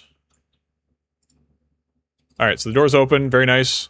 We'll go in here, we'll add a trigger box, and then,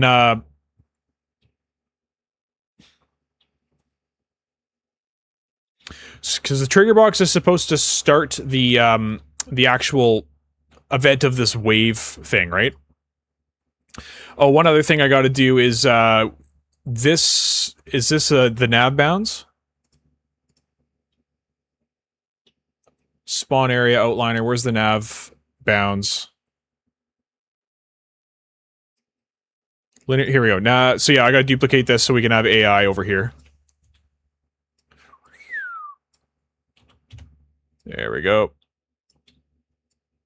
And then I'll obviously make it a bit bigger. Whoops. Details. This is a scalable thing. Okay, copy that.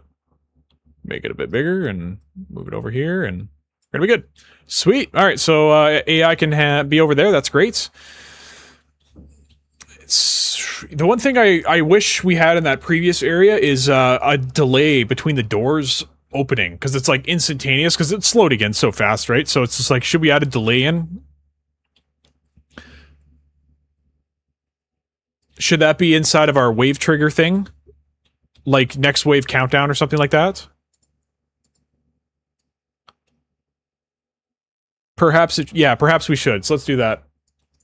We'll go to, it's closed, of course.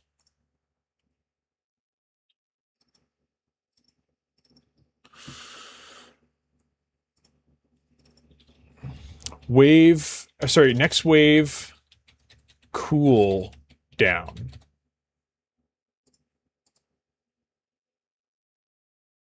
Okay, and then we'll do that as a integer. Sorry, we'll do that as a float, pardon me.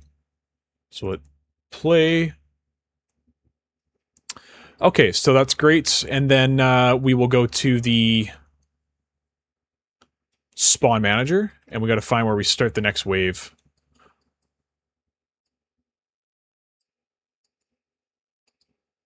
Let's, can this be a function? Yes, there's nothing in here that would prevent me from making this a function. We'll just say start next wave.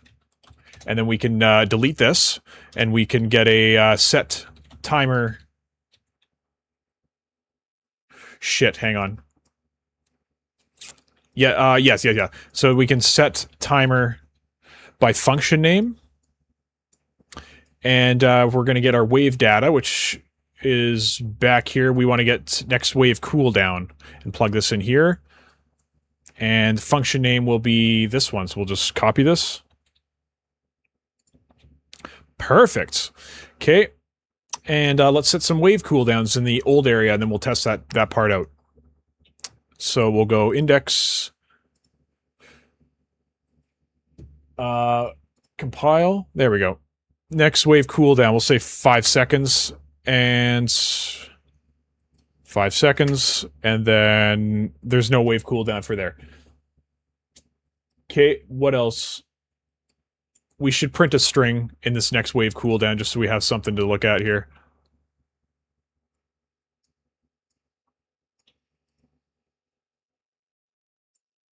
Let's print a string here.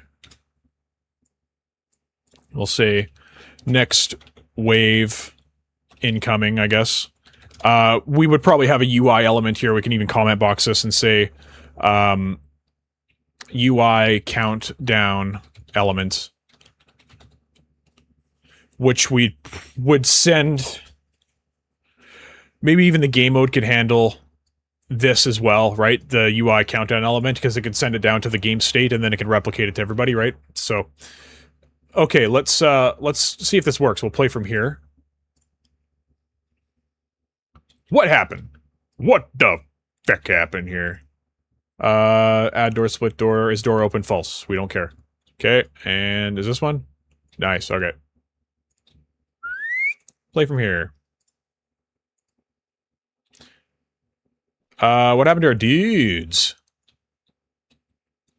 What happened to our dudes?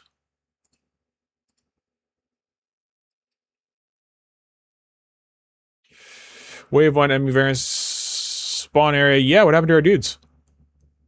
Doors to open? No, that's full. Yeah, that's right.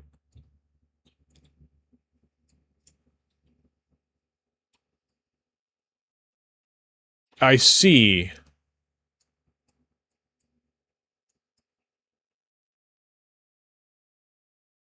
Okay, so maybe this didn't work. Function name.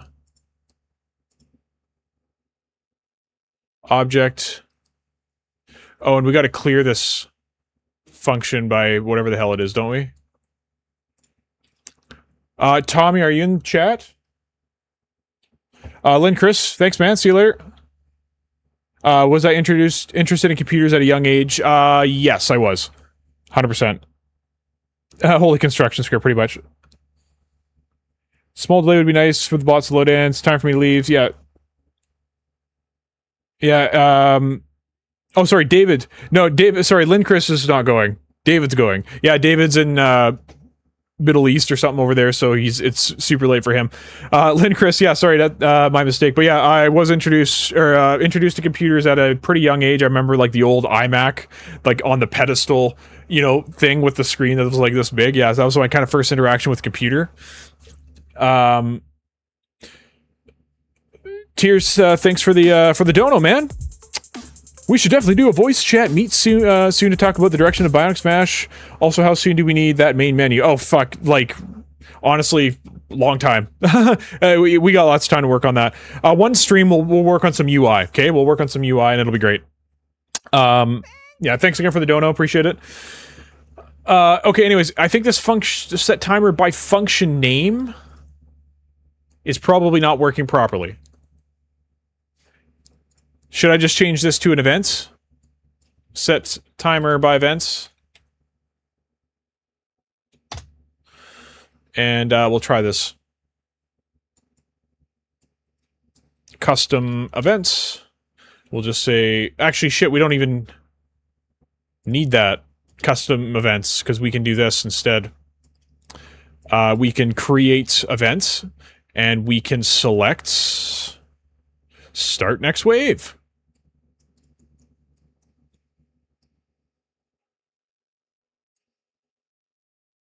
Function start next wave. Yeah, that's the one we want, right? Yes, perfect. Okay, so hopefully this will work now. Shit, I went way over here. Oh well. Don't kill me! They can't move because there's no nav data, so suck it. Alright. Anyways, wave incoming, is that what it said? I didn't see. Yeah, okay, so we had a bit of a countdown, that's nice. This door oh yeah. Enemies coming, cool. Alright, that's awesome. So that works great. And then now we're gonna come up here and it'll be TV Tom's time to shine. I think. Do we must have missed that. Okay, so maybe we do need a Actually, hang on. No, we shouldn't, because if this is set to 0, then it should basically... Oh, it doesn't actually fire when it's 0.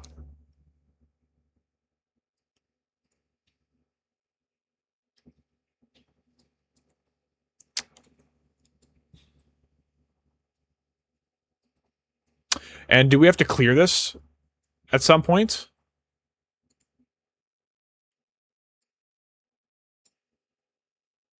Huh.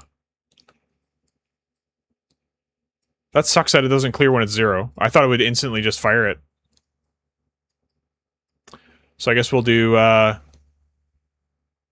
you know, it equals 0, I guess, here, and then we'll add a branch.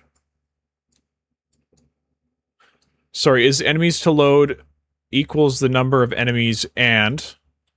Or actually, no, we don't need and here. We need a separate branch. True, and then if this is not equal to 0, we'll do that. If it is, we'll just F start next wave.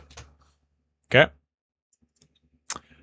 Perfect. I didn't see this string on screen. I don't know about you guys. Let's do pink and 2 or 5 seconds, sure. Print a log, why not? Compile, let's see. See, I didn't see that on screen, so that was super weird.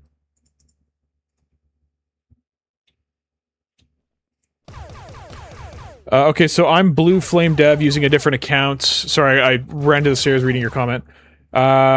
Just asking if you could check out my link I sent on Discord general chat. If it wasn't, of course. If you want, of course. Oh, okay. No worries if you're busy. Yeah, I'll check it out in a sec. Okay, next wave incoming, we did get that print string. Super cool. There's our guys. Our guys are dead. And then next wave incoming. And there we go.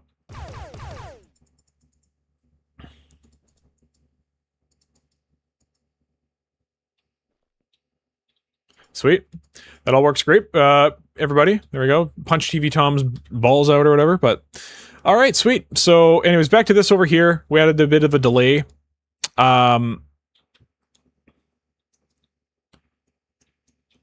We could do a Zelda, like, sequencer thing here. That would take a little bit more time. Maybe we can do that next stream or something like that. But, yeah, I haven't heard from Azura, so I don't know if she's doing her kid's hair still or not.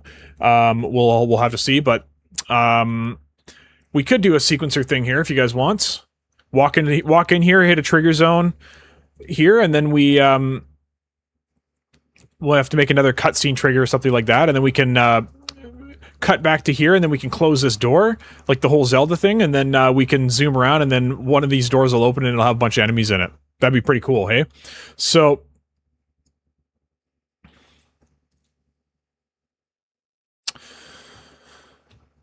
yeah, it's up to you. What do you guys think? I do have to go 10-1, so 10-1 being going to the bathroom, that's just the film term for it that I still say. But yeah, so I'll take a quick break here to go to the bathroom, and then I'll ask Azura if she's still doing her hair. And if she is, then we'll do that. So, oh, sorry, somebody commented and I didn't increase the, whatever it's called here, the, where are we? That's what I want. Yeah, so, and then, I don't know what these jewels are. I'll have to look into that, but that's freaking awesome. But anyways, yeah, let me just go to the bathroom here, and then I'll come right back on here. So stand by, one sec.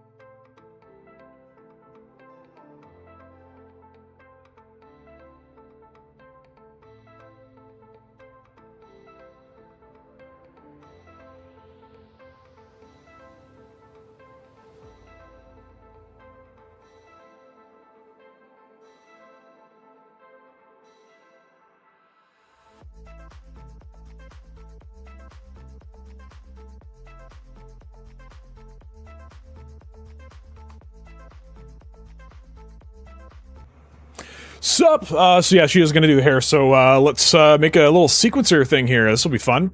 So yeah, we'll walk in here, and let's see here. So yeah, I gotta make a trigger first for the sequencer for us to start there. So we'll go world triggers. Let's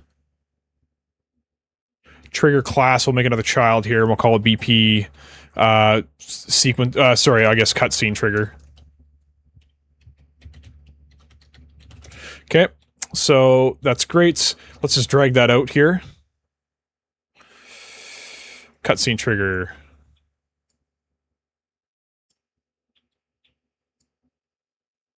So we'll do this, and I gotta make it obviously bigger, so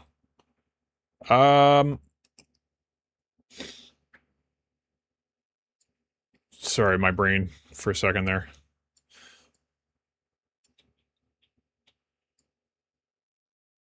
There we go. Basically impossible to avoid now. Haha.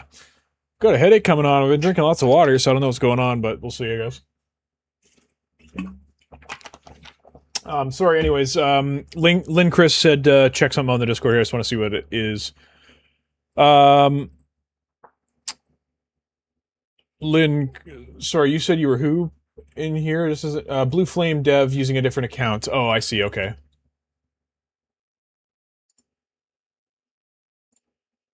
Nothing there, and it's in general, you said? General chat, okay. Like, oh, in the community one?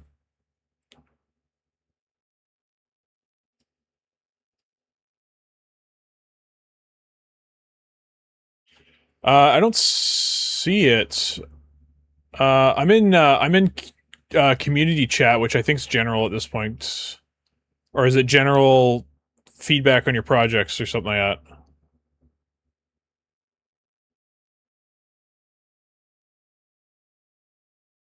General UE help, possibly? No? Huh. I can't find it in there. But anyway, so let's just continue on here. Hello, I'm your headache. Yeah. Yeah, you are Fat Man. No, just kidding. Anyways, yeah, thanks for joining me. Doing like some overtime streaming here, so this is great. But yeah, let's get into this trigger zone. So we'll trigger the sequencer to start. So let's Bionic Smash. Let's create a new folder, and we'll call it you know, cutscenes. Let me save too, because it's been a minute. So cutscenes. We'll just say we'll make a new sequencer. Whether I do that with the control rig or I can't remember. Add level sequencer. Yes. Okay, there it is. We'll just call this test encounter cutscene. Okay, so we got sequencer open now. So first thing we need to do is so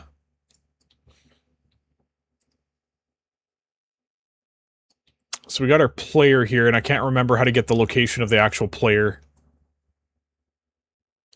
All right, you know what we'll do is we'll start the camera here. First of all, let's add a camera here. We'll do a camera cut track for sure, and we'll do a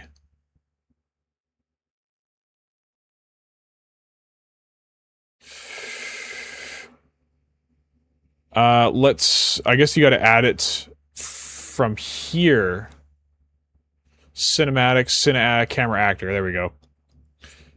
And is that an outliner? Yes, it is. So we're gonna right click here and add actor track, add cine camera. There, I'm piloting the cine camera. Let's do some details here first. So 35, sure, we'll do 35. Current aperture.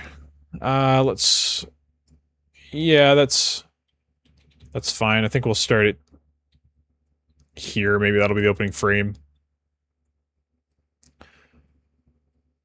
Sure, yeah, I'm just thinking about the shot now. So exposure master enabled, digital, yeah, yeah, sure, and then you, yeah, we don't need anything super fancy here.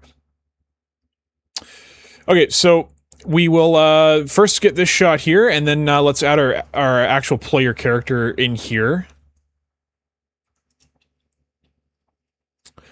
So I believe add actor, new empty binding.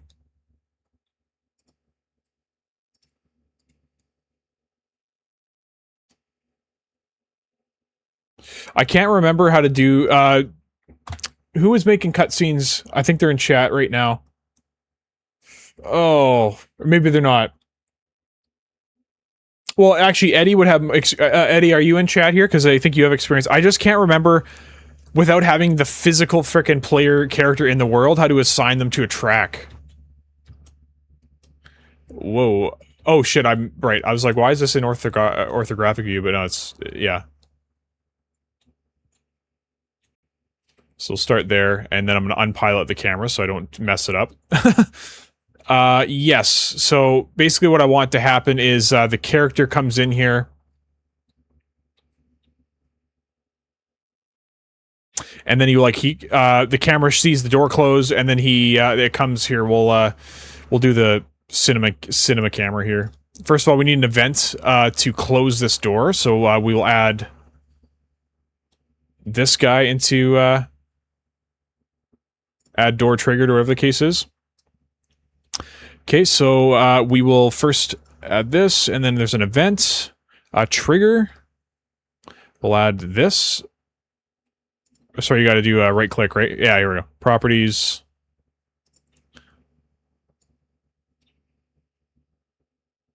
Maybe we'll do it on the first frame. Properties. Timecode source. Where the hell do you do the events? Clearly, so you haven't done this in a minute.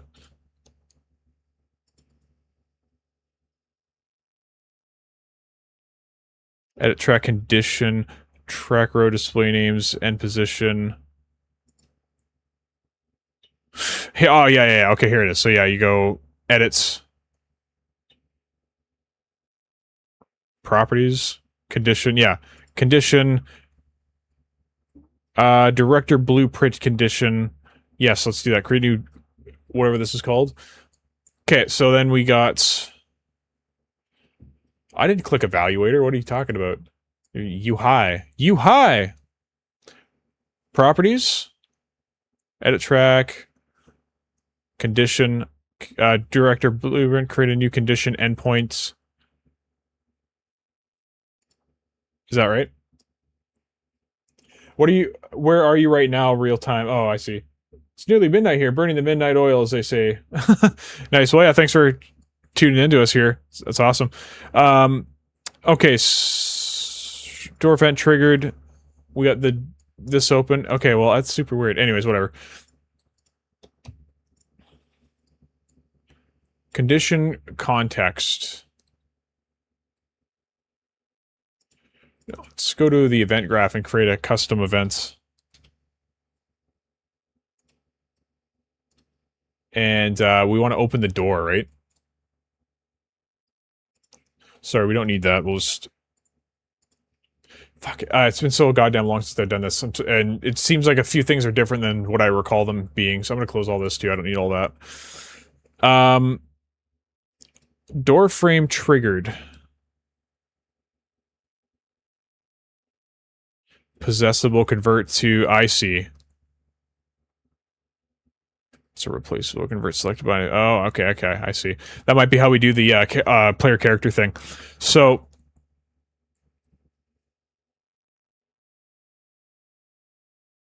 I don't think we have to get too complicated with this anyway either, so... Sign actor, yeah, I got this event track, which is what we needed. And a trigger. Oh, okay, this is what was screwing me up. Okay. Events. Edit track. Condition, we're gonna clear that out.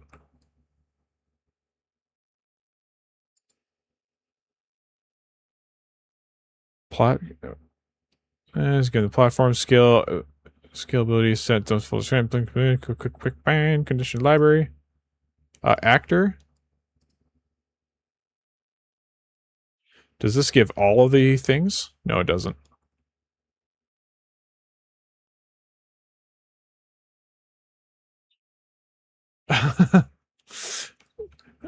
Back and forth on where Fat Man lives.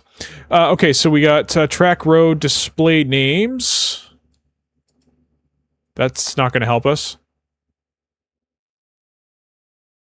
Good God, I remember...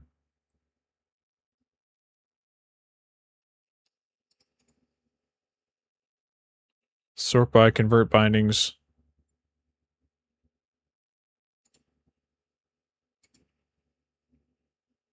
Yes.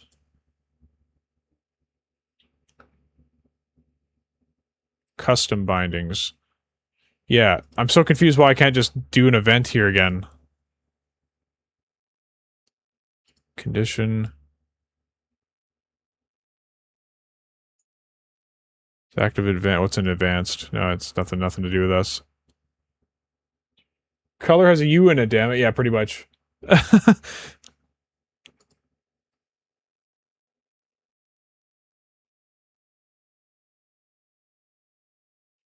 Sure.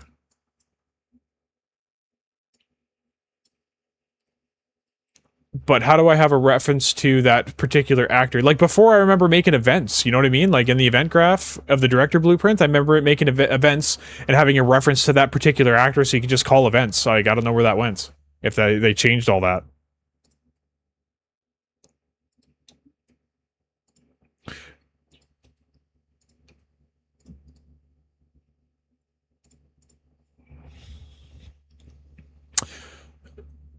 Okay, maybe this is it here.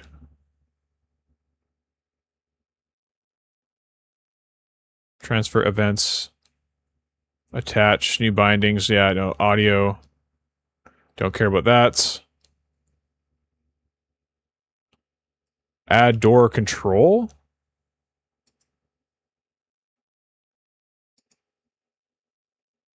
What's this now? Binding properties. Oh, we're gonna crash here. Yeah, we are. Of course we are. Anytime I use a sequencer or an animation graph or anything like that, Unreal fucking crashes. It just blows my mind. I don't know why I just can't handle it.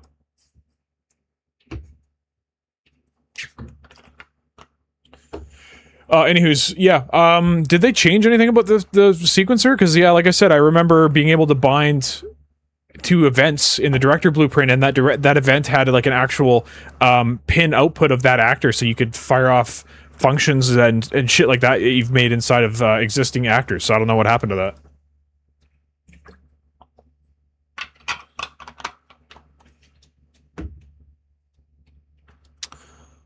Yes, reopen it. Yes, reopen it. Shit, yes. Right, because we're in the wrong thing here. Bionic Smash, maps, and test level. Alright, so we don't have no shit, a camera in here somewhere? Nope, okay.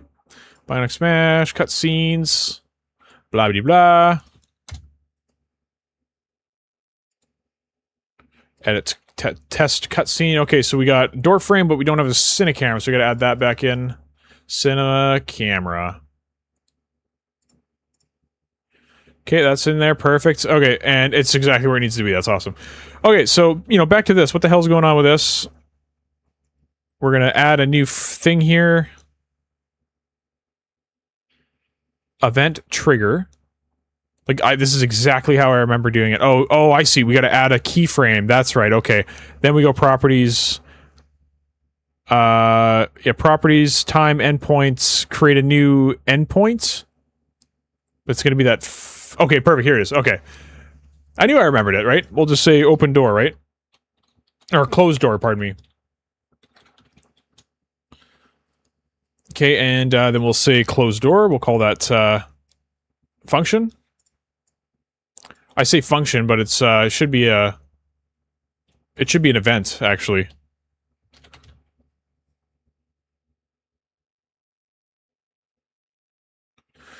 Sure. Closed door function. Sure, why not? Okay. Alright, let's see what happens here. It should be open, right, to start with. Let's trigger box right here. In this cutscene trigger box, we are going to open this full blueprint editor, and then we are going to get rid of this.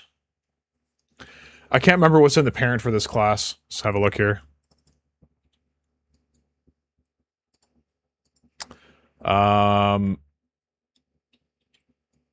Great, literally nothing. You know. Oh, the box, that's literally the only thing. Okay, sure, whatever. Cutscene trigger, so we don't need to worry about this. But after being an overwrap, we're gonna create level sequence player. And the level sequence is going to be, we're gonna promote that to a variable and make it instance editable so we can select the one we want. Out actor, I think it's play, like that's it. Right, so.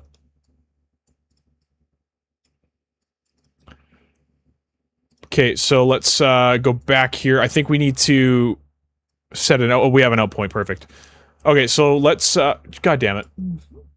Let's hit play. And let's see if it switches to the camera and our door closes. Oh, it didn't even do diddly fuck, hey? Didn't do diddly fuck.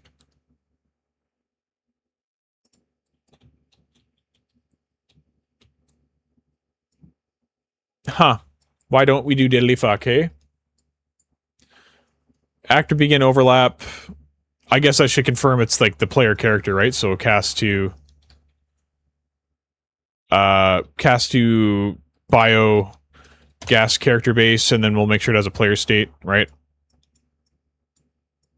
Get player states. Convert to validate gets. And there we go. Okay, so again, this should have fired, but it didn't, so let's see why. Perfect. Because I can't really see what's happening. Oh my god, I'm super dumb, everybody. Guess what I didn't do? I didn't set the level sequence to be this one. There we go. It should work now. Nice! Door closed halfway! And, yeah, that's funny. Door closed halfway.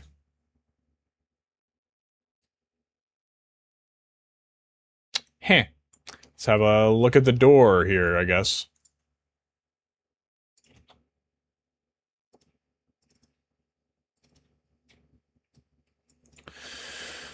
Okay, closed door custom events.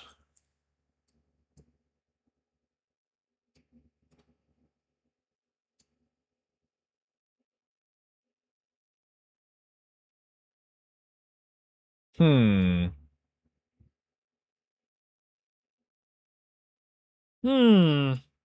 Yeah, I'm not sure what to do here. Closed door. Oh, if closed door, if no, okay, so, yeah, perfect. Open the door, close the door.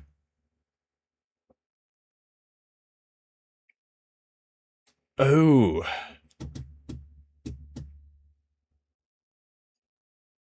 Why did it only close it halfway? That's just, that doesn't make any sense to me.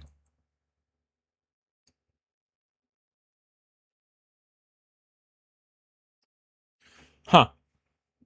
You're smart, you're not dumb. Yeah, I know, I like to keep myself in check. By saying those kind of things. Anyways, why did the door not close all the way? That is a mystery to me.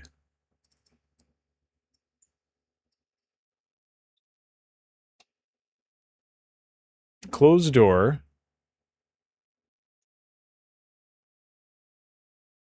Oh yeah, I guess it should be replicated, hey? Let's just test that again. I just don't understand, because the door's right there, and then it closes part of the way. So why is that? Door size. I mean, I can... Whoops, I can shrink this up a little bit, I guess.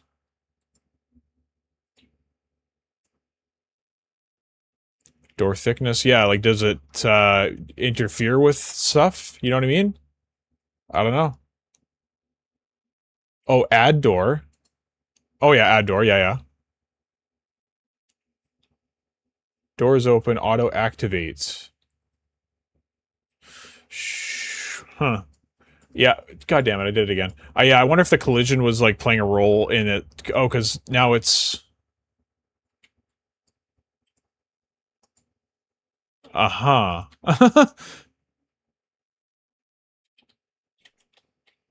So, what is happening? What is happening? Box? No, not that box. Default scene routes. What is happening, everybody? That doesn't make any sense whatsoever.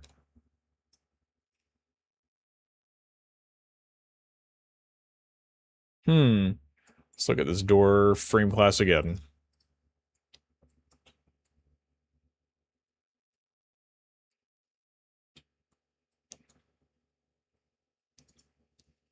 Open door.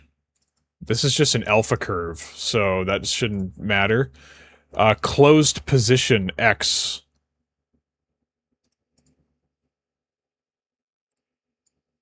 Oops. Closed position. Why is there two closed positions? Is that what's tripping it up, maybe?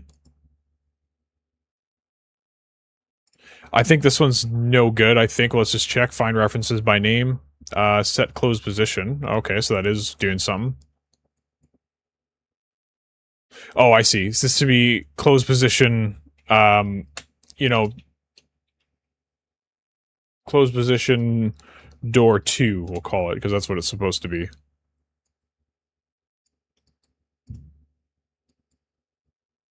Okay. Viewports.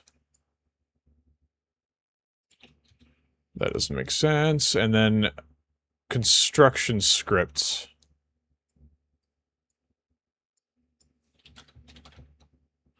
Let's do closed door from there, and then inside of the event graph here too, same thing, hey? begin play, and then, yeah, put this up here, and then we'll do closed door here. I don't know if that'll work.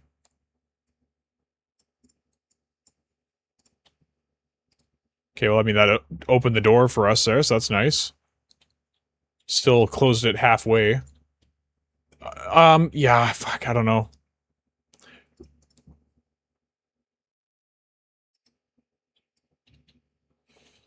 Is that a editable thing? Door close, like, area, door detection, door size. No, I can't set that in here. That sucks. Okay. Why would this door only open halfway? Anyways, okay, well, we'll fix that later. We'll just, like, deal with the actual cutscene here. So, yeah, the door closes. Thinking the camera here can, you move back. I said move back and down, I guess. Right, so, we're Cinecamera transform. So we'll do location and rotation down here. And then we'll pull back. I think we'll set the frame here now. And then we'll shorten this. Let's go down and back. And then we'll adjust the, we'll do local here.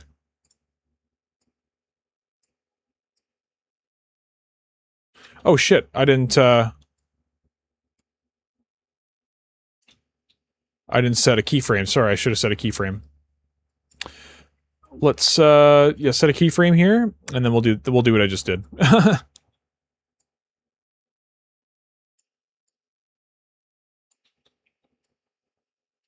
What do we look like? What do you mean, camera doesn't move? What do you fucking mean the camera doesn't move?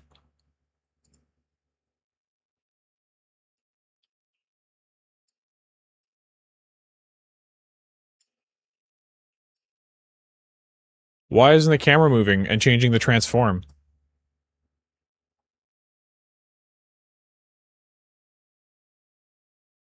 What is what in the F is happening here today, everybody?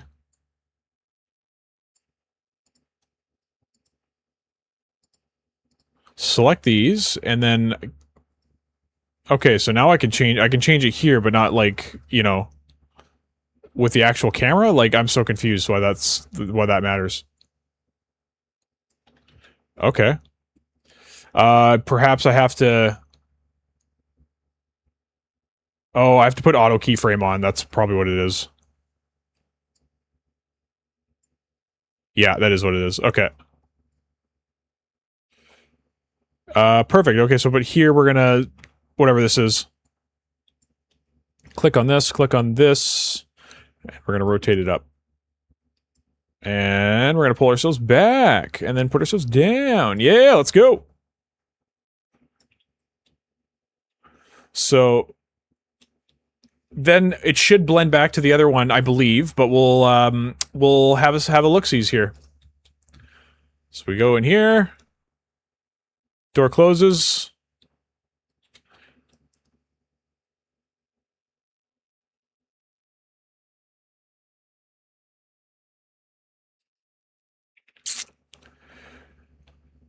It's not as simple as I thought it was going to be, hey?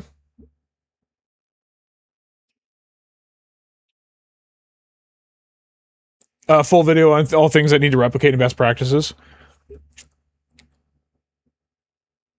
I got no clue, hey?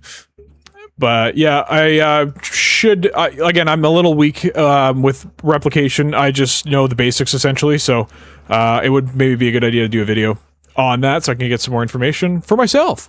But... Okay, I believe we can... Can I zoom in? Yeah, how do you... There we go.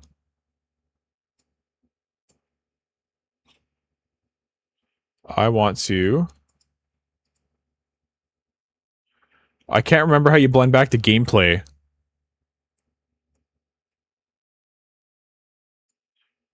Like, I swear to God, I did this before.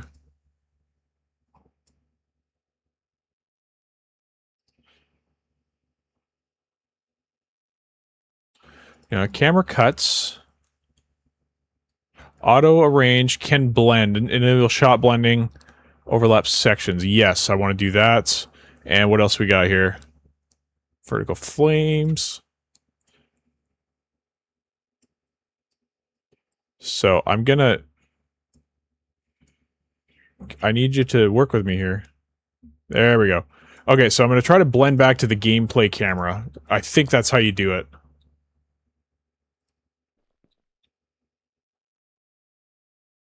Yes, it is. Nice. Okay, so we will make that way longer, obviously.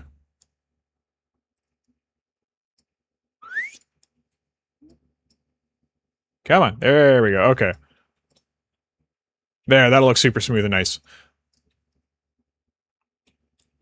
And... Yeah, buddies. Let's go. Let's go. And then after that, I think we'll trigger...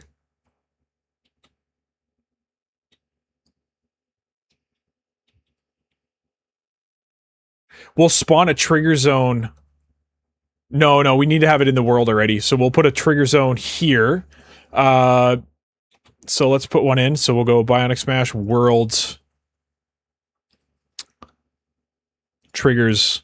Wave trigger. So we'll put one right here. It doesn't need to be anything special. But, sorry, let me look at this again. I can't remember what we decided to do here. Get all actors of class.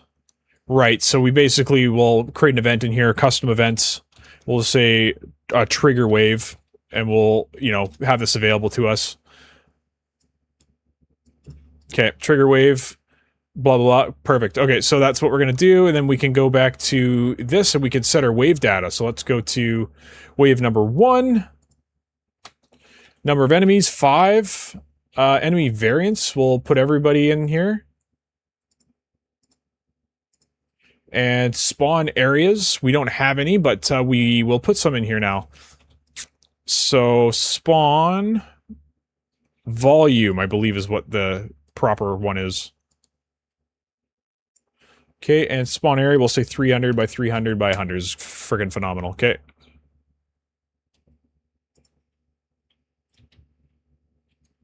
Oh, I said 30. I was like, why is this so small? There we go. Okay, and then let's do I'll do something cool too. Placeables? No, not placeables. Pickups. Put a nice big old battery here. Right? A couple batteries.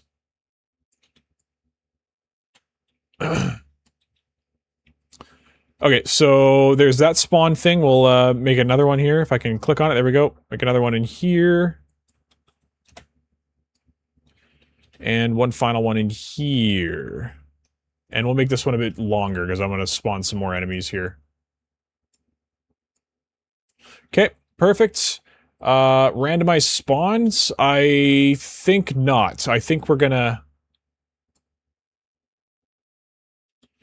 we're gonna open the door, and then, yeah, we'll see how it goes. Anyways, okay, so back to this guy. Can you select the fucking thing? There we go. Spawn area will be this guy. I can't... Okay, I'll just select it from the area here, but I don't know which one it is. That's the problem. Spawn volume. What did I have over here? Spawn area, but I have a spawn volume. Okay, well, we'll swap those out then.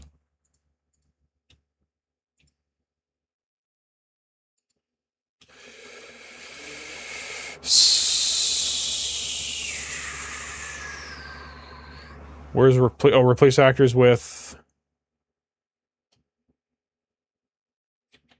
I gotta select it in the content drawer.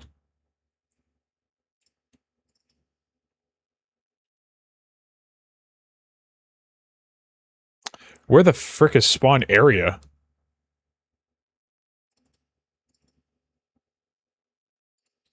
I gotta find out where these are, because I don't even see them in the content browser. Spawn area. Where are you? Oh, you're just spawn class. Okay. So spawn volume is, like, irrelevant, essentially. I can just probably delete that, hey? Yeah. Bye! Let me save before I crash. Okay. Spawn class, instead.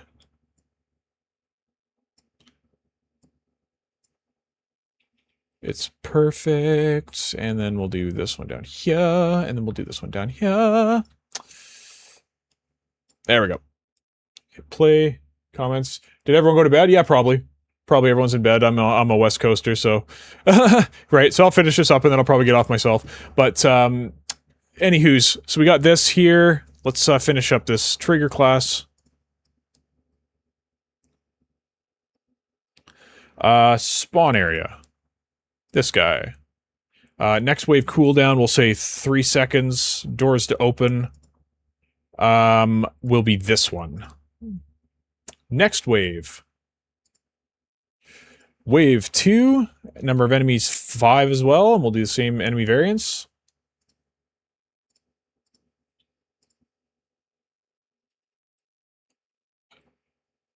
I just had a thought, which will be interesting for the next one. Anyways, so we'll do this. And then doors to open will be this one. And this one. We'll do 2 doors to open this time. Whoops. That one and this one. Okay, next wave cooldown will be, let's say, 5 seconds.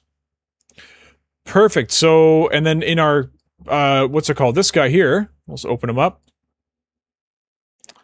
We will then select this trigger box and add him to the thing here. Add actor to track, wave trigger. We'll add a event trigger track. Then we'll add right here. Event. Properties. Create a new endpoint. It's called start wave. And we'll say trigger. What? Shit, I did that on the wrong one, probably. That's what happened. Yes, I did. Okay, so we'll, delete that, and then we'll go down to the one I just made, which is right here. Wave trigger, there we go. Events. There we go. Properties. Create new binds. All that BS. Start wave. Wave trigger 2, and then we'll trigger wave. Okay? Perfect. So let's get that set up. And let's fight some dudes. Let's close the sequencer. So we have full off better screen. Okay, walk in. Oh shit! It's about to get real, right? Alright, so we triggered the door, or do we? What's happening? Whoa, we got some botlings. I'm gonna fight this botling. They all spawned in the same spot. Because I didn't check randomized spawns, that's why.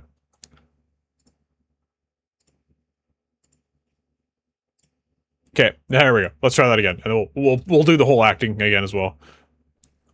Oh shit! Right? Like, I'm stuck in a room with nobody.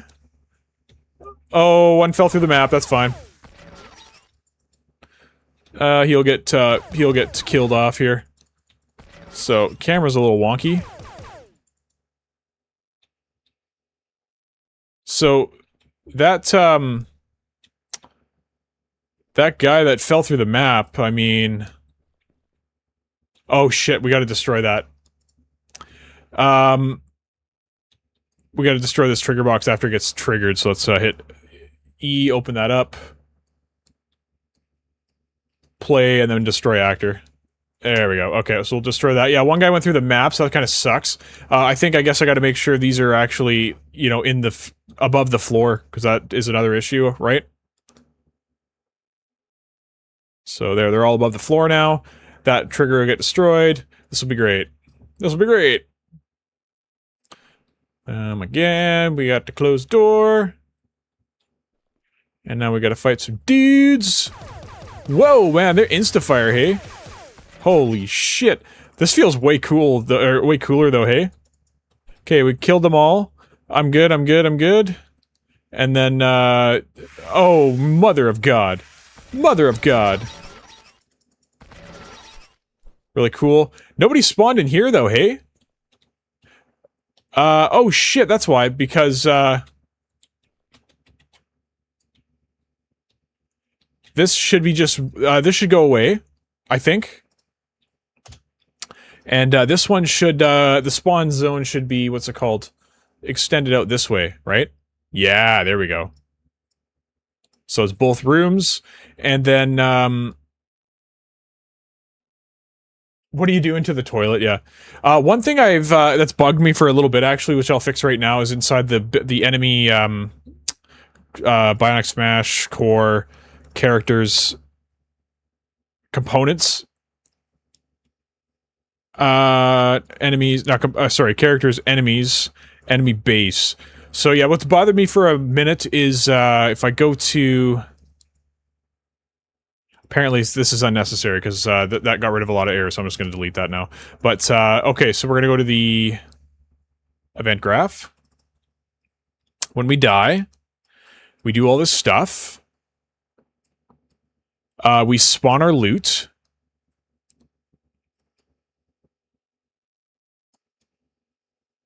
I think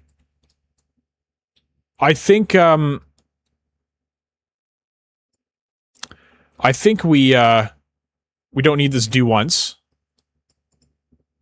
Oh, I see, the do once, I see.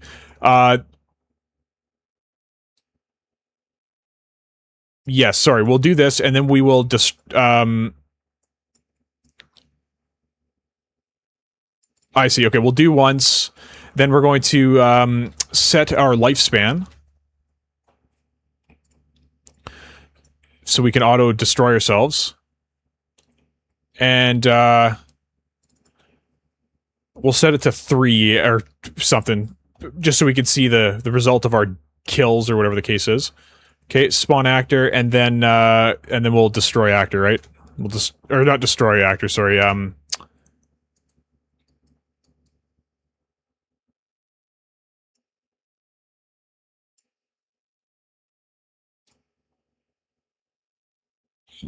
sure. I'm just concerned about this, right? Spawning our thing and then immediately dying or something. I don't know. We'll see how it goes.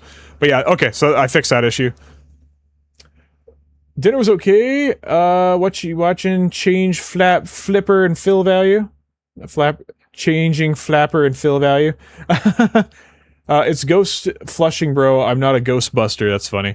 Alright, anyways, got this cutscene all done now. Oh, crap, right? And then, I'm all alone in this room. And then some dudes show up, and then, oh, just insta-death, right? Jesus. Right. Alright, there we go. So yeah, perfect. That works now. They disappear. I still would love to see them, like, explode.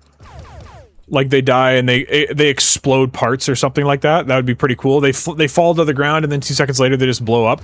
Oh shit! We got more guys, hey? See, this is fun. Like, this feels fun to me, but, I mean, we still don't have, like, the basic stuff, right? The abilities and all that kind of stuff. Oh, psyched you out. Oh, shit! Shit, I died, right? And then, yeah, we gotta do our respawn system, obviously, so... That's funny. But that felt pretty fun, right? So, I think I'll leave it at that today, to be honest. Yeah, I'm getting a bit of a headache, and my throat's getting dry from talking so much, so... But, anyways, thanks for all those who are still watching. Gotta flush. What are you doing? What are you doing to the toilet? Destroying it. Right? Constructive chaos, cache explosions for each type. Yeah, 100%. I think that's cool. Add a particle effect in there. Use, yeah, fracture for sure. Yep. I mean, you could do a particle effect that has, like, gears and stuff blowing out or something like that, but, yeah, that'd be pretty cool. But, anyways, yeah, thanks a lot, guys, for watching, this extended stream today, and, hopefully you guys had some fun and learned some new stuff. We built out our game mode, and hopefully next week I can have the attribute things figured out, but, otherwise, you guys, make sure you subscribe, like the video, and we got the video coming out about loading stuff in each individual rooms this week, so you guys can check that out. But otherwise, keep learning till you game over. Peace.